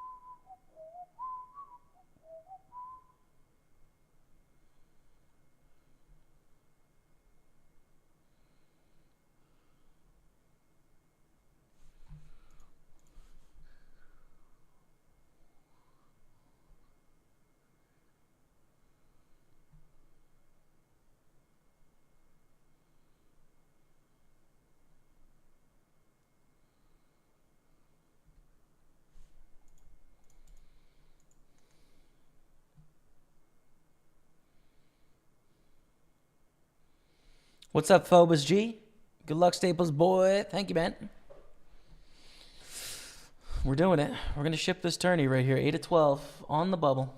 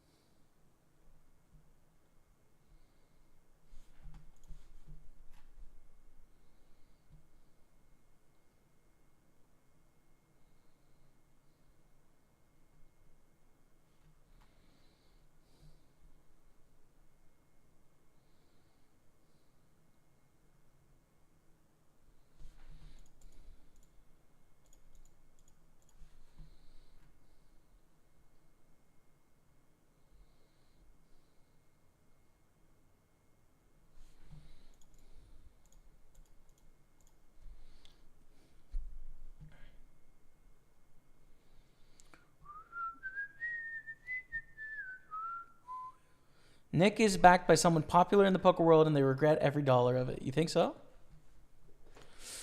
Who do you think he's backed by?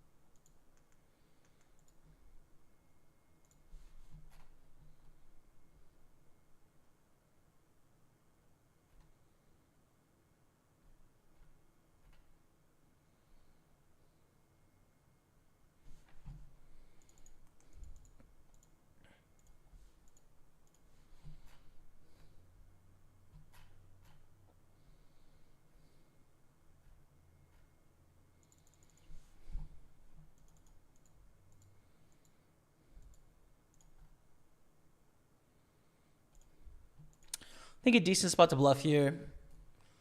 Gutter, bottom pair. So we have a lot of outs to improve to better hand. Do you want to continue on the river? Probably not. Just give up. Just the 10-8.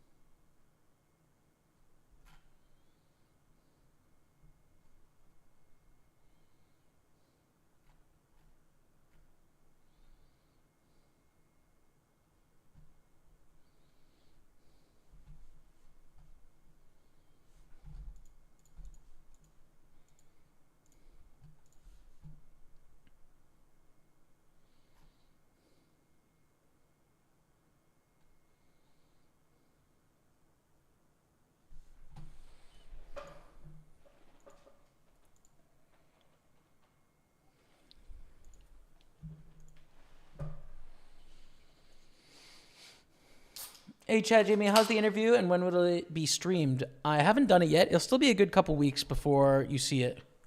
We don't have a date yet, so give us a bit of time on that. But it's coming.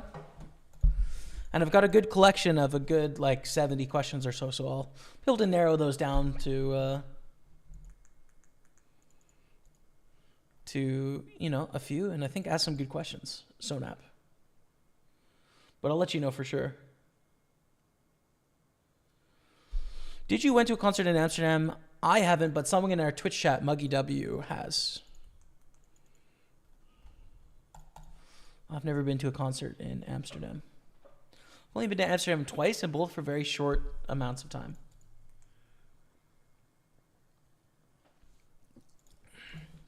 One for about 4 hours at the train station, and then another one for 1 day.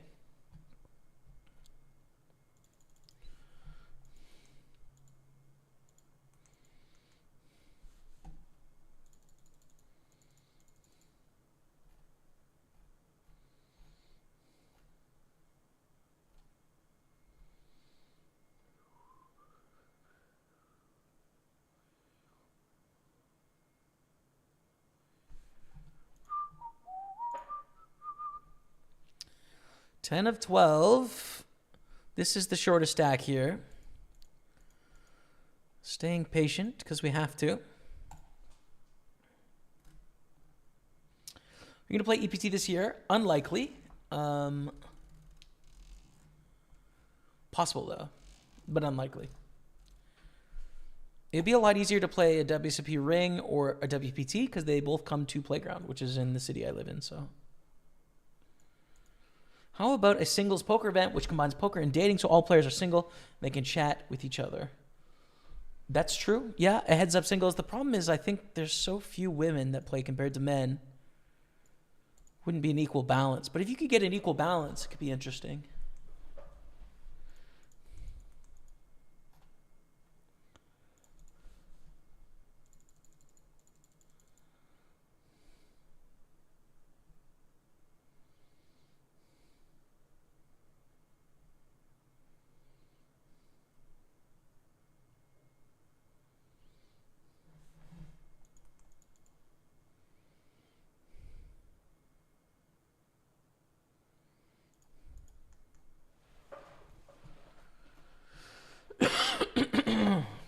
Excuse me.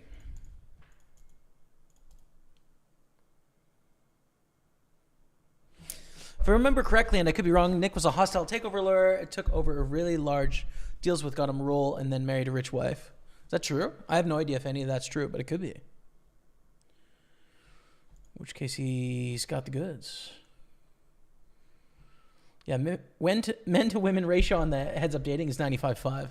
See, and I don't know how many women would go because... Yeah, it'd be a pretty intense environment. I don't know, man. It's a pretty vulnerable environment to be dating a group of men where there's 20 more men than women. It's a pretty intense environment, you know? I don't know. I guess some people would go, but it'd be intense, I think. I don't know how well it'd work. You're in the money. Oh, I am in the money. Let's go. Thanks, man. Let's get it. Let's get it. You're in the money bubble burster. Are you playing with me, TC Hansenberg, or did I miss the money bubble? I feel like it just bursted. Yeah. So you're probably watching in the client or you're playing with me either way. But yeah, good luck. But don't spoil, okay? Because people are watching on delay, right? So.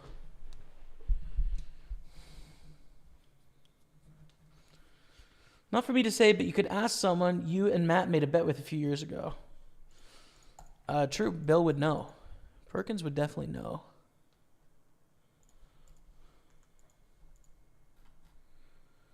Perkins always knows what's going on in the poker world. This is a jam. I mean, I don't know if that's true, but like, I've definitely learned some like behind the scenes gossip when I've been lucky enough to be in some phone calls with Perkins when we were talking about poker stuff. With the hybrid guys too.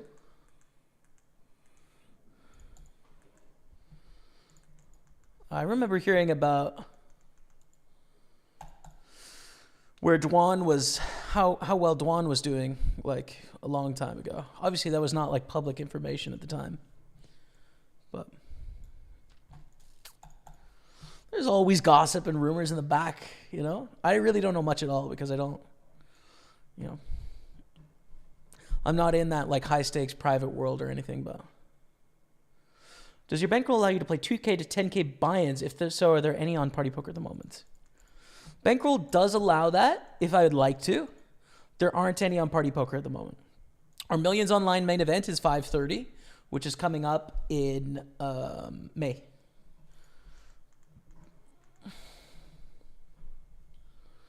Only with ace 10 here, 10 of 11.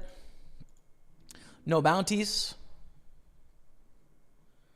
How's Montreal life treating you? Was there summer before last visiting?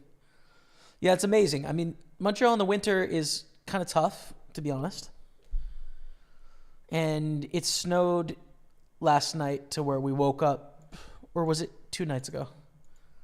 There's snow on the ground, so that's a little painful, right? It's like definitely like the seasonal bad vibes are still a thing for a little while longer. It's not a super pleasurable city to be in like January 15th to April 3rd. Just because winter's a little long and depressing and gray. And there's still stuff to do. And I've gone to like lots of concerts, gone out a bunch. There's been fun things, but this is not the period of the year where the city shines the most. There hasn't been a lot of sports either. Like the Habs don't have any chance this year. The Laval Rocket are currently outside of the spot. Blah, blah, blah, blah, blah, you know. But in general, Montreal is such an amazing place. And we're just about coming into like the greatest of great times in the city. Like when the Bixies fire up and you can take the bikes around and like it gets warm and you start tanning and like the parks start filling up and people are walking around having fun. It's soon, man. Soon.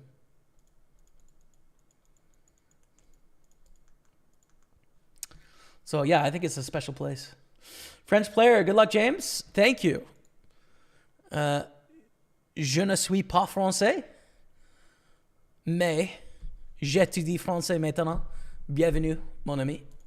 Et bonne chance pour moi. When you go play Grand Poker Montreal, probably will check out a WPT side event. Might check out a WSOP side event as well in the next 2 months. We'll see. You bought any new art pieces? 2 new pieces from Victor Chenko. I visited Toronto 2 weeks ago and I got to go to his studio and I picked them out in person. And I will make a Instagram or TikTok about it. So follow my personal accounts there, Jaime Staples, and you can see them there. I really like them. But they're not up on the wall yet. Gotta find a place to put them.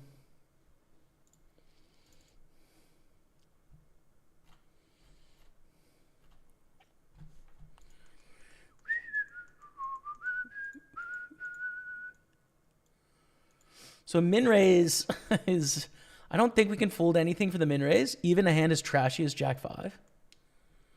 In position, 12 blinds deep, blind versus blind, like. just too valuable to flop like top pair, you know?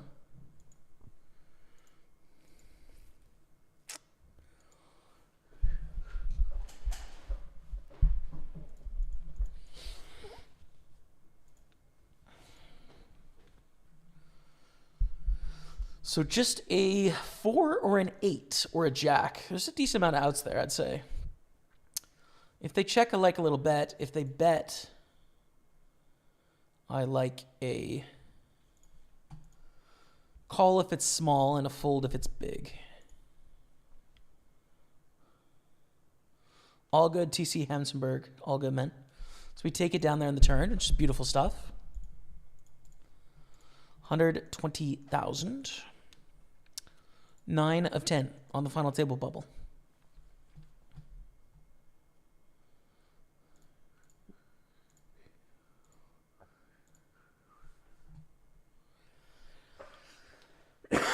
Excuse me.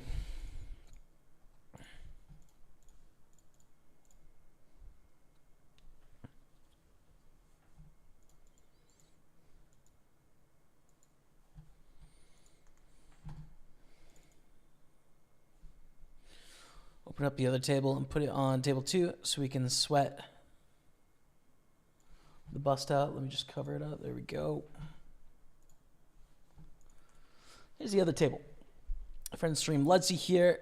Short stack with a $200 bounty. We kind of want that bounty ourselves, if I'm honest.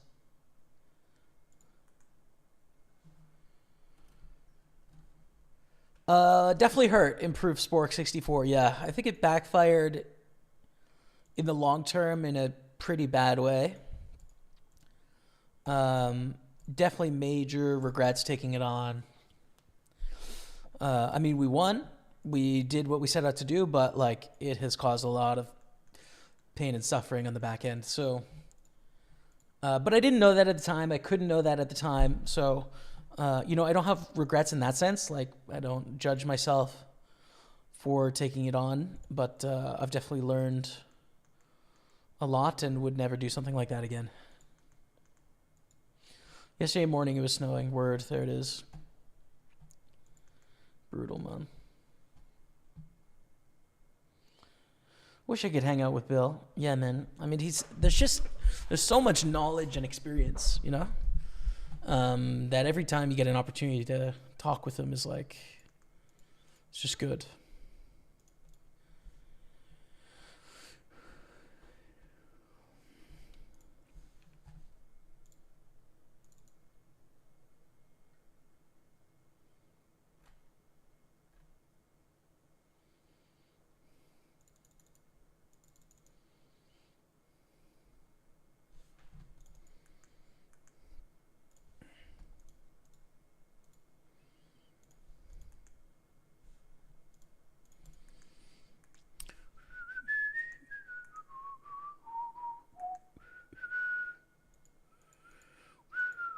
TC Hansenberg, there is no 1K tournament on PartyPoker at the moment. Hence the no, you haven't seen me play him. Ace, King, King, Jack. I think this player busts. Pretty sure. Yep. Yes, they do. Went up to the park in Montreal. Such a nice view from above. Yeah, man. Also ran into some cool raccoons. That is such a great lookout, isn't it, in the park? It's pretty awesome.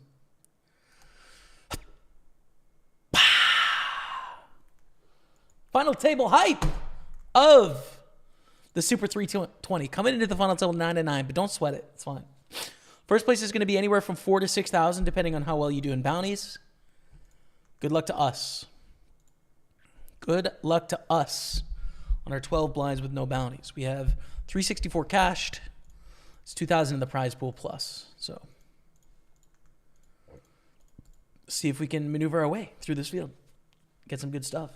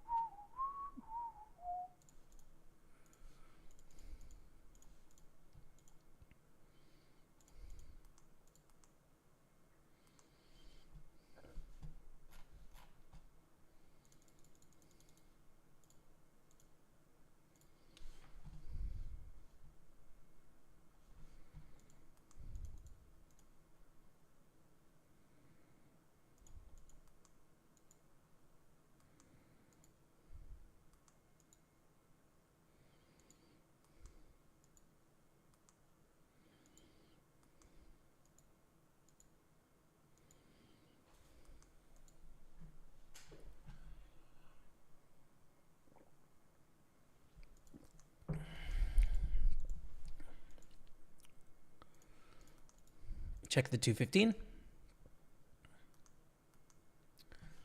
We don't hit the flush, but we might have the best hand.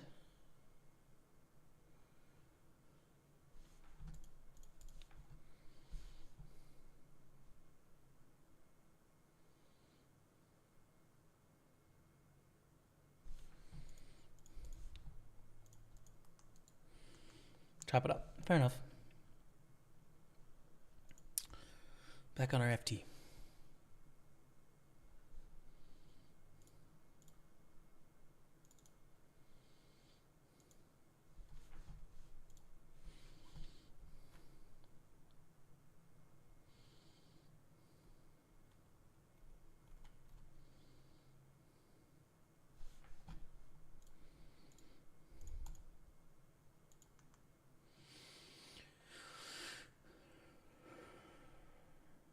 Tactic raises. Ludsy's all in front of the stream.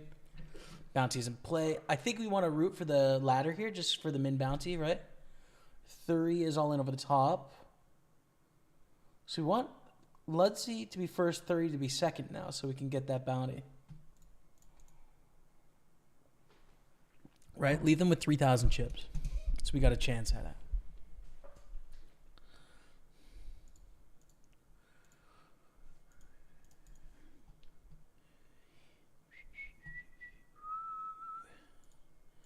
Kings, jacks, jack 9. Fortunately, oh no, that is exactly what happened. That's exactly what happened. So 30 has 5,000 chips left, less than a blind. We're not going to be able to get it with 3-6. Like, even if they're all in here, what are the chances we see a flop? Like, almost nothing, right? Like, almost zero that no one puts in a raise. So it's not going to be our chance, but it was good fun anyways. Do I think he sees chats on here, TC? No, I do.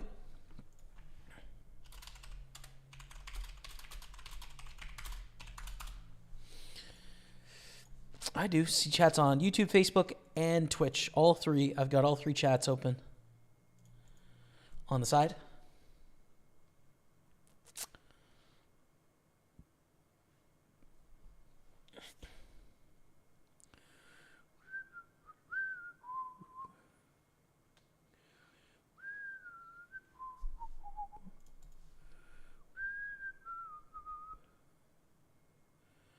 And Kaizen goes for the ISO jam. Over top.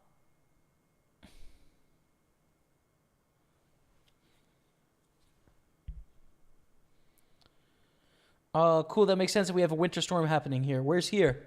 Cool 300. All the best to you and yours. During the storm. Queen 10, ace jack. We want Queen 10 to survive here, I think. I mean, ladder's fine too, but like, we would like the bounty. All right. We are down to 8. 8 left in the tournament. 387 cashed. Onwards, we roll on our final table. Let's go over to the 10s and the Super 215. And take it down. Easy enough.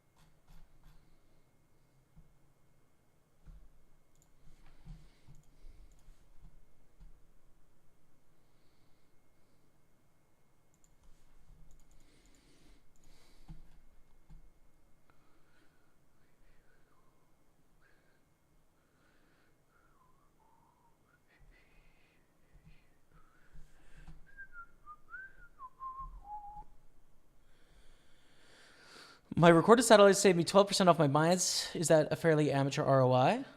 Seems pretty good to me. You have a 12% return in tournaments. Good. I mean, yeah, I think it's good. I'd be happy with it. I think, like, at the end of the day, you don't necessarily... This is actually a fold. You don't need to compare to...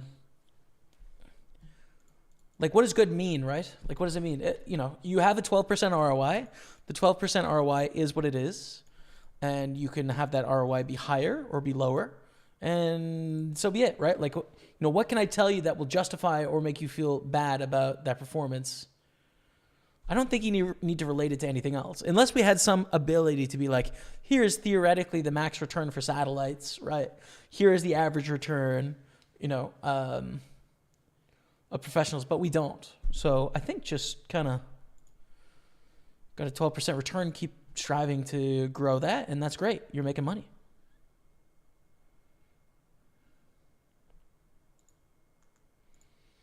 I think.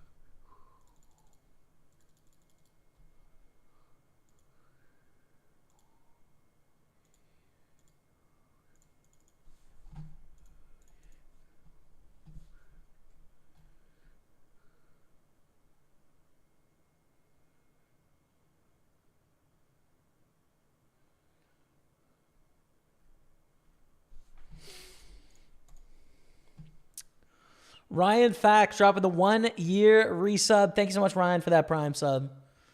I appreciate you. Thanks for the support, man. Get some love of the chat for Ryan Fack, everyone. Thank you, man. Thank you, thank you, thank you.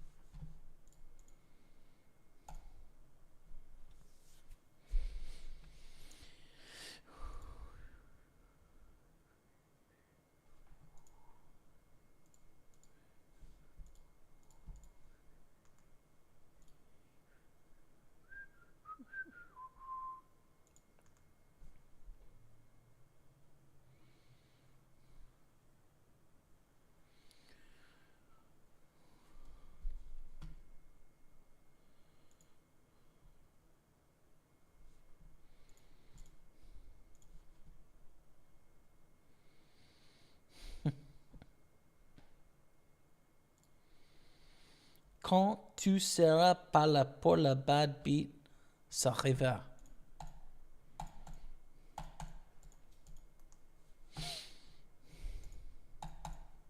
Rolled. We got some bad beat collectors in the chat.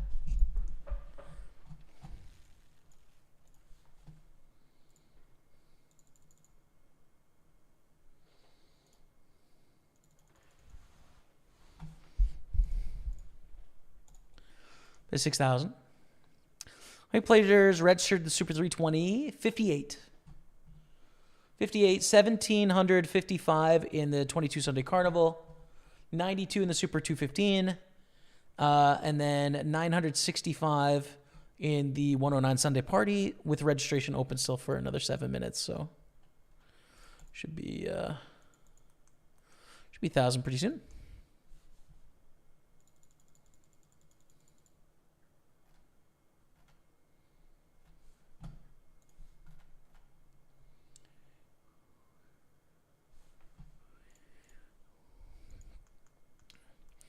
Damn, dude, 130,000 here.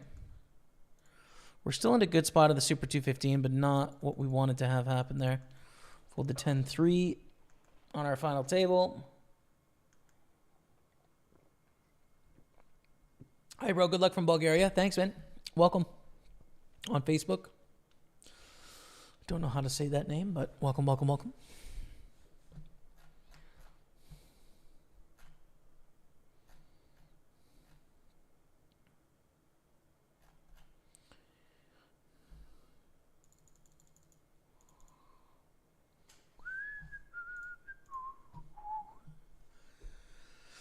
Fungal Wizard dropping that 28-month resub. Welcome back to the team. What's up? Hope you're having a good Sunday. And let's take one down. Good luck, good luck. Thanks, man. In progress.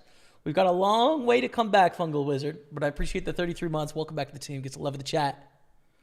That sub. Potential hype train over there on the Twitch streets. In the Twitch streets, I should say. Thank you, man.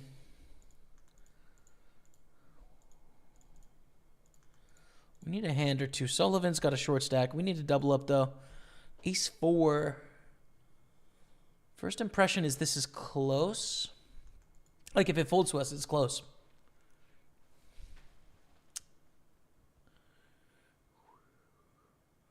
Probably fold, honestly. Hello from Buffalo. Good luck, Dottie. Thank you, Blaine. Nottingham.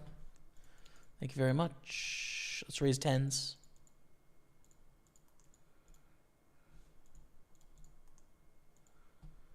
And serve the check call.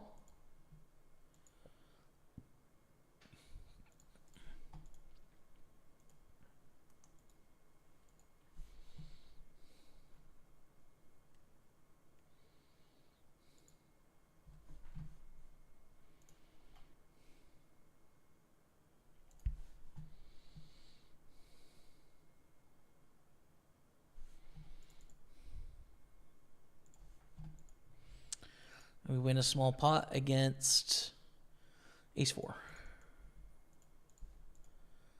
This is it. In the 320, this is where we get our stack moving in the right direction. Against busting the nut.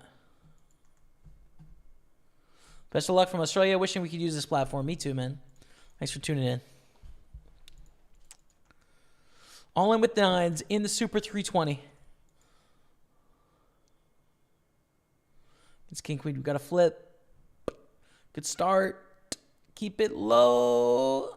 Let's go. Big double up to 165. Ace King, Ace 7, Ace King. We chop up this player's money up here as well. We're up to 57,000, the 109. Hell yeah, man. Let's go. So we're still like bottom of the pack, right? 7 to 8. But we've got a stack that can survive much longer. My sister went surfing in Tofino yesterday. Today? Maybe today? Can't watch right now. Cool.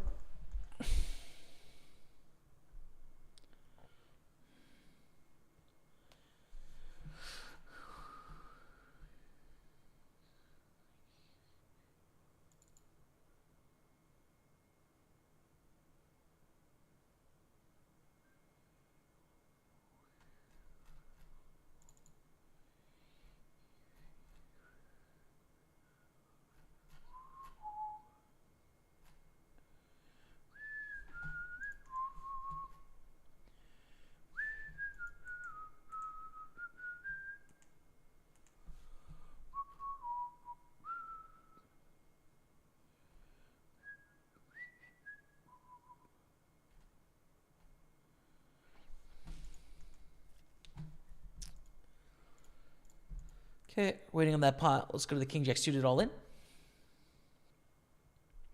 We are printing Colin right now. We're on a final table, and 14 to 24 in the Super 215 is good too. We're going to bust the 109 Sunday party. We can still re-enter for 2 minutes, so I will do that. We'll do just that. Try one more time there.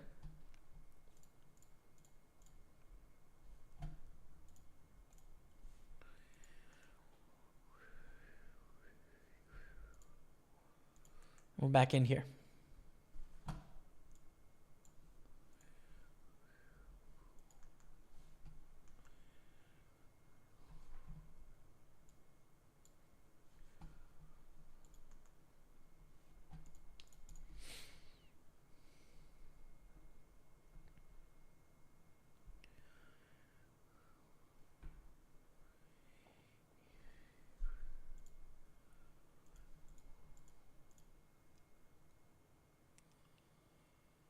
Folding. Coffee Time USA wants to time out Phobos. Wow. Shots fired. Timeout on Phobos. It is what it is. 10-minute timeout has been confirmed. Pretty sick. Tough one, Phobos. I don't know what you did, brother. I don't know what you did. Open up the ace, nine of diamonds.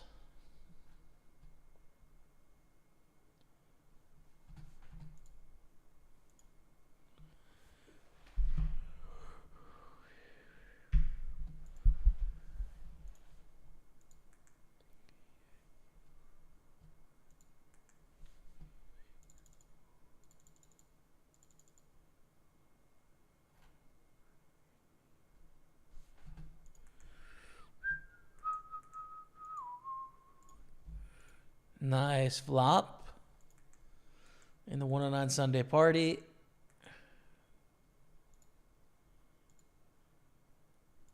Ship it. Ship it, Daniel.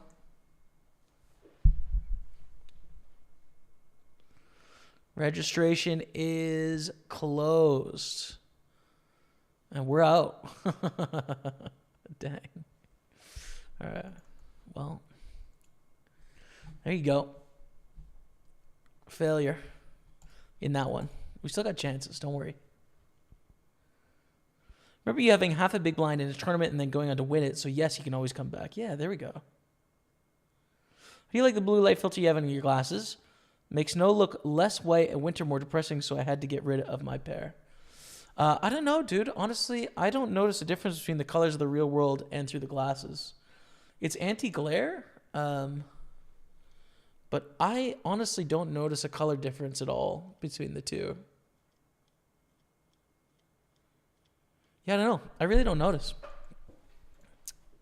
It's just for reflection with streaming and recording and stuff, it helps to be essentially art glass, but I don't know, man. I don't know. Maybe I should try one without, see what happens. But I got these big lights on in front of me, right? Like you can see in my reflection. Lights. This way.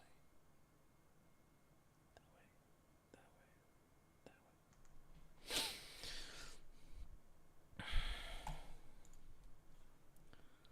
Have you ever considered doing a dual stream with your brother? Yes. Not recently, but I used to think about it quite a bit.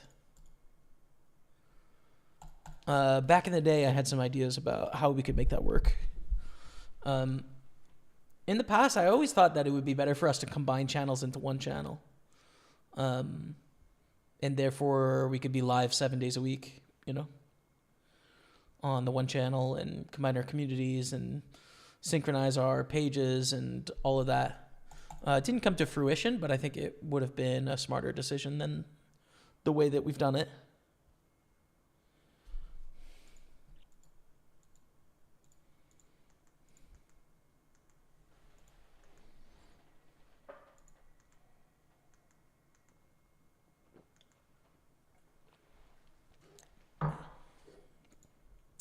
C'est la vie.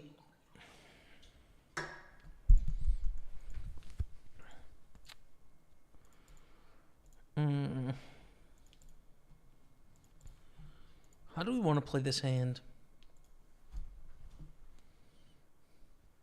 Shortest stack significantly. Yeah, I think it's just an all-in. There's going to be a decent raise fold gap here. And yeah, they're going to call with ace, king, ace, queen, and jacks plus, but I think it's enough of a raise full gap. We're okay. We hit an ace, which is just gorgeous. Does he have a platform? Maybe Surfer Staples on Twitch, my sister?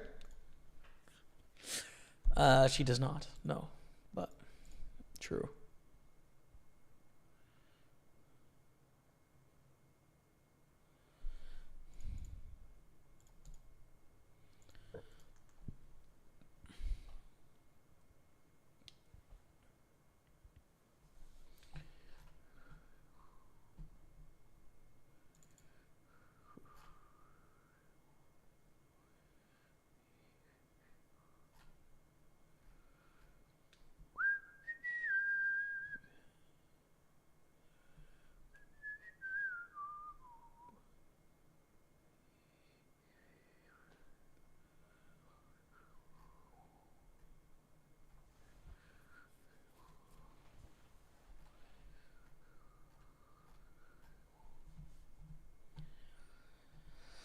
Yes, you do. I do, Crystal Land. The majority of people in Canada do not have to pay taxes on their income. It has to be determined a business. It's a gray area. I pay taxes on poker income and deduct poker losses when necessary. In the US, you have to pay taxes on poker income, whether you're professional or not. In the UK, you don't have to pay taxes whether you're a professional or not. So it is really different around the world. In the Netherlands, you have to pay taxes on poker income, but I think at least it used to be a thing where it would settle every month. So if you made 50 grand one month, lost 50 grand the next month, you'd have to pay tax on 50,000, even though you're net zero. I don't think that's the case anymore, but yeah, it's messy. It's messy, man.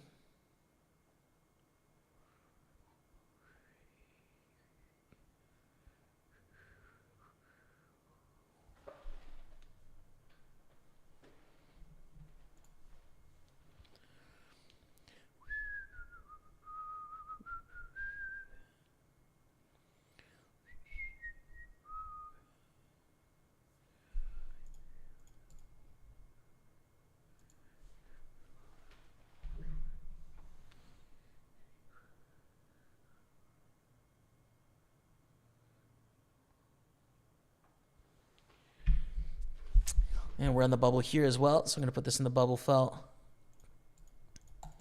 The Super 215. All right, over to the ace queen. Good hand.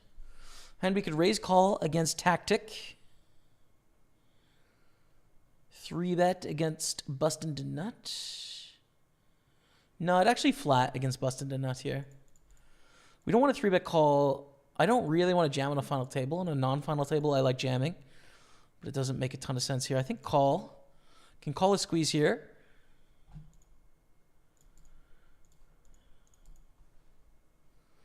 And against Sullivan, fold, I guess.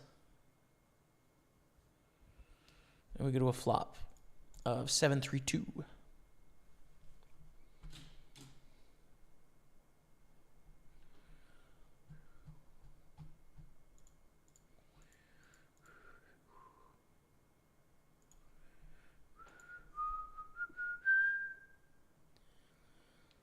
It's a global player pool here. Yeah.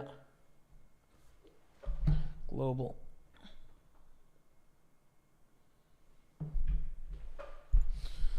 Holy big bet. What?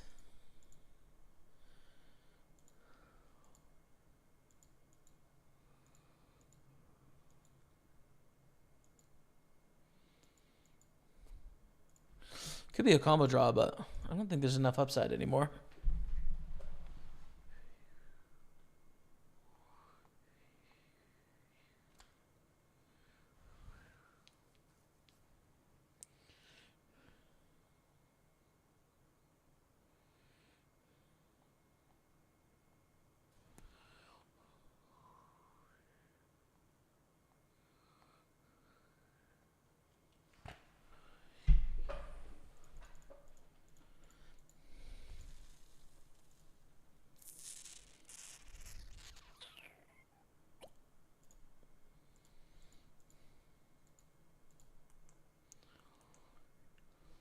No viral. I'm streaming on 3 platforms: YouTube, Twitch, and Facebook.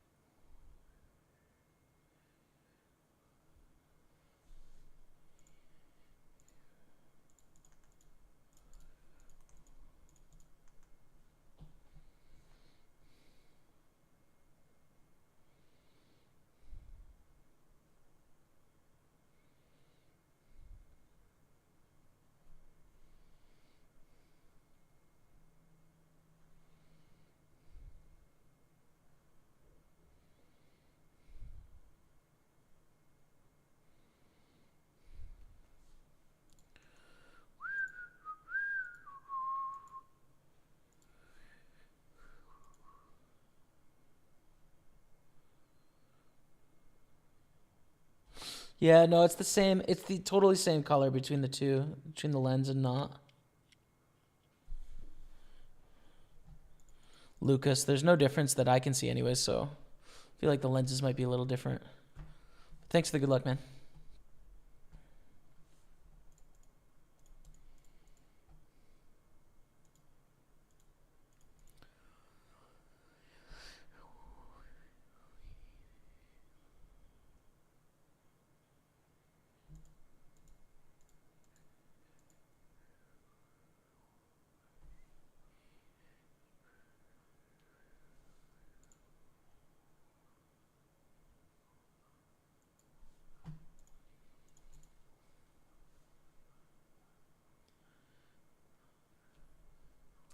It's about the only thing not taxed in the UK, and it is actually taxed. They just tax operators. For players play, they don't tax players directly, so operators pay for your play in the UK, which is a good system. I think it's the one that I think Canada should go for as well. Okay, quick break. You're watching Pokerstaples on Twitch, YouTube, and Facebook. When we come back, final table of the Super 320 and on the bubble of the Super 250. Stay with me. For what it's worth, but that knocks us down to 16.2 million. King 4, pretty near the bottom of our range, but I think limp fold here. Le Vieux Port. I don't know how to say what I'm wanting to say. Thank you. I like the old port. It's pretty cool. I'm excited to get down there more often as it gets warm. Taking a Bixie, you know. So we bet on the flop. They call. We're going to bet on the turn. Just a bet here with 2 pair, I think. But Montreal is my favorite city in Canada, and it's not close. It's an infectious place. So bet on the turn, get a call, 10 of clubs on the river. Not too bad of a card, right? Only things that complete are Queen Jack and King 10 here. King 10 is often going to raise pre-flop. Yeah, I think this is just a bet. King 10 might check back pre-flop, actually, to be fair. But we're talking blind versus blind. These are very wide ranges. We've got to feel good about our hand here. Okay, 13 million. Did we get a call? I don't know. Actually, don't know if we got a call. We did by King 6. Fair enough. Speaking of King 6, we're going to raise it up on the button. 4-bet is an option, but their 3-bet is too big. We don't have the right stack, so we'll just fold. Raise. We call with Jack 8 suited. Very pretty hand, Jack 8 suited. Can make a lot of strong stuff. Go to a flop of King Jack 7. Very good flop. Likely the best hand. Pretty simple against a flop bet. This hand can get tough on the turn or river. Usually, though, it's just a call, turn, fold, river if it goes bet, bet, jam, right? The problem here being it's a pretty good bluff catcher, Jack 8 of spades, because it doesn't block the high straight draws. It doesn't block the heart draw. So it's a pretty good hand to catch a bluff with. When it goes check, check on the turn, like, I think it's an obvious call with Jack 8. But what I'm talking about is if it goes bet, turn, bet, river, then I think it's, a tough one. They go 4.4 on the end. I don't really buy it. Like, I don't really know what makes sense taking this line. 6-4 is going to continue betting on the turn, surely. It's an obvious continue bet on the turn. It could make 2 pairs. I mean, Jack 3 pre-flop, probably isn't going to raise. If it does, it's not always going to bet on the flop. 7-3, not likely. Probably just going to fold pre-flop. Yeah, I don't know. It's just an obvious call. I don't even really know what this is. Yeah, I think we win here. Yeah. Gets the button open. The question is, do we want to call a raise or do we want to or do we want to 3-bet? And I think both are good. Get 3-bet to 4.5 million. This is kind of uncomfortable, but like ace 10 is a very strong hand. Blind versus blind. We're going to call. Take it to the streets, which is dry.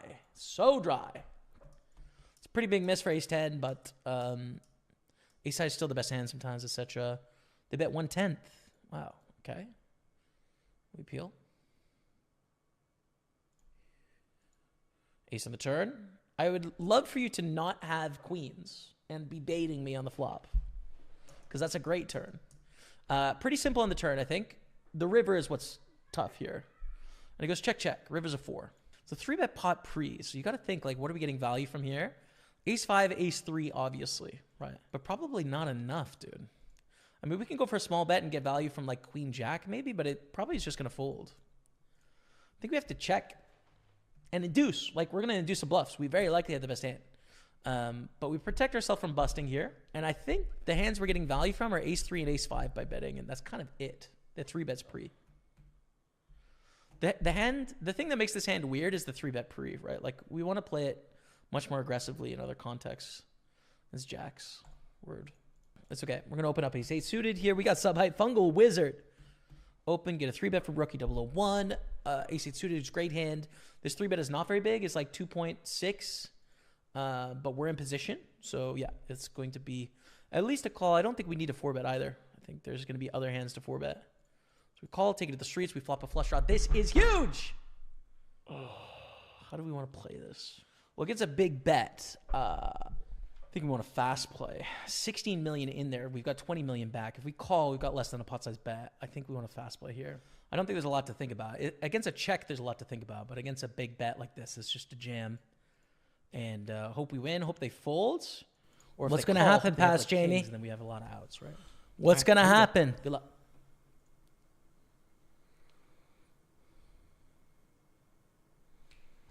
Pain.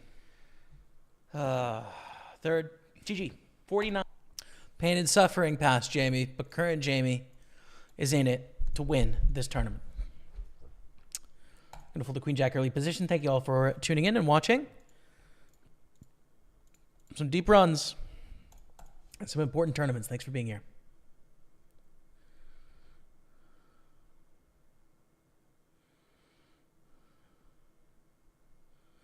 Taxes in Holland are different than what you said. My only reference point is talking to Lex Veldhuis in the past about it. But I also remember taxes changing and there being some article about it maybe like 4 years ago or so. So bring me up to speed if you can be bothered.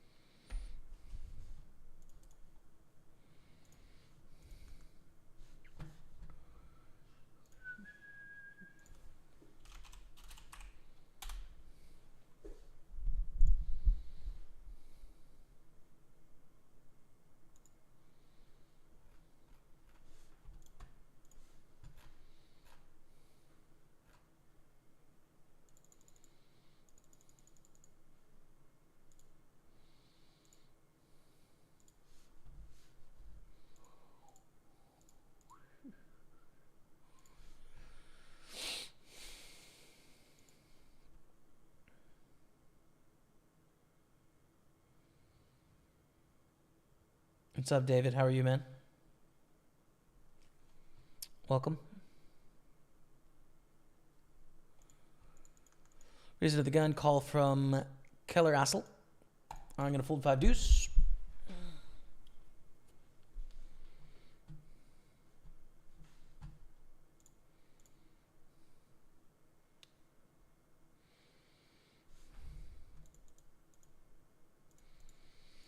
Let's go, Dottie. Come on, Kennedy. Let's go. Let's go, Dottie.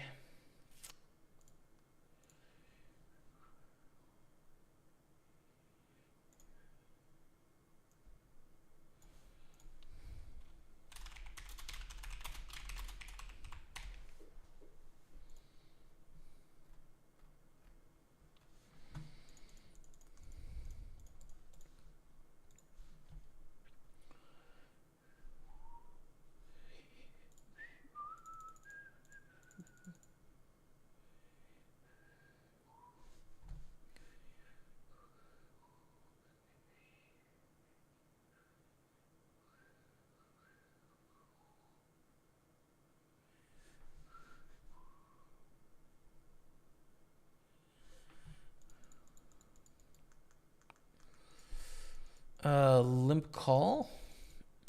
Seems like the right option pre here. It's a pretty good hand. If they jam, we fold, obviously, but if they raise less than all in, that's fine. Flop is Jack 7 deuce.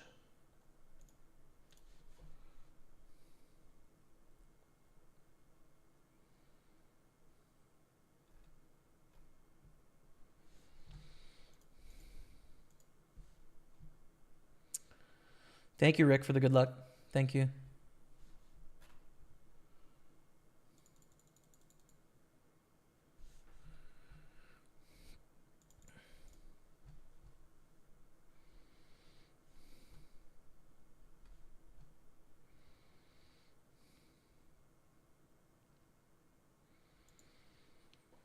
Probably call in the river. It depends on sizing a little bit, but...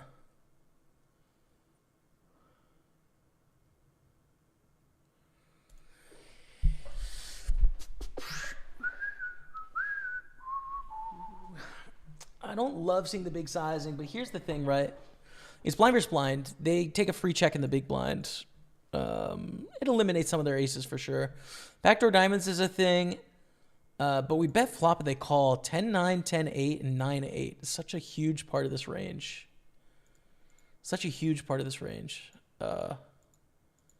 Especially when they check back pre. They don't have pure ace-x, right? Like a lot of ace-x is just going to raise. Not all of it, but like over half of it. So I think we have to call here. Yeah, word. Let's go. Let's go.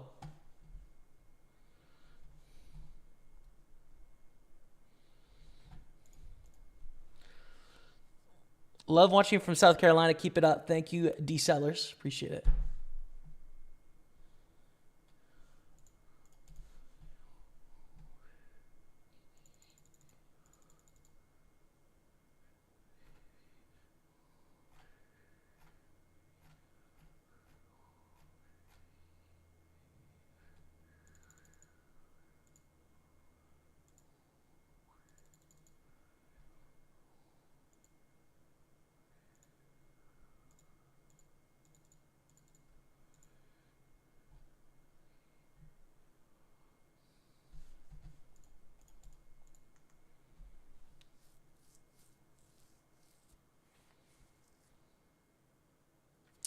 Wish there was online poker in Ohio.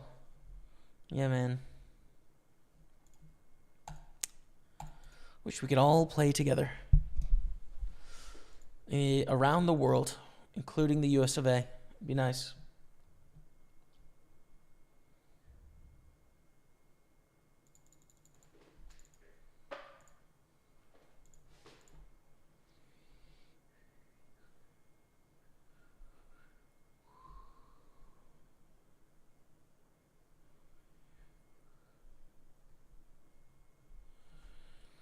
Kaizen, ask about how his son is back. Lucas Meyer. All right, Lucas. What do you got? 9-10 king queen here. That's trips. That's quads. Good for you. Good for you. Sullivan is on 240. We cover. All right. That's fine.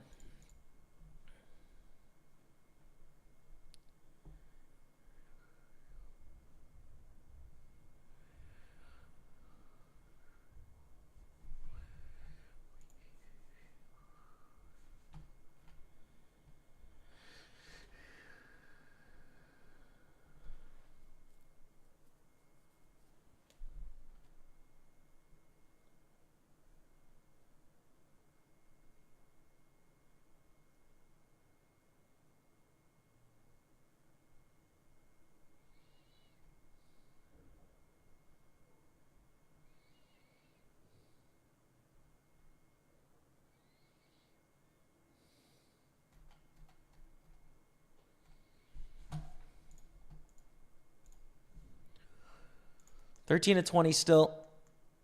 5 to 7. If you're running bad, do you take a break like I did or you keep at it? It just depends what other stuff I have going on. Early in my career, I'd usually move down and grind harder because I just wanted to get back to success. Now I'd more likely take a break, but I feel some responsibility to like party poker and to you guys to stream consistently. So I often stream through it. But you totally can. I think it's a reasonable way to approach things, you know. Just take a breather.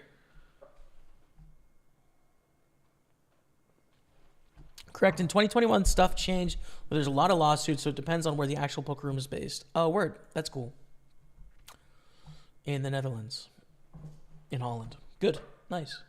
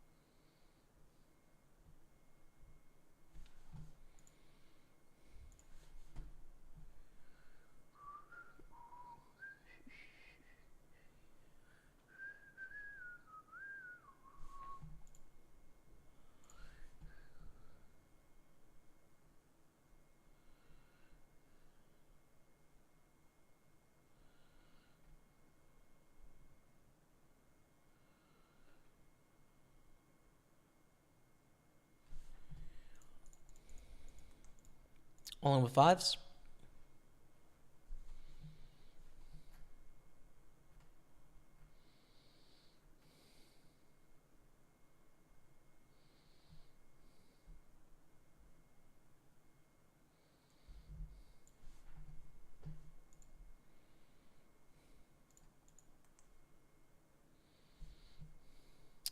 Within EU, no taxes. Outside EU, you pay 29.5%. Word, okay.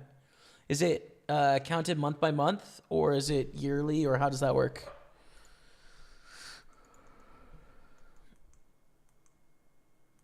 We are out of the 22. And we're going to check with King 9, which is a little too strong to want to raise bluff, right? I think it's just a check back moment.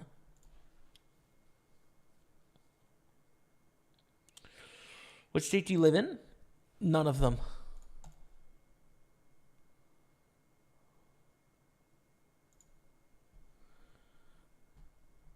Yeah, Bark 7676. Washington State's pretty bad. Pretty bad for poker. Pretty much one of the worst spots in the world for poker.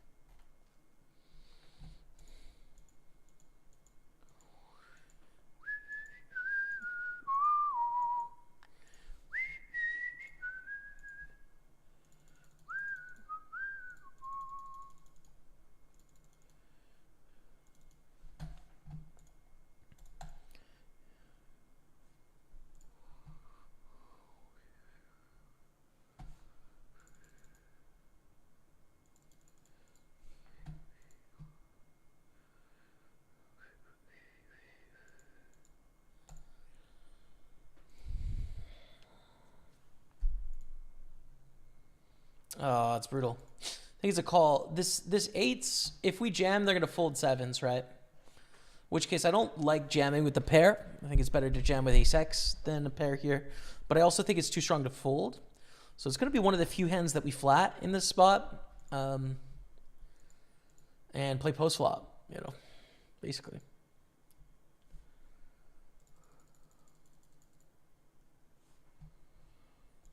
These spots are a little bit counterintuitive at final tables. On a non-final table, of course, we've just slam dunked it all in the middle by now. On a final table, the incentives change a little bit here, even in a knockout, I think.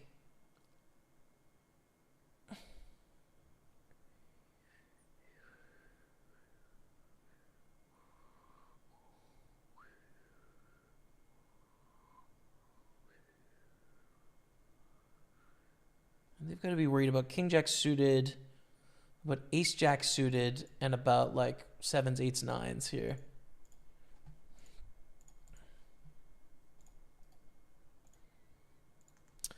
Check, check, and we win with the eights, which is really great news.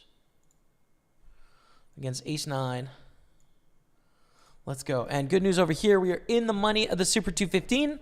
13 to 17. 219 cash plus our bounties, which is 150 in bounties, which is much better than here, which is 0 in bounties. And let's go. Keep it moving. What's the main argument for a country like the USA to not accept their citizens in a major player pool, Americans losing USD to other countries? Anti-money laundering laws, essentially. So, like, the inability of poker sites to have adequate oversight on where money is coming into the hands of Americans from an anti-terrorism point of view. It was sort of passed as a last-minute movement onto a bill called UIGEA. And it was under interpretation by poker sites as like, this doesn't apply to us. PartyPoker pulled out, but PokerStars and Full Tilt famously did not. And the DOJ went after those poker sites after maybe about 10 years of operating in the country and said, hey, you can't do this. And here we are. So, you know, most of the US that is against people playing online poker, it's not actually about the moral or ethical qualms of that, because that would be absurd. Yeah, we can raise here. It's about knowing where the money is coming from and how it's getting into the U.S. banking system, essentially, which is a more legitimate concern. But I think poker sites do a really good job of knowing their customer, knowing where the deposit is coming from, knowing who everyone is. Like, they are adequate at that. They have to do that all around the world. So I think it is nonetheless misguided, but here we are.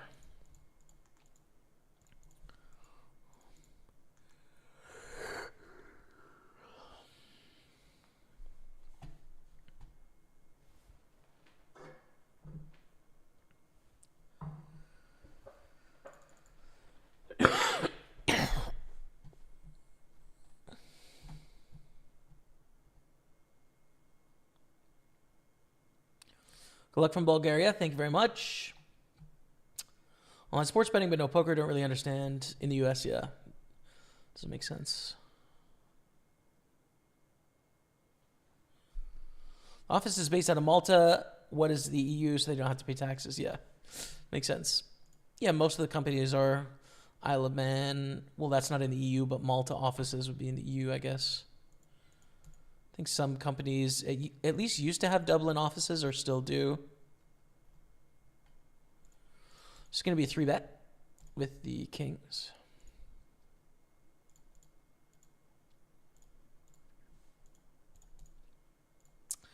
And hope for jam. I folded king into satellite. I feel nauseous. Hang in there, brother. Hang in there, Tazor. I'm not folding this one. I'll tell you that.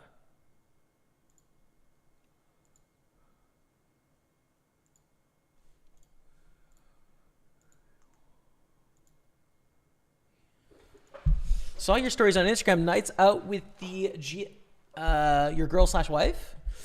Yeah, fiance. We went out Wednesday, I think. I think we went out Wednesday night. It was fun. I had French fries in 2 pubs, which was the first time in...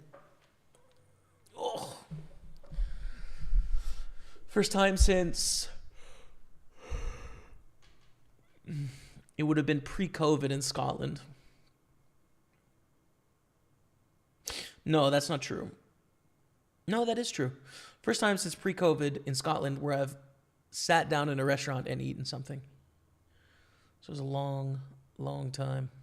I have ordered from places food since then, but actually eaten in a restaurant, it will have been 5 years or so. Very long time. So that was good. For the Jack 4.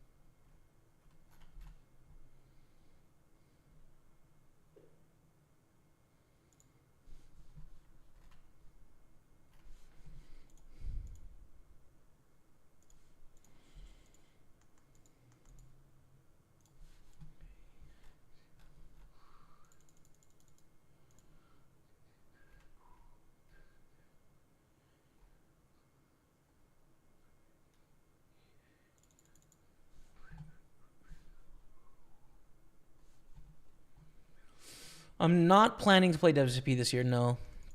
I am planning to jam 10 high into a $450 bounty, though. I'll tell you that. And we're just going to win. They're going to fold, or we're just going to hit a 10. But a 450 bounty is too much to pass up here. Take it down.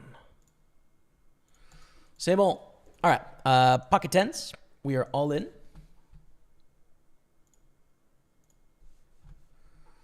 In the Super 215.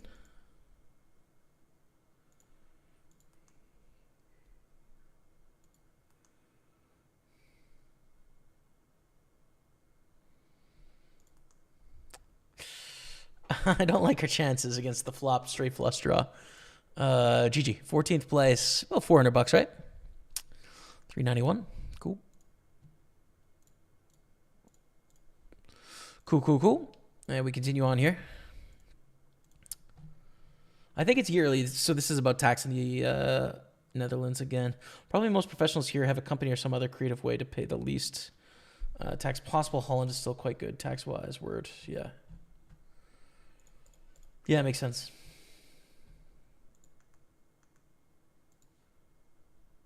Yeah, so I think, Johnny, I think a lot of the people in the U.S. were fighting against regulated online poker because they thought it cut into their business. I don't know if you refer to, I think it's Native Americans in the U.S. We refer to people as First Nations, Métis, and Inuit here, but in the U.S., I think it's Native Americans. The Native American tribes definitely rallied against it. Sheldon Adelson, who has since passed away, but owner of the Venetian Palazzo sort of company, rallied against it as well. There was a lot of businesses' interests against it, essentially as anti-competition, as like, this isn't fair to American business, i.e. like, this is going to cut into our money. We have a monopoly on gaming right now, and if you open it up, it'll bring in a bunch of competition. So certainly wasn't like completely a fair exclusion. But yeah, that is a part of the picture. It's worth saying. Good luck from Nova Scotia, eh? Thank you, Woodward. Harry Nerb. Thanks for tuning in on Facebook. Welcome. What's up, Chris Pielo? How's it going, man? I've never been married. I'm engaged to Rebecca still. We've been engaged for a long time, maybe 4 years, 4 or 5. It's been a while, but yeah, we are engaged. Haven't had the wedding yet. COVID kind of put a delay on things. Things have been difficult since, Chris Pielo, I would say. Yeah, it's been difficult. Thank you, Joe Elliott 89. Thank you.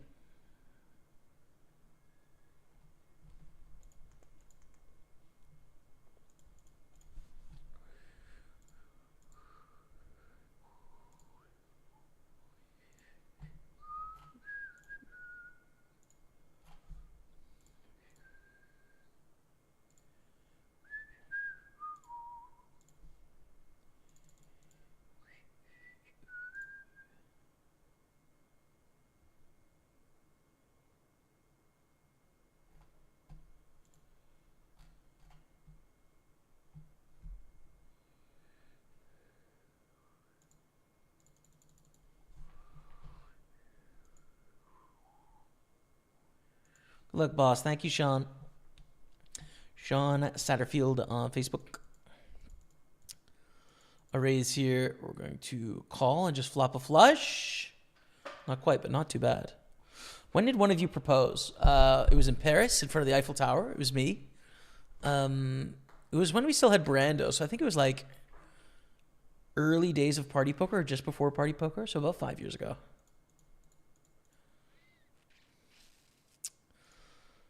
Hit it. We didn't hit it. We hit a pair, but they probably have a straight here. Sometimes a flush. Which do you think is more easier to win or make profits, cash, or tournaments? I think they're similar. I think people are more motivated by tournaments, which makes it psychologically a little bit easier. But then there's variance with tournaments that isn't the same in cash games. So choose your poison, basically. Like, you could be successful in both and make lots of money in both. Good luck from the Philippines. Thank you, Jalia Ga. Thank you very much. Welcome.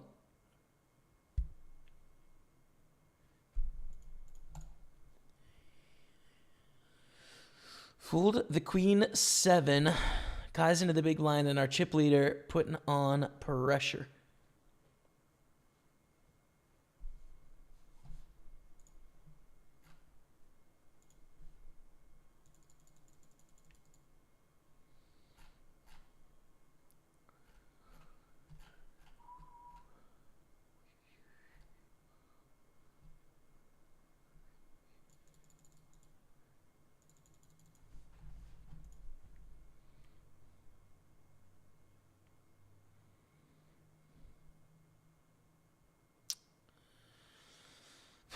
$11 blinds, but there's not enough upside here to call.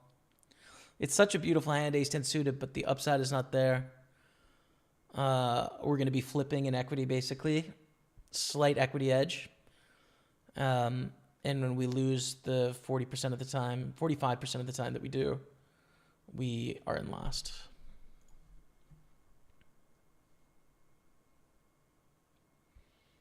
Tough. Sad vibes. It was such an exciting hand on the button to get frisky, you know, but...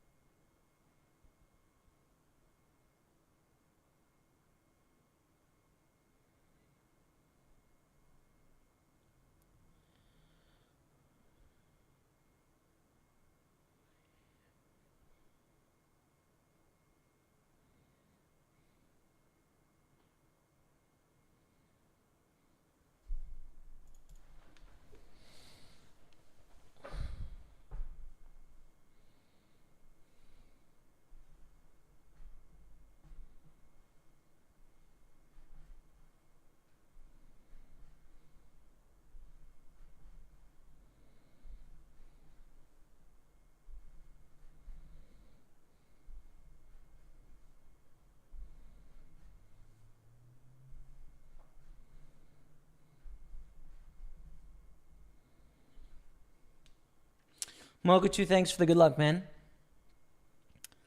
Congrats, today was daughter's dance comp. Oh, nice. Hope it went well. And thank you for the good luck. Queen's ace 9. We could lose a player here, which I think will... Oh, it's a big bounty, but like we can't try and get all the bounties ourselves, dude. We do want ladders as well. We're up to 513 in the prize pool. 6 left. Big bounty on our left that we are sweating. Oh, it's the time, baby. It's the absolute time here. Come on. Do it. Oh. Ludsey, he's got a 75 bounty, but if we need to take it, we'll take it.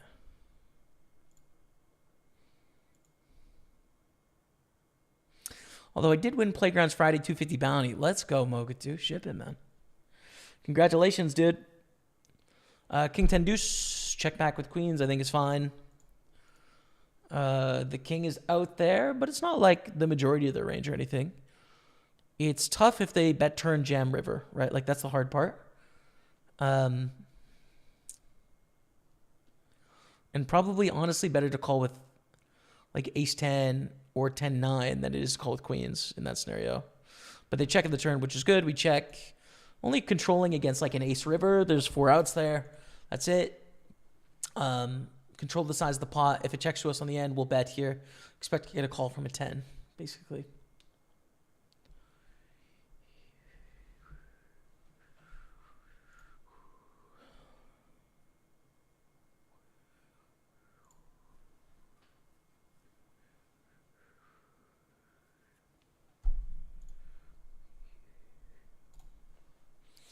Fold, Kaizen, fold. Fold. Dang it. Okay. Well, we are in second, which is pretty good. With no bounties, it's pretty good. No way. It folds around to the big blind. 450 bounty. I expect a lot of calls here.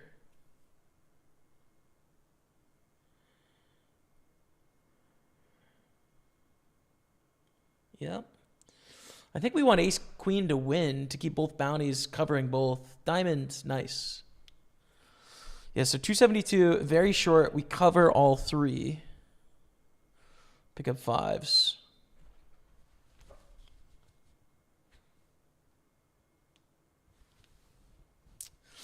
There's 1,500 in the prize pool to play for between 6th and 2nd. 1,500.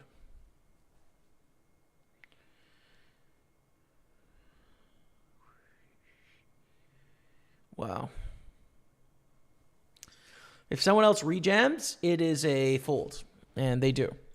It's obviously a fold now. But it was going to be a call closing the action. Pretty sick. Ace Jack, Queen 8.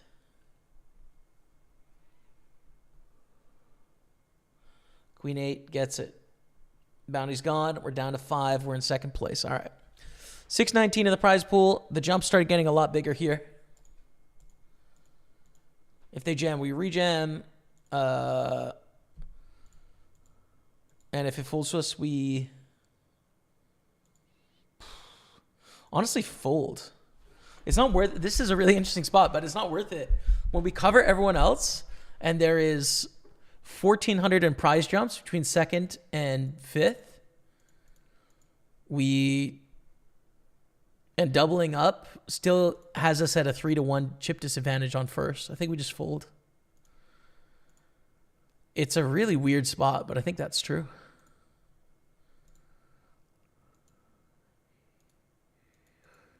And here as well. That's bizarre. That's a bizarre fold, I think. But I obviously think it was right because I just did it.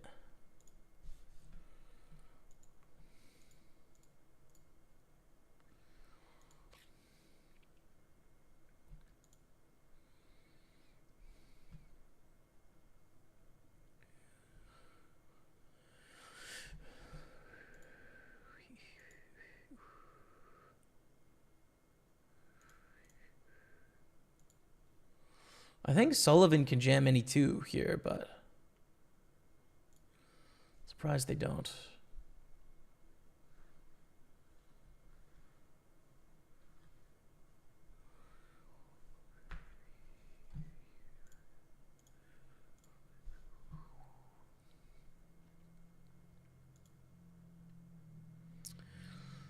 So I think we want the bounty to stay. Unfortunately, friend of the stream, we do want you to lose this pot so we can get both bounties ourselves.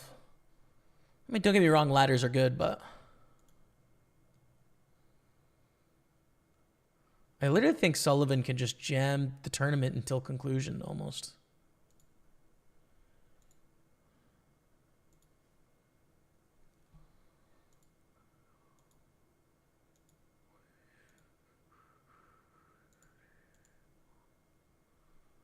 $75 bounty isn't worth anything here. We don't want to get mixed up and flop a flush draw and bust in 5th or 4th for 75. Jack 5, A6. A6 is going to get the double to 150. We're moving on.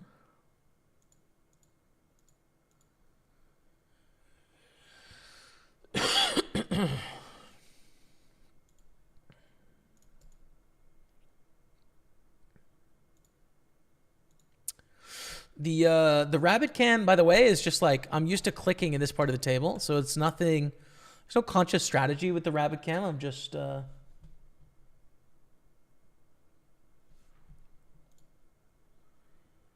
habit of clicking sort of in the middle of the table. I think we can raise folds, raise fold, raise call here. These are the best bluffs to have. The suited ace, ace 5 to ace 2 suited.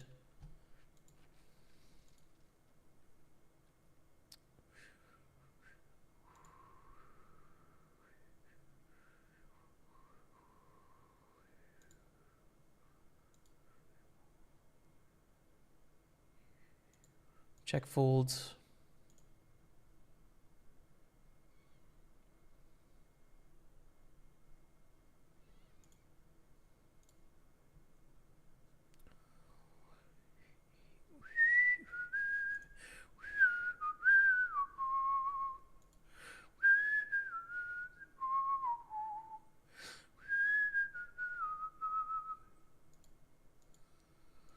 All right, so we have about double third, 3 times 5th.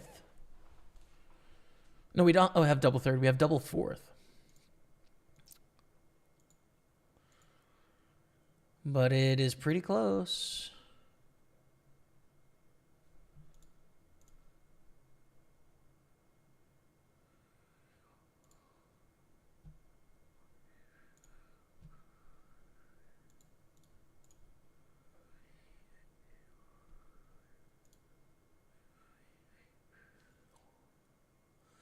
Goes 619, 784, 1,000, and then 1,900. It's a really big jump from third to second, interestingly. Sullivan 82. If Tactic Flaccid calls there, things change, right? If they double up, very different game. And if they bust, even tighter game for us. As of right now, though, things are looking good, right? Come on forward, dude. Sorry, Ludsy. We need a 5. We need a 5. Nope. So they're on 176, 151, 118, and 222. Very interesting. Very interesting here. Sullivan's in a great spot to just crush on bounties as well.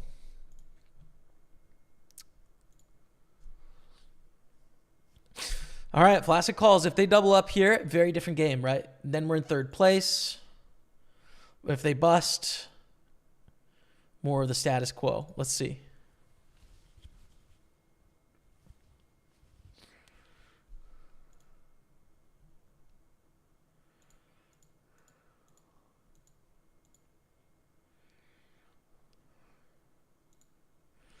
Come on, queen or 7. I think this is too wide of a call as well, for what it's worth. Damn. I mean, that would they were in third place there. Wow. All right.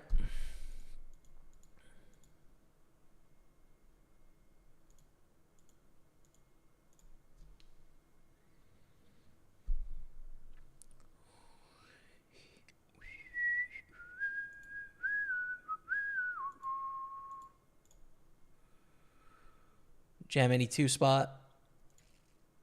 I guess this min raises jam any 2 here. Tactic has to fold queens.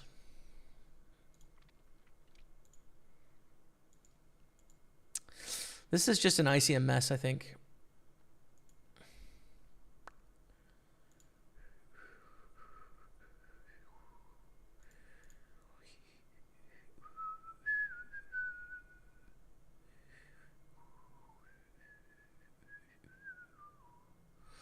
Ludsy's all in. If they get this through, though, this will put us in 4th place, which means we are obviously going to have to win some pots. Unfortunate how this has run out so far, and that Sullivan could have just open shoved every hand. And now we find ourselves in 4th, but that's all right. We still have 7 blinds. We're chilling.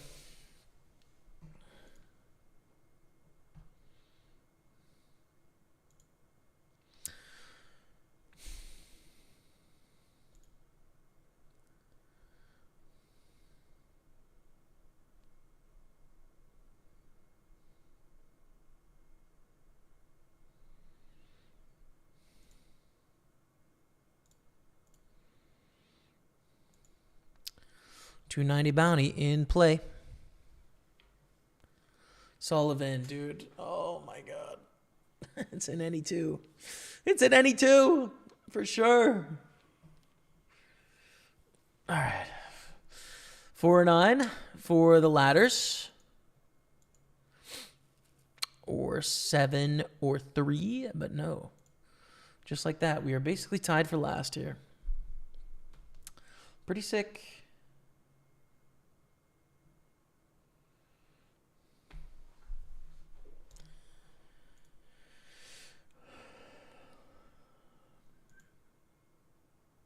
That's so sick, man. All right. Brutal. Walk. You just doubled, bro.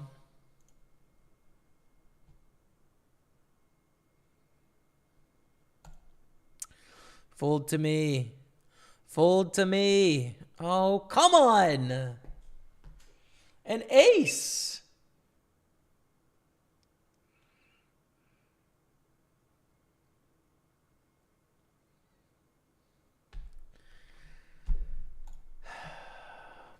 This is so sick.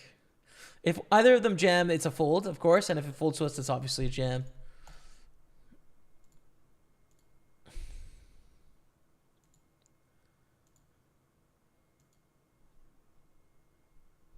Okay.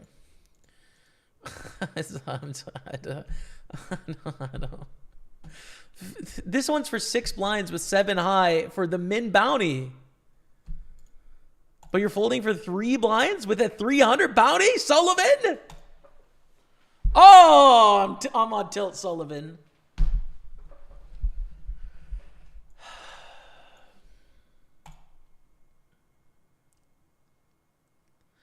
Hold. Come on.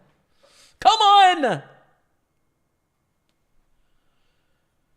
Come on. 12 blinds, never in doubt. Oh my goodness, Sullivan.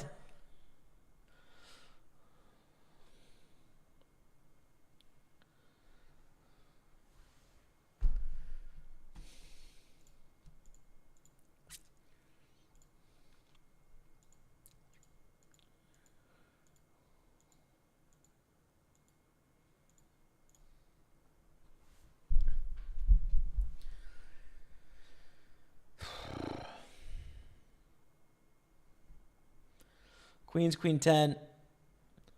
Bustin' the nut is going to double up here, which means tactic flaccid is very short. 43,000. 2 blinds. $206 bounty. Important hand here. Don't think worth it for us with Jack 4. You never know if Sullivan would let you see a flop, honestly, but like they shouldn't let us see any flops.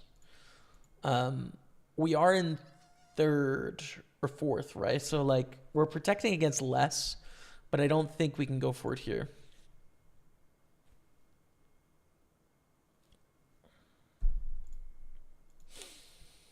Survival. It's a good meme. It is a good meme. 4 blinds for tactic. All right. 4 blinds for tactic. This is hilarious. Like we should have a winner in like the next 5 minutes, but you never know, right? Like it's taking a second. Oh man, they say pretty close. I don't think so though. I don't think it is. 3 blinds, 10 blinds, 10 blinds. 17, 16. And 75.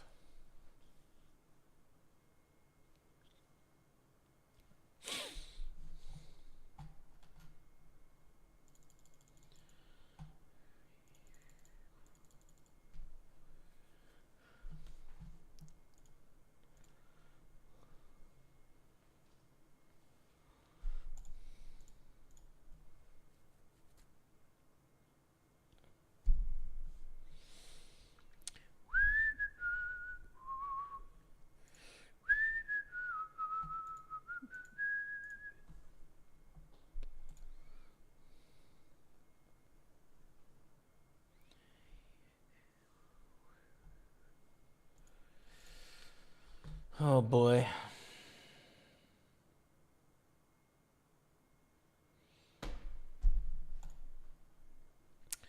And just like that, tactic is back tied with me, basically. We have 2 more blinds. They have 6, we have 8.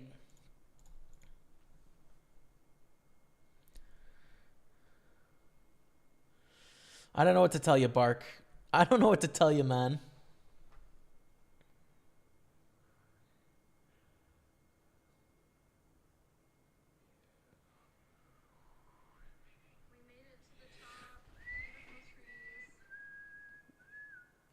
Ludsey with the double up to 500,000, putting us further away.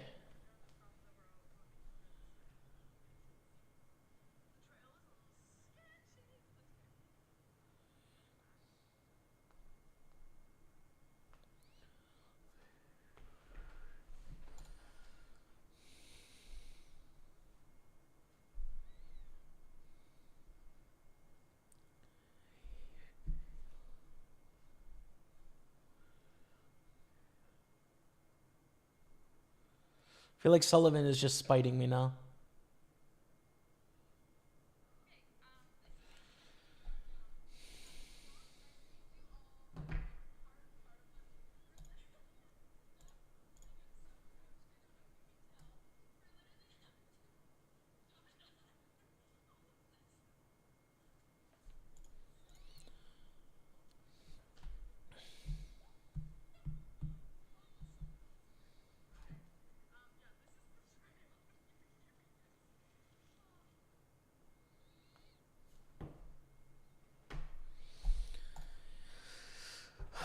7 or 4, man. Hold. Yes. Goodbye to tactic. We're down to 4. 784. Plus our bounties, which is 0. Plus our bounties, which are $0.